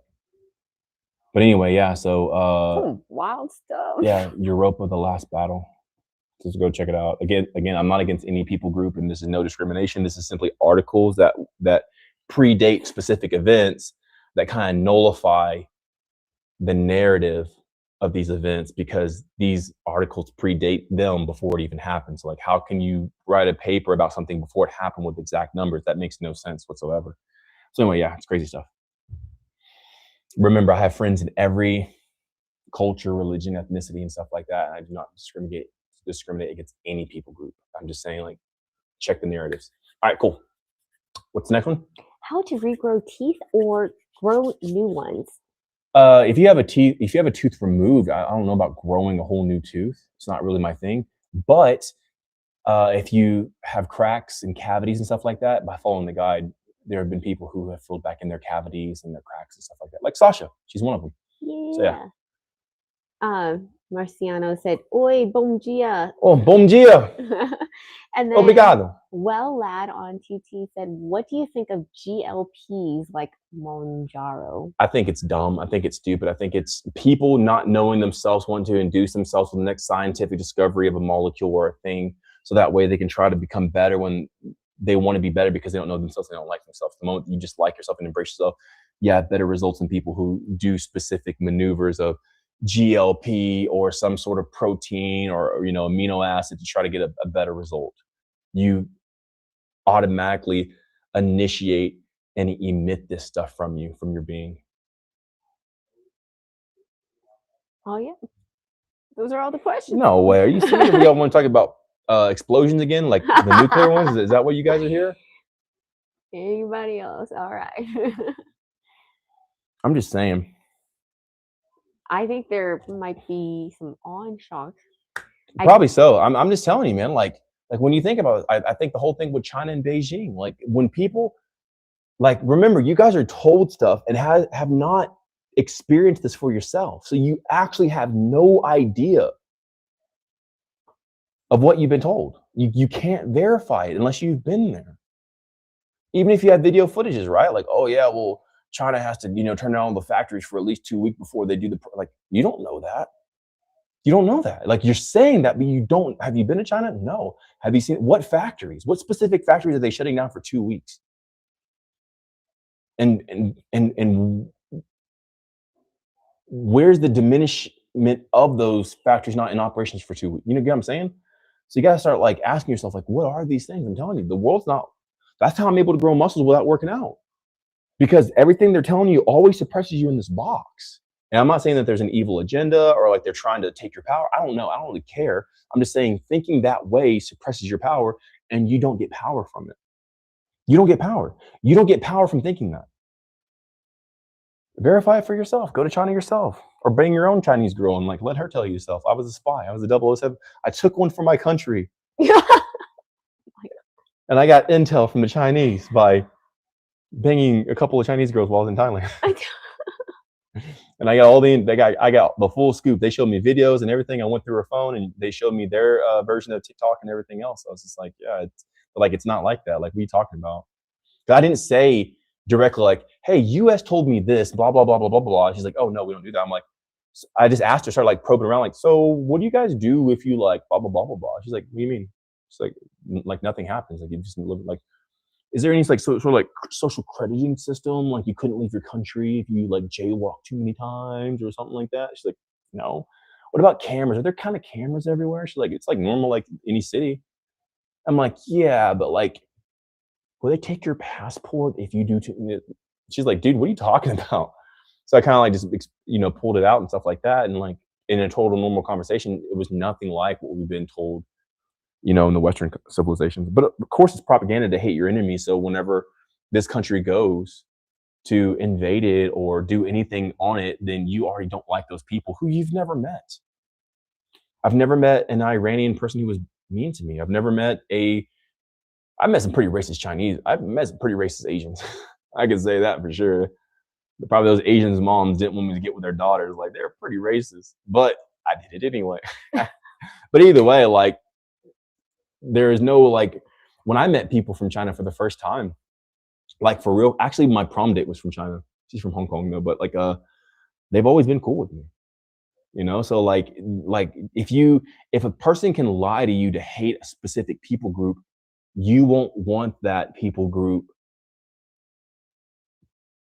to thrive or succeed. You'll automatically be rooting against them. If I told you a bunch of stuff about like, oh man, the people of Nepal, blah, blah, blah, blah, blah. Well, if they came over to Nepal and did something, like, you wouldn't care because you'd already lost your heart for them. And that's what a lot of propaganda is. you losing your heart for mankind. So if anything turns you against mankind as a people group, like, oh, the Russians, or oh, the this is, or oh, whoever, then most likely there's some sort of agenda. I'm just saying, like, that's what it is. If you can't love all people, then most likely it's manipulation. I'm talking about all people. I don't care who you are. What's up, Sasha? So Mr. Dunham said Chinese are good people. The CCP is bad. I'm not sure. I don't know the CCP. Again, have you met anybody from the CCP? Have you met anybody from, the CCP? I don't know. I've never met anybody from the CCP. I can't say they're bad. I can't say the CCP's bad. Because what if, because like how did this all start, right? Britain was coming over and they were manipulating China's economy so that way their kingdom and their dynasty would fall. China got their rule back into their own hands, and they did not allow the British to come and dictate their economy anymore. And then guess what? Now China's the bad guy because they won't let the Western world influence their economy. Now a bunch of propaganda against these people. Oh, they kill their own people. Oh, they eat dogs. Oh, like just all the slander you can possibly think. I don't know. But ever since then, ever since they got their economy back, they became a global superpower. Now they're the evil. They're the enemy. They're the red. We're the blue. They're red shorts. We're blue shorts. I don't know. I've never met the CCP. I've never met anybody from there. I have no idea how they operate. But I tell you what, they're not having their government infiltrated by people who aren't from their country to destroy it from within. They seem like they're pretty sustainable. They have a pretty good seeming like a healthcare system for their people, and railway, and what else? Streets. Like if you look there, they have great roads, great highways, great streets, great people, great health. They did cut down a lot of the pollution from their own industrial revolution that they had. Now they cleaned a lot of their country out and stuff like that. So I don't know. I don't think people did that. I'm pretty sure their government made the railways, made the economy, made how it is. Did they use child labor? I don't know. Probably so. There's probably some of that over there. I have no idea. But I can't confirm it until I see it, because I know where I'm from, this group of people will lie about everybody, so everyone's our enemy. So now we think that everybody hates us. So now if we go to take their territory, their whatever, then we're more willing to support what our country's doing because we've been told. But if you look on a map of where my country has bases, here's the enemy country, here's my country, and then my country has bases all surrounding supposedly our enemy countries. So we went over to their side of the world, put our bases there, and all of our bases are pointing guns at this country who's the enemy, and these are the bad guys. If anything, it sounds like my country's the one who's like trying to provoke war, because I have all these bases around this country that's here trying to, stay alive as a country and not be infiltrated by a specific system through finance, and then wants to be able to stand on their own without the influence of the Western world, which is why their revolution even started in the first place, because the British were suppressing their economy. But that's also war. That's financial warfare. That's how it is. I don't think my country's good. I don't think my country's bad. I don't think that their country's good. I don't think that their country's bad. All I'm saying is, when you truly step back and you see there's no good and bad players, everyone's just trying to win, and they're doing whatever they can to win. So yeah. Ethan's calling you right now. That's what I said. On my phone? Yeah. I think you were still live, even though he's calling. Yeah. Which is kind of cool. So Automatic Paradise asked, what are your thoughts on melatonin for pale folk? I think it's ridiculous, and it's another thing for you to buy into. You don't have to be pale, but if you eat what is alive and what nature actually is, you'll be able to sustain yourself while in the sun for a longer duration of time. And that longer duration of time for you might be 20 minutes. While for me, I could be in the sun for 6 hours and I'm cool, right? But for you, if you actually intake what you're made of, vitamin A through mineral zinc, like I say in the guide, then you could be in the sun for longer durations, and you'll create your own melatonin from sun exposure and sleeping deep. And then Julian said, I was paralyzed once and now back on my feet. Congratulations. What are some practices I can do to be stronger? What are different practices to build muscle? Well, you don't want to build muscle. Building muscle is never my point. It's not what I talk about. It's not my focus. You have to know yourself and why you put yourself in a situation to where you were paralyzed and have to even be built back up in the first place, because that's the real key of your life. That's the segment of your life to where, homie, you couldn't walk or whatever it was. You literally paralyzed yourself. You literally put yourself in a situation. What inside of your wiring led you to this moment, this critical moment in your life? And if you understand that, you won't have to try to build muscle, because you'll know yourself to such a degree that you'll build yourself from the inside out. That's what I share. That's what I preach. That's what I teach. Want to know how to do that more? Hop in the Discord. I have these specific meditations called phase meditations. You do those, it establishes you as a person, and you become so indomitable and so strong because you know yourself from the inside out. I haven't worked out in 6 years, 6.5 years nearly. And without working out, this is what I look like.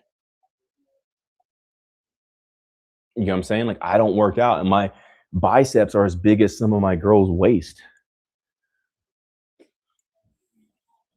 You know, so it's primarily from knowing yourself. When you know yourself, then you're able to like build yourself from the inside out. But if you're trying to put on muscle, there, that's fake. That's fake muscles.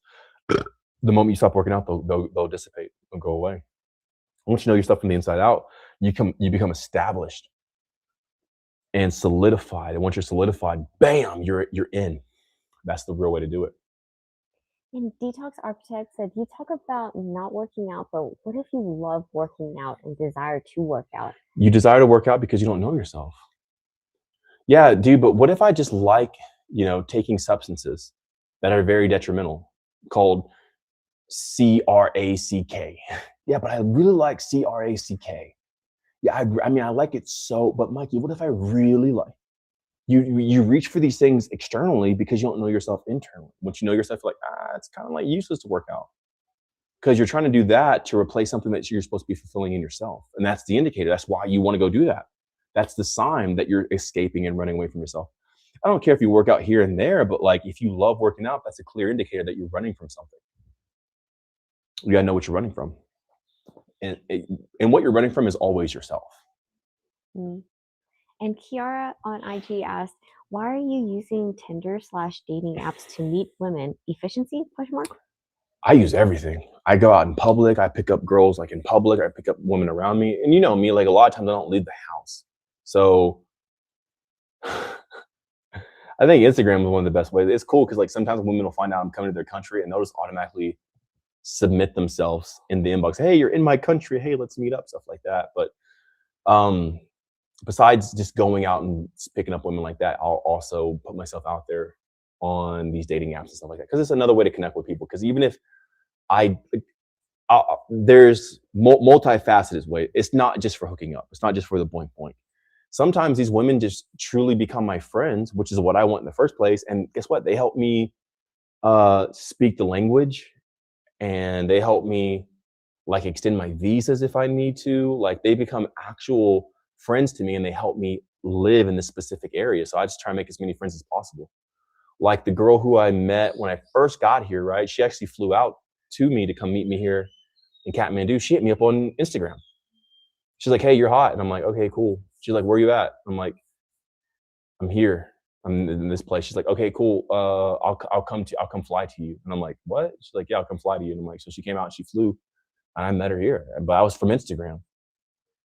And it could be Instagram, or I can see them in person, or like I can invite them over or whatever. But like, there's just multiple ways. Like, why am I on Instagram, Facebook, YouTube, TikTok right now? Why not just Instagram? There's more avenues, more ways, stuff like that. So is it efficient? Not really. But a lot of great people have came through Tinder and Bumble. I haven't even used Bumble, but like, I've had some really solid relationships that came through those apps. And they brought some like pretty cool people into my life. So I'm not going to like disregard them, because they are still highly effective. Now, the dating market, at least for myself here in Nepal, it's not really this type of place, because a lot of people aren't focused on boink boink, which doesn't even encourage them to go on these types of apps in the first place. Not that I'm looking for the boink boink. I don't really care. But like, when a person wants the boink boink, they're more willing to go on the apps and make a profile and stuff like that. But here, it really is a more conservative culture, to where people don't really think like that. A lot of people here don't even speak English. That's okay. But still in other countries, it has helped me. Because I've gone on dates, like even, especially in India and stuff like that. I actually met up with a girl in India that hit me up when I was in Mongolia. And she hit me up on Instagram. But whenever I met her and I met another girl, I just wanted to hang out with them. I didn't really want to do boink boink. But I think they were kind of expecting that. I think one girl got mad at me because I didn't. But it's sometimes just to hang out. So yeah, I meet girls on Facebook. I meet girls on Instagram. I meet girls on Tinder. I meet girls on Bumble. I meet girls in person. Like I'll just talk. They'll come up to me. They'll ask me for my information. Like I'm approached a lot whenever I go out in public. But yeah, it's just another way. Because I met great women on all of them. I met just as many great women on Tinder as I have been on Instagram. Technically, I met Sasha through Facebook. You know, so. And then Moon Raya said, I just discovered you recently. I found so many gems in your talks. Kiara always asks great questions. I love you, Kiara. You're amazing. Yeah. What is his name? So Moon Raya said, I just discovered you recently. I find so many gems in your talks. Thank you so much for all the shared energy and time. And then she also said, or he, I'm not sure, I just joined the live, so I'm most likely off topic, but I would love to ask you. There's no topic, just whatever. We were talking about nuclear bombs earlier. Now we're talking about Tinder, and now we're talking, I mean, there's no topic. It's all good. What you'd advise a 30-year-old strong nicotine addiction, even a week of dry fasting won't stop it? Yeah, because fasting's stupid. Fasting's so stupid. Fasting, dry fasting, liquid fasting, it's all dumb. All fasting is self-denial and like ignorance of what the self really is, what you are. If you have an addiction to what? Just say it. Cigarettes? What is it? Vaping? Like nicotine. So. Yeah, but like, what does that mean? Like, you just slap nicotine patches all over your face and like, you know, each cheek and stuff like that as you go out, like, on your nips. Like, you have like nicotine patches over your nips. Like, what does that mean? You know what I'm saying? Like, okay, addicted to nicotine. Just say you smoke cigarettes or like vaping. Like, tell me what it is. If you're not willing to even really say what it is, that shows how you're catering and coddling your addiction in a sense, because you won't even expose yourself fully. Just like, yo, yeah, I smoke a pack a day. My name's Beth Ann, you know. You know what I'm saying? So like, when you expose yourself, you start to see yourself for who you are, and once you actually see yourself, all your addictions dissolve. Your addiction is completely tied to how much you're willing to expose yourself and embrace yourself. Yes, cigarettes. And yeah, just say that you're effing addicted to cigarettes because you don't love yourself, because you don't know yourself. How could you love something you don't know? You can't. You have to expose yourself to yourself. And once you do that, you see what you actually need. You give yourself what you need. You end up becoming more infatuated with you than the substitute that's taking the place of you. So yeah, that's what you need to do. So you need to do phase 1 meditation, phase 2, phase 3, phase 4. You need to do the self-love decrees, look in the mirror, spend time with yourself, question yourself, go in, talk to yourself. And once you do that, like, that addiction dissolves. And Detox Architect said, appreciate you answering all the questions. I'm having fun. I probably have more fun than you are, dude. I'm having a blast, man. Because I probably won't go live as much tomorrow. So I'm doing it today. Yeah, there's a power session tomorrow. There's a power session tomorrow. I'm going to be in the Discord more so, like answering a lot of those questions and stuff like that. So yeah. Detox Architect said, what inspired you to move to Nepal? I didn't move to Nepal. I traveled the world. I live abroad. I've been to 31 countries so far, and I'm going to 32 soon, and 33, 34, 40, 50. So yeah, I'm going around the world to collect all the energy. So Oates said this, I don't understand why my eyes changed color when I was with my ex-partner. My eyes were hazel with her. My eyes would turn green sometimes. What's that about? Probably your consciousness. I think because a lot of people, like, I share my eyes, right? My eyes are like gray, blue, but they used to be green and brown. Now they're like blue. They're like straight up gray. Like when you look at them, if you put my eyes through a spectrometer or whatever you want to call it, like the color wheel, whatever, like a hue, saturation and stuff like that, there's no color to my eyes. There's nothing that you can enhance the vibrancy or the luminosity of, or the saturation, and change the color of my eyes. My eyes actually have no more color. They're actually just gray. They're colorless, which is kind of crazy. But a lot of people will associate that with detoxing. But my eyes did this, but way before I ever took out all the toxins. My eyes already changed colors. So I actually associate it with consciousness. So as you engage in different states of consciousness, sometimes when I go to a more specific state, my eyes will change into a different color, like yellow, and they'll be more yellow. And I have some footage of this, like, whoa, that's pretty crazy. Hey, Lele, is there any blood? Will you give me some, please? Thank you. Probably don't always use this. So I partake, or I would say that the primary reason why the eyes have changed colors is the different states of consciousness that I occupy. And the longer you occupy them, the greater state of your the greater change in your eyes will be. But if you're just like dabbling in certain consciousness, your eyes will probably stay the same. When you start engaging in different types of consciousness, your eyes will change colors. And that's why I think this. Yeah, detoxing will definitely, or taking out toxins, removing toxins will change your eye colors. But I think more so it's the state of consciousness that you occupy. Mars said, sitting here getting chemo for breast cancer, listening to you talk in the energy. I got the life guide. Looking forward to getting going. Thank you. Any advice for me? Do you want my real advice? Do you want me like I can only give you advice if it's real advice. That's it. I can tell you, but like you gotta. I have to be able to like give you real advice. But yeah, let's move on. Once you answer me, I'll tell you, Mars. But you gotta give me the green light to be able to talk to you. And Moonraya said, I spent many years of meditating. They're the person about the Yeah, the eyes, right? Okay. Yeah. No, not the eyes. The nicotine or It's not. I didn't say meditation. I'm not. My point was never meditation. I said you don't know yourself. F meditation. I never said meditation. I'm not talking. I might have said like, oh yeah, meditate and go in, but like the main point wasn't to meditate. The main point is you don't know yourself and you don't love yourself. Gracias, señorita. I appreciate that. It's kind of orange, huh? This is cool. This is the blood of a duck. Blood of a duck. So Mars responded and said real 100. Okay. More so the reason you gotta stop doing that therapy. I'm actually done with all this. Thank you so much. You can have it or whatever you want to do with it. You gotta stop doing that therapy because that's going to kill your cells. The thing that you're experiencing, the breast C, right, is actually trying to save you, so it binds to toxins, so those toxins don't make it into other parts of your body that can, take you out instantly. So you doing this therapy is you destroying your own defense mechanism, which doesn't even get to the root of why you got it in the first place. Which means most likely you might relapse, you might do all this other stuff. So when you unplug from that and you take out the toxins and you go back into nature and you surround yourself with fresh air, all of a sudden that thing in and of itself has no room to stay inside of you or grow. It can't grow because you're not feeding it anymore.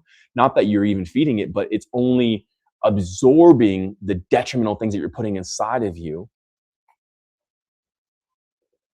which is trying to protect you. So it's actually a defense mechanism. The big C is actually a defense mechanism for people.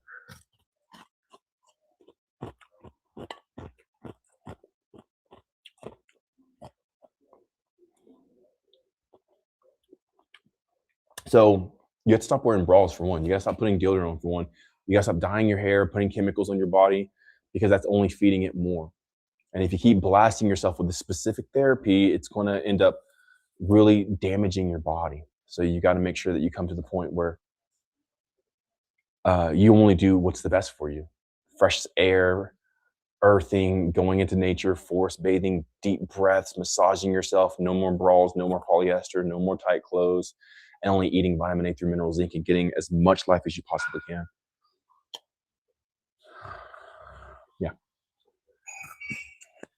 And then Detox Architect asks, can you tell us a little bit more about your phase meditations and how they've helped you? Yeah. So there's primarily 4 that I make available in the Discord community. Although there are more, I really want people to get down and solidify these first 4 because they're the most important. Like 5, 6, 7, and 8 don't really matter as much as more recreational, as much as you want to do it, as much as 1 through 4, P1 through 4. But once I understood what these are, it showed me all of myself and how I'm denying myself, rejecting myself, sabotaging myself, and all this other stuff, and actually showed me what's going on in reality. So once you embrace this awareness that these meditations reveal to you and show to you, you start living in a completely different reality that's separate from what other people are experiencing. Because you see yourself, it's almost like bullet time in the Matrix, where like everything slows down. You start having that in your own life, which brings you to the degree of effectivity. And then you can start affecting reality as you want to, so you can get the results that you are desiring. They're the most powerful thing that I can share in the guide and everything else. Thank you so much, Lily, for the blood. So once you endeavor in these, that's the purpose of getting the energy from the guide. So the guide allows you to harness energy and harvest energy, so you can go into these specific meditations, so you can start constructing reality. So that's the most powerful thing. So I tell people, do the Discords where it's at, because I give the template of in the process of how to do them. Amit on IG asked, it went up. Well, can I ask you, are you doing seed retention thing? It's helped me a lot in my journey, and also fasting and sun gazing. Can you give me some advice? Yeah, I am doing seed retention, but it's not the main thing. There's a lot of steps before seed retention, like with the guide, what to do. I would not say to sun gaze. I think that's for losers, and I specifically say that because it's so necessary to say, because people are so ignorant that you just seeing light is you seeing the sun. I want to put my eyes in the sun just to sun gaze. I can literally go outside and just open my eyes, and that's the light you're taking in is from the sun. There's no other source of light outside in the daytime. It's the sun. So you just opening your eyes outside is you intaking the sun. So it's very silly. Now, what I would say is, if you haven't done the first steps of the guide or don't even know what life is, you're just desperately grasping for something with substance. But once you understand what life actually is, you can bypass all these methods that people are telling you to do, and you could access real power in life. And you can have effectivity and influence over reality. And that's what we're gathering the energy for anyway. That's why you're in the sun. That's why you're doing this. So you can actually have an effect in reality. Did I answer all the question, or was there something else in there? It was pretty much, can you give me some advice? And also fasting. No fasting. Fasting's stupid. And Fasting's for the weak, for the ignorant, for the belligerent who don't know themselves. Because when you know yourself, you don't have to do that. You don't have to do that if you don't know yourself. But when you know yourself, you can bypass that, because you're like, oh, I'm doing that to compensate for this area I don't know. But once you know this, you don't have to fast. Mariah said, yes, I noticed I don't love myself. Yeah, that's why you smoke. It has nothing to do with meditation. I'm not saying go and say Om or chakras or go into the, no, I'm saying like know yourself, because that's why you smoke. And the more you smoke, the more you don't know yourself. And at the level of the addiction shows, that's the intensity or the chasm that divides you from you. Once you know you, bam, you're in. And then you have everything you've ever wanted.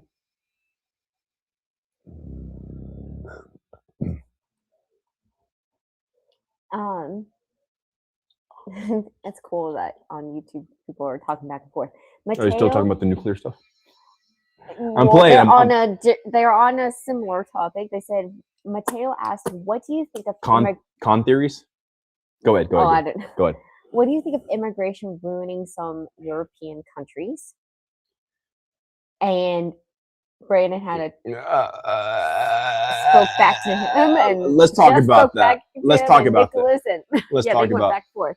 Europeans ruining their country through immigration. What do you think of? No. I know the question. Ruining. Listen to what you're saying. A country is simply a construct that they got you to believe in a fictitious ideology. So therefore, when it doesn't match with your worldview, therefore it's ruined. It didn't exist in the first place. That European country, Europe isn't real. It's a make-believe thing that a bunch of people agree upon. But you bought it as if it's real, and now it's ruined because it was never real to begin with. It's an imaginary line. It's imaginary words.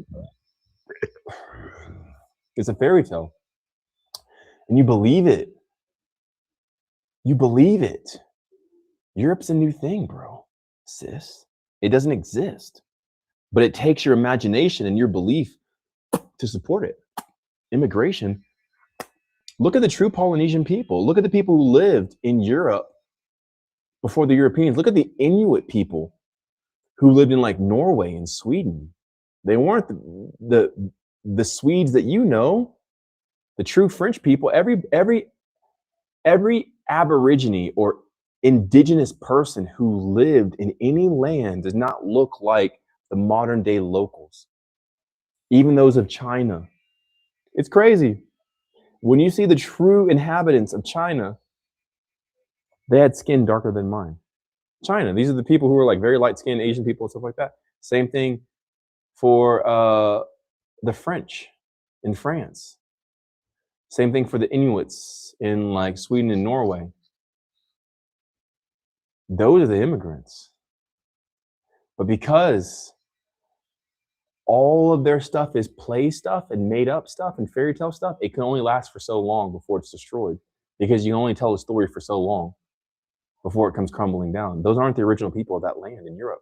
It's like the Americans now are not the original people of America. Even the people of South America aren't even the original people. I've traveled all through the US and all through these countries, South America and everything else. All the Aboriginals or indigenous people there don't look like the modern day inhabitants of that land.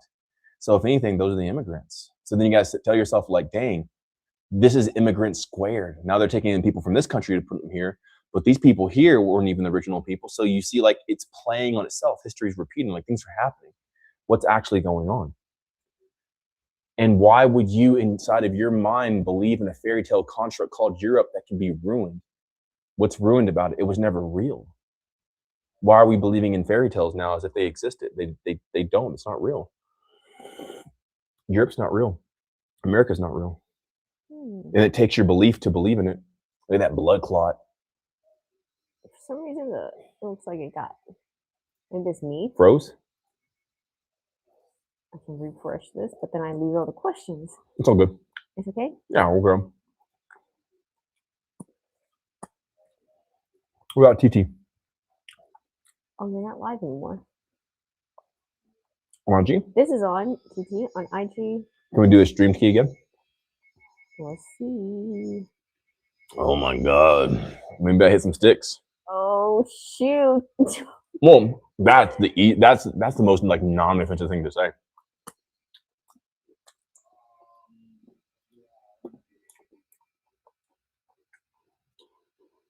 Say live. All right, but what about YouTube? You got anything over there? Yeah. So, That was amazing. It was good. let's see. Interesting. Brandon, it was just a bunch of comments. But do you have any questions or anything like that? Even about what I just said, it's fine. No question. They're just going back and forth with each other? Yeah. All right, well, TT then, or FB or whatever. Yeah, they're all here. We're going to set this room here. Yeah, I feel so strong, dude. I probably will end it here soon or something like that, but yeah. It's been great. Like, this has been amazing. Well, actually, it says you're still streaming, but Let's check on the phone. yeah, let's. Before I paste this one in. How do you check it on the phone? Go to Instagram and then go to my profile. You can just double click it. Yeah.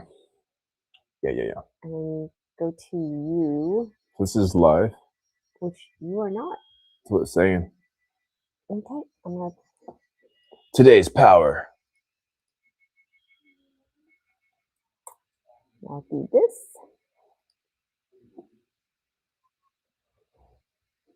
Cool. Stevenson said, "Yo, what up? I just joined. How are you?" What's up, dog? How's it going? I've been live for a minute. Yeah, I'll answer a couple more questions and I'll go. Okay. I'll close this off right here. Someone said, blood, or no, not someone, it's bro. He said, blood clot, bum butt clot. Blah, blah, blah. Okay, going back live. Let's go again. I'm ready. Yo, we in.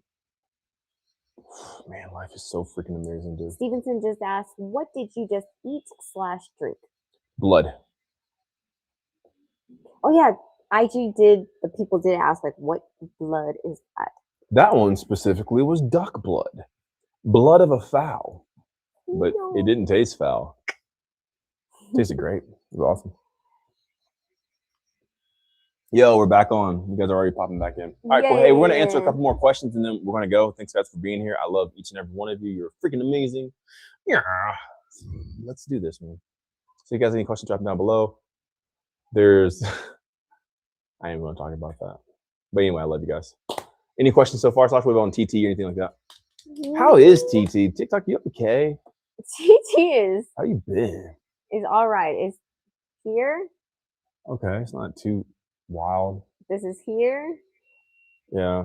And this is here. Y'all want to talk about nuclear explosions Oh my again? God, that was. It seemed like that was like the talk of the town. Well, Starula, I guess Dan, I'll call you Dan. What life actually is? You're asking, right? Yeah, with a question mark. What life actually is like. So what actually is life? That's the best way to phrase it. What actually is life? Or what is life actually? Well, life is ultimately like consciousness. But in that consciousness, if you're not regenerating, you're not going to continue to be conscious. You're going to die. And then energy. If you don't have energy, you can't regenerate. So yeah. So life is consciousness, energy, and regeneration. It's the philosophy of the guy. That's kind of what you start with. Once you understand that and you embrace it, you can kind of see that, like, hey, the approach that I have to life can sustain itself when I look through that lens. If you don't see life the way I say it, most likely you'll atrophy, you'll wither away, you'll age, and all this other stuff. So, yeah. So it's very important to see life through that lens. If there's more stuff, I might add it, but so far, that's the most rudimentary thing that life actually is consciousness, energy, and regeneration. That's the first steps of the guide. Like, you have to understand how life is positioned so that way you can be effective in it. If you don't know life is this, you'll do all this other stupid crap to try to be effective in life. And like, why ain't I getting my results? Well, it's because you don't even know what life is. And then Ian said, what do you think about outer intention? What do you mean by that? What do you mean, Ian, exactly about outer intention? Like other people's intentions, or like your intentions going, like, what do you mean exactly? All right, next. Stevenson on TT asks, do you believe there are other creatures in space way more advanced than us? Well,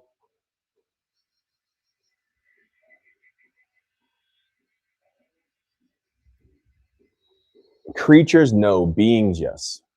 Creatures, no. Beings, yes. That's what I would say. Are there beings out there that are more intelligent than the majority of humans? Yeah. Are they creatures though? No, they're not. They're not creatures. I wouldn't say that they're creatures. That's how I would say. Cool question. Mateo said, yeah, I understand what you've said. You're right. I was thinking about the illegal immigrants committing crimes. This was going back to yeah. No, I totally get it. Is Mateo the same Mateo who used to be in the Discord? I'm not Or are you a sure. different Mateo? You let me know. Are you the same Mateo that I know? Or are you like from the Discord, or is it like a different Mateo? But illegal immigrants who are committing crimes?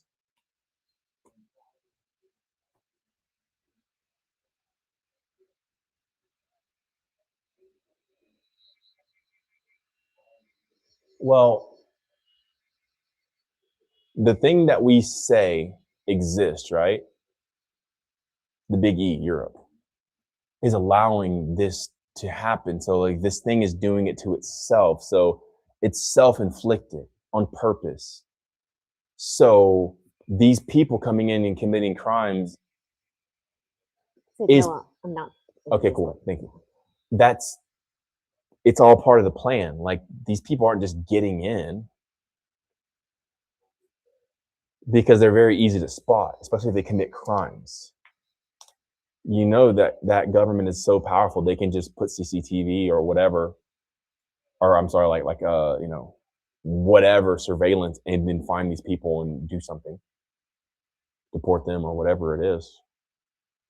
But the fact that they are here, it's most likely part of the grander scheme of things. And it's all falling into place. So the country, the continent that you're wanting to save doesn't want saving because it's doing this on purpose to itself because there's a greater plan. So that's it. They're committing those crimes because that government wants it to be they're committing those crimes. Yeah. And Bro asked, do you consume your seed when you do release, like recycling the energy? I would say it's probably not the best thing. So no, I personally am not engaging in that. I think it's best to get it out because it's kind of old energy. You could give it to your girls if you have a girl that you want to do that to, but I thought it might be a thing to do, but I don't think it's the thing to do. Because for me, it's been almost like 3 months. It's been sitting in there. If I do release, that's like, it's kind of probably stale. So I think it's the same thing as urine therapy. Like if it needs to go out, actually get it out and your body will refresh it. Because if your body wanted it, it would have kept it and it wouldn't have spit it out. Fecal matter, seed, man seed, urine, snot, mucus, phlegm. Don't swallow your phlegm if possible. So anything that's trying to come out, just get it out, spit it out, let it go, and get fresh new energy and create new stuff. And you don't have to consume your own. I don't think there's anything wrong with it, but I think that most likely it's going to be stale energy. Can it still create a baby? Yeah, most likely. But I think if you've been holding it in for like a month, 2 months, 3 months, 4 months, 5 months, I think it's kind of stale. And that's kind of how I'm feeling with it too. Like even now, because it's been a minute for me. The younger you are, I think the more times you should probably release. But for some reason here recently, I just don't want to release. And even in myself, like I'm seeing that, how do I say this? Specifically here in Nepal, all the energy has gone to my head. So the energy down there hasn't been as abundant. So it kind of shrunk. Not the thing, but the two generators, the two motors, I call them reactors, the test and the ease, right? I don't know how much I could share, on social media, but those things have actually shrunk, even though I'm just as active with my partners and stuff like that. I think that's because specifically here in this country, the energy goes to the head. Usually whenever I do what I'm doing and I'm like this far in, it will get big. It will swell. It will inflate like I'm on a freaking hacky sack or a beanbag. It's like, oh, it kind of hurts sometimes. But specifically here, because all the energy has gone to my head, they actually shrunk.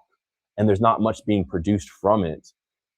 And I think it's because it's more on the stale side because it's been so long, but also the energy's here. So I'm always trying to appropriate myself to the specific energy of the place. So like if I was to do today, no, I would not eat that. But I don't even think I would give it to the ladies because I don't think that they need that either.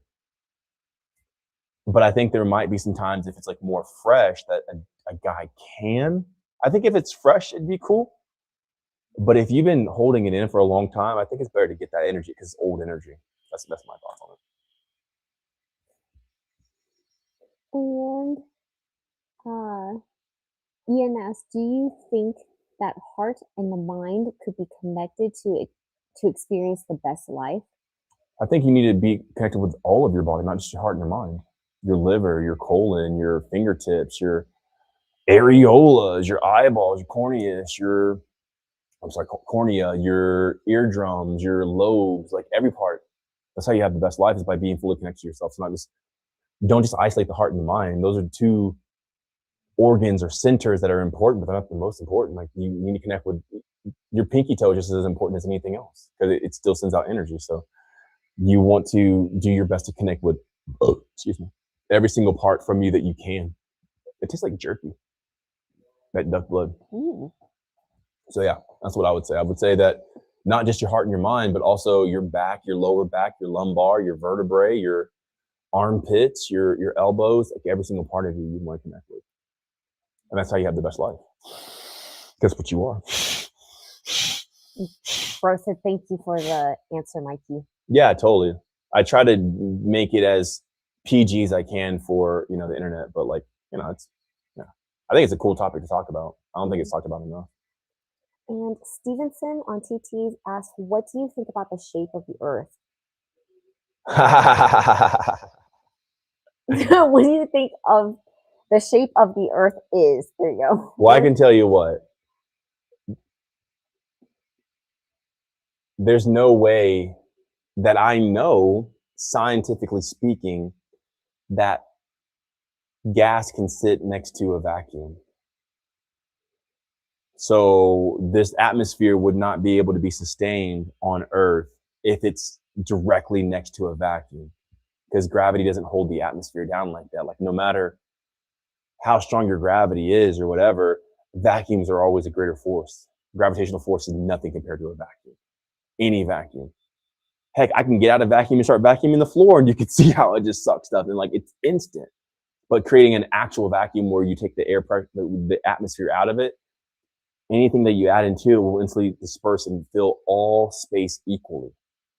So to have an atmosphere that's thick on Earth that people can breathe, sitting next to a vacuum is scientifically impossible. So that's a big telltale sign in and of itself. So, I mean, that kind of gives you an idea of what this thing has to be for that to happen. And it cannot be what, because it's half science to believe like, oh, it's this shape, but also it's breaking the laws of physics. Atmospheres, gases next to a vacuum, gas always fills available space. Unless it's in a, like even in a container, pretty much. There is density to it. So like the heavier gas can turn into liquid like propane and everything else. But nonetheless, you're not getting a vacuum next to an atmosphere. Like that's impossible, bro. Like that's crazy. That's like fairy tale stuff. So that's what I would say. What he said is gradually going to a vacuum and not instant into a vacuum. That's what I'm saying. That's impossible. There is no gradual when it comes to a vacuum. It's instant. Vacuums are instant. There is no such thing as a gradual vacuum. Even if you barely even open a port to it instantly, there's no such thing as a gradual vacuum. That does not exist anywhere in reality. Anywhere in reality, there's no such thing as a gradual vacuum. Now you can gradually pull the atmosphere out, but whenever adding atmosphere back in, it violently fills the space. This is why you see people who have gone into submarines or like lower level work.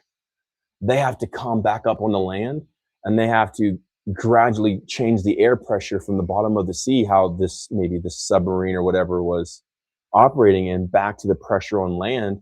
And if at any point in time that holds a little bit more, that door is open prematurely, it will instantly suck the people out. It'll break their bones trying to get out. So almost like you see in perfect example, the movie Alien. How the woman beats the alien and she shoots a hole in the wall and instantly that alien goes into that hole and it like sucks the alien and like kills the alien because it's instant. So why would it be instant up here if you're in this stratus, but not instantly right here when it's directly in contact with it? That's impossible. That doesn't exist. That's not replicable. It's not even scientific, so it's half science. So like you have to like fill in a lot of gaps and there'd be a lot of assumptions because that's fairy tale stuff, man. Like vacuums, atmosphere and gas does not exist next to a vacuum at all. Gas always fills the available space every single time, every single time, every single time, every single time, every single time. You blow up a balloon, there's more pressure in the balloon than there is in the atmosphere. It'll instantly equalize. You open a tank. I have a perfect example. I'll show you. Can I read you some of Stevenson's comments or? Give me 1 second. Okay. I literally have an oxygen tank right here and there's greater pressure in here than that's outside. Guess what? Two pressures cannot coexist. They have to equalize. So if I open the valve to this instantly as fast as all that will come to the room. That's not even a vacuum. That's just differentiation in pressure. Think of a vacuum. The vacuum would violently, like if this had a vacuum in it, actually, if this was a vacuum and it had no air in it, and I actually turn it on, it would instantly regulate itself to the point of destruction. Like there's tanker cars that like crumble upon themselves and collapse upon themselves whenever you reintroduce pressure or an atmosphere into a vacuum. Like it's impossible. So to me, that's like fairy tale stuff, man. Like vacuums don't exist next to like that's more fairy tale to me than Narnia. Vacuums do not exist, or atmospheres do not exist next to a vacuum. It's impossible and it cannot be replicated. All right, go ahead. Baron said, yeah, man, that's how wind occurs. Wind does not occur in a vacuum. Wind occurs primarily through temperature exchange and molecule exchange. So like whenever there's excitement in the air, heat will rise, or whenever there's lack of excitement, then it'll become more colder, and that creates a thrust and a push. So like that's why your turbines and these jet engines are pushing out so much heat. Like there's a temperature difference. There's always a temperature difference whenever it comes to wind, but it has nothing to do with a vacuum. Not a vacuum. Not a vacuum. Not a vacuum. Like, yeah, two pressures here. Yeah, right. You have high pressure, low pressure, stuff like that that causes storms, wind, tornadoes, gusts, hurricanes even. That's pressure differences, but that's not a vacuum. You have a vacuum that has no air in it, and then you open it, it instantly fills. Life Under a Rock said, so if the atmosphere is broken, we would get sucked out. Exactly. Like if there's a vacuum there, it would instantly, because think of the same thing. Let's say there's an astronaut in the sky in the vacuum. They get one hole in their suit, just one hole, one little hole. Instantly, it will suck out all the air and they'll expand and they'll actually explode. All the gas in them, in a sense, will heat up and it'll expand until it regulates out into the vacuum of space. So how is this guy here, if he even gets one hole in his suit, he instantly taken out, but there's an atmosphere here with nothing containing it and it doesn't get sucked out? Why would his stuff get sucked out, but this not get sucked out? Because gravity is not a strong force. It's a weak force. It's not even really a force anymore. And it's definitely not strong enough to defeat a vacuum. So I'm saying, man, there's just a lot of like holes. There's a lot of holes. Tone said, I've always wondered your thoughts on this subject. Tone? Yeah. Tone! What up, bro? And he said, my question is, why do we accept their explanation of space being a vacuum in the first place? I didn't accept their nuclear bombs. I didn't accept their thoughts on China. I don't accept anything firsthand, man. Like, yeah.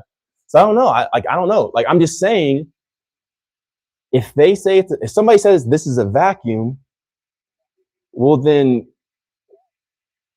gas cannot exist next to a vacuum. It's impossible. Like, I don't know what's up there. Again, I've never been there, kind of like the Beijing, China and stuff like that. But I'm like, I've seen vacuums. I understand air pressure. I understand regulations. I understand like density and stuff like that. And I've never seen an atmosphere next to a vacuum. Like it's not realistic. It's not real. Like it's like that's the number one factor for me. So like no matter what the shape is, like I don't know a vacuum, an atmosphere next to a vacuum. Like it will always regulate every single time. So this is what Stevenson said. Vacuum doesn't actually pull air in. Air will go itself to lower pressure. But since air got mass, their net movement will always be closer to Earth. I searched for the calculations, and the Earth is so massive, its gravity is strong enough to hold it. That's okay. That's great. That's also not realistic. Read the first part again. Vacuum doesn't actually pull air in. The vacuum, all space has to be filled. That's it.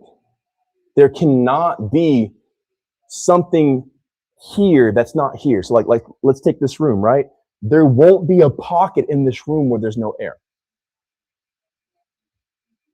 So a vacuum is a void. That's what a vacuum literally means. It means like where there is no thing, right? So if you take the air out of a specific container, right? You can take this container or whatever, and you use a machine to pump the air out of it, the oxygen, the atmosphere out. The vacuum is no thing. It's a void. The moment you create some sort of connection to the atmosphere, that atmosphere will fill the available space. It will fill the vacuum. The vacuum isn't the force. The vacuum is the absence of something. And since there can be no absence of anything, it initially fills all space. That's why this room will always, no matter where I go, have available oxygen for me. And there won't be oxygen missing in this corner, but there's oxygen over here. All space is filled. There is no such thing as a vacuum with an atmosphere next to it. Like, that's impossible. It can't be replicated. It can't be produced. It can't be made.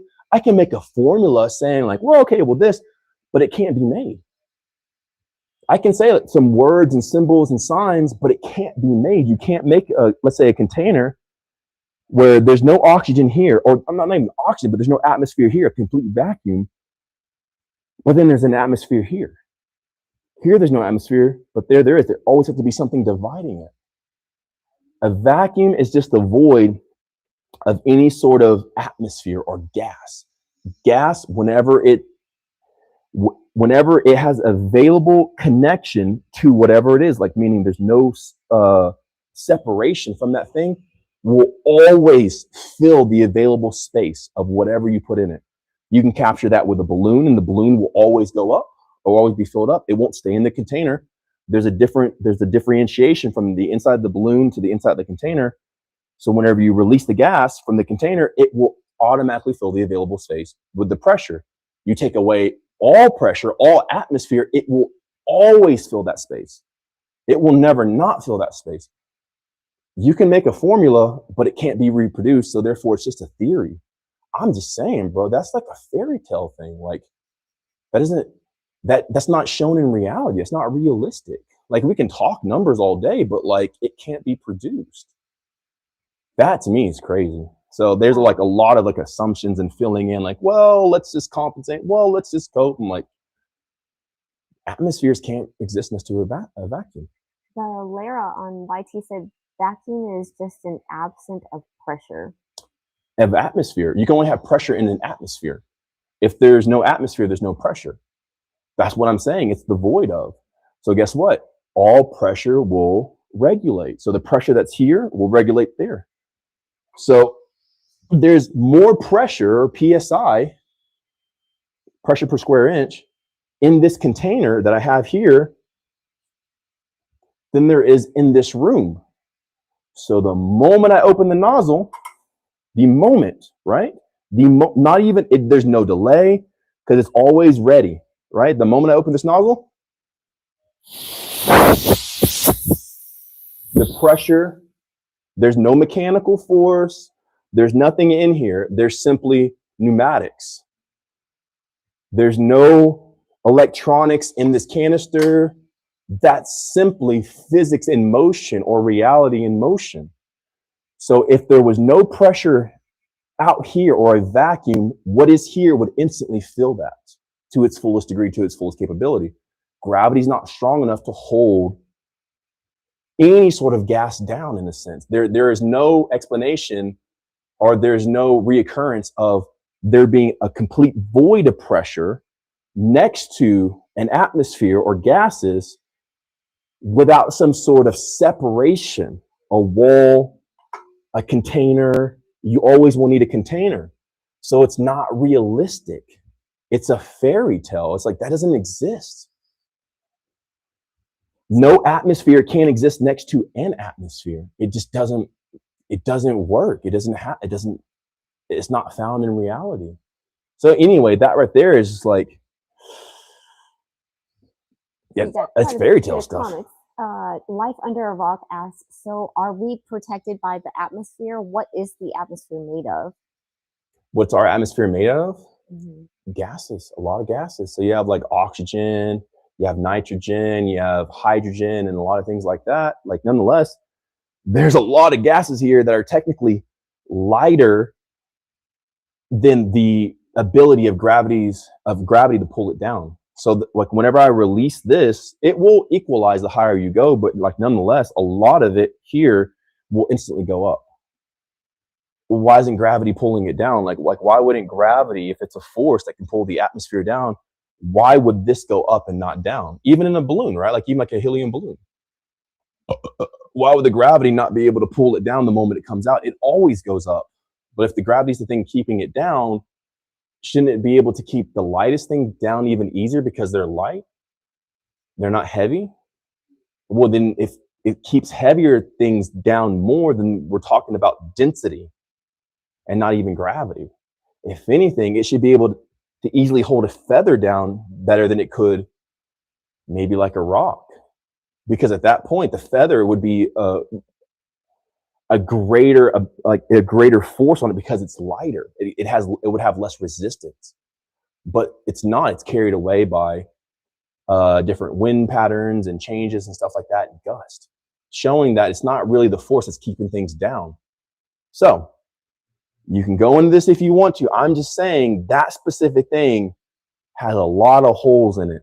There is no vacuum or no atmosphere next to an atmosphere without a container or a separation. That's all I'm saying. Like, it can't be replicated. It can't be shown. We can draw fairy tale numbers and like formulas, and I'm all for it. I love math. I'm all for math, but that doesn't exist in reality. That to me is a fairy tale. So yeah. And Stevenson said, I'm wondering, how do you think we still have air to breathe on Earth? That's what I'm saying. There has to be something most likely keeping it here, because we can't have air next to a vacuum. It's impossible. That's what, so like something has to keep us here. Something has to keep it here, or else it would just escape. Like if you go to the bottom of the ocean and I take this tank with me and I open this tank, all that available air will escape. It won't, like if I open this tank of oxygen, it won't stay at that level with me so I can just breathe it like Sonic. It will instantly escape and go away. So something's keeping all this air from escaping.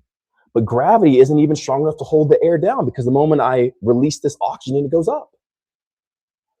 But it's like the weakest force, like it's a freaking oxygen molecule. Why wouldn't gravity be able to hold it down? Why would it go up? Why would it defy the laws of gravity? Something's keeping it here. Of course, the higher you go, the more sporadic it is, they say, the more sparse it is. But nonetheless, I'm not even talking about that. That's even more advanced than what I'm talking about. I'm just saying, like, you can't have no atmosphere next to an atmosphere. Like, it can't be created. Like, that's fairy tale stuff. There's a lot of holes in that. Tone said, some say the firmament.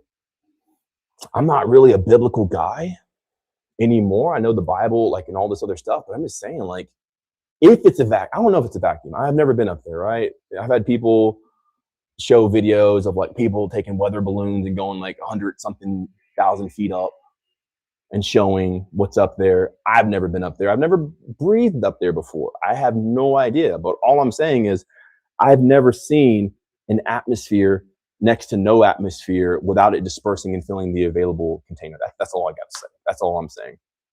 That's all I'm saying. I could say more if you guys want to, but that alone is like, it's either not a vacuum or there's a container. It's either space is not a vacuum. There's probably more options, maybe like 3 options, but it's either not a vacuum or there's a container. I don't know. It's like the firmament, like people say. I have no idea. I've never been up there. But all I know is you cannot have no atmosphere exist next to an atmosphere without this atmosphere filling the available space. And if space is as huge as it is, that stuff should be escaping. We should. There's no reason we should be alive if that's true. Okay, I want to plug in the map. All right, cool. Next. Before I do, there was a question who I think splendidly intrepid said, for the rest of us, what does vacuum cannot exist next to a gas have to do with the question? Please break down your explanation a little bit more. Well, the question was, what do I believe the shape of the earth is, right? I'm saying before I even get into this, like this is step 5. I need to go to step 1. What can I see? I can see that we have an atmosphere, or at least I can experience the atmosphere by breathing and other things I can do. And it said that what's outside of me is a vacuum. So before I could even go on to like an indefinite shape of anything, how could I even suppose that these two things can coexist when it's never shown in anywhere in reality. Like it's not shown anywhere for this to exist. That's impossible. So that I'd have to fill in the gaps and believe and like make believe like, oh yeah. Of course, atmospheres totally can exist next to a vacuum. So that right there invalidates a lot of stuff moving forward and proceeding. How can it be a gas ball in a vacuum? Because the vacuum is the greater, the vacuum has a greater effect because the gas is the force. The gas is what's expanding. Gas expands, right? So whenever something's frozen, it contracts in a sense, like to a degree. Like you can solidify oxygen. It could actually be solidified. You can make solid oxygen and liquefy. You can make liquid oxygen and stuff like that.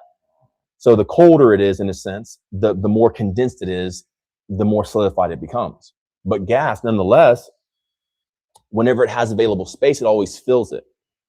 So if this thing can't even get past, I can't even say the shape that's being presented to me because that doesn't make sense.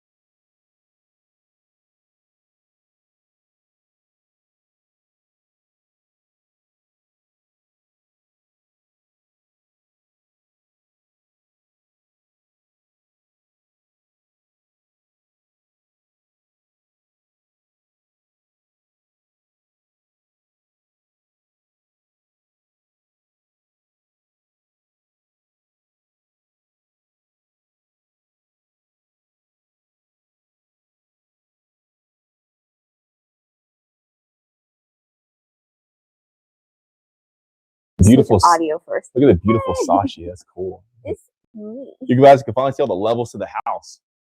So there's like ultimately like 9 levels, but you can see the stairs going down, ascending and descending. I'm gonna go ahead and end this live because Sasha's MacBook ran out of electricity and battery life and stuff like that. So Yeah. But I do like this topic, and again, I am not here to discuss stuff like that, but I'm open to discuss it because I've seen a lot of things that with this formula or this approach makes no sense whatsoever. No sense is just nonsense. Like, where's the sense? And that's not sensical. That doesn't make any sense. So yeah, awesome. And I can't zoom in. Hey, okay, cool. That's all cool. I'll look like I have giant hands. All right, cool.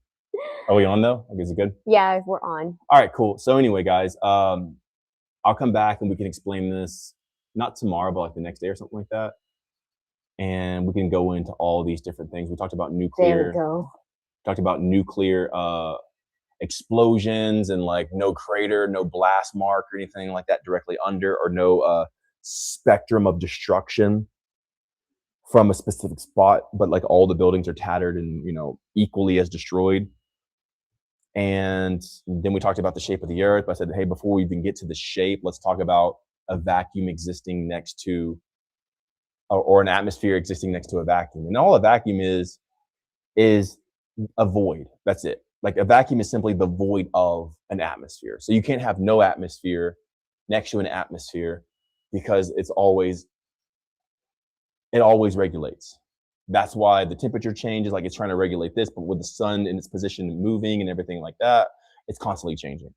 But nonetheless, like the cold gets colder, the warm gets warmer. It brings it back up. Like, everything's always regulating to the most abundant degree or force. So if the sun's there exciting the molecules, obviously you'll get hotter. If the sun's further away, then obviously you'll get colder. So like the outer regions, like, you know, like the most northern region will expand, and that's how things go. So like it'll expand. So if it's at the North Pole, its coldness will start to cover more land because it's expanding, because the excitement is further away. And that's why we have colder temperatures and seasons and stuff like that. When the sun comes back in this specific region, the tropics and everything else, Cancer, from Capricorn into Cancer, stuff like that, that's why it starts to heat up again.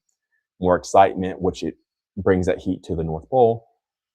No matter what, that atmosphere is present and never exist next to no atmosphere. You can't have something exist next to no thing. As far as a gas, it will always fill that available space. So we can write symbols and say all the formulas we want, but it can't be reproduced. It can't be created. It can't be shown. It can't be replicated. So in a sense, it'd be a theory, since like, okay, well, we have a theory about it, but we can't produce it. So it's an idea. It's a cool idea, but nonetheless, it's not realistic because we don't ever see that in life. We never see gas not fill all the space. It always expands.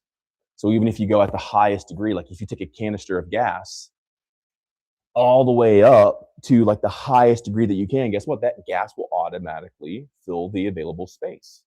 So if you take an oxygen tank way up in the sky, you can put on a balloon or a jet or whatever, it will always fill that space. That gas won't go down. It will go out in all directions, in all ways. Meaning it will always fill the available space, which means there cannot be an atmosphere next to no atmosphere. There always has to be an atmosphere, even if that atmosphere thins out. So that's all I'm saying. I'm not even saying the shape of the earth. I'm just saying, like, it's impossible to have an atmosphere next to a vacuum. But if you guys can recreate it, I'd love to see it. I'm not against it. I don't care about the shape too much of the earth. Like, I kind of do, but I kind of can't get too much into it because like it'll start draining me. But if you guys can create some sort of non-atmosphere next to an atmosphere without a container or something like that, I'm totally open to see it. This is not what my channel's about. But it's kind of not proven. So at that point, like let's just use logic. When you have a vacuum and then you open a port and connect it to an atmosphere, that atmosphere will always feel that vacuum every single time, and it cannot be replicated to where the atmosphere would not feel that vacuum.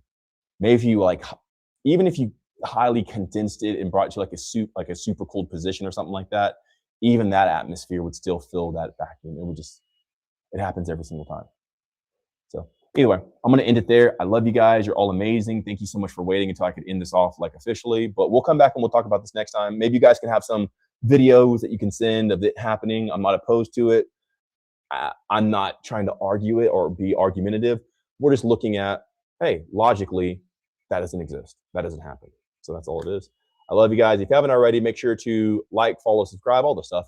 Mikey Breathes on YouTube. You can check out these lives there. I'll be reposting it there. You can go to my website if you want the guide, MikeyBreathes.com.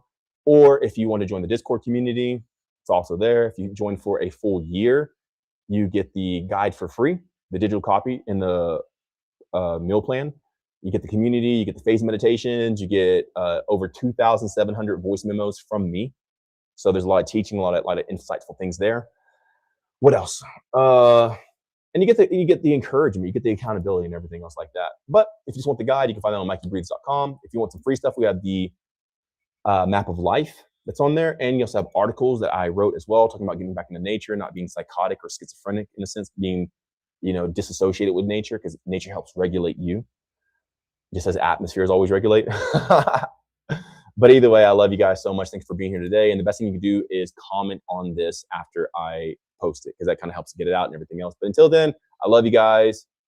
And I'm excited to talk about nuclear explosions and atmospheres and shapes of what we live on next time. So get ready for them and we'll bring it up.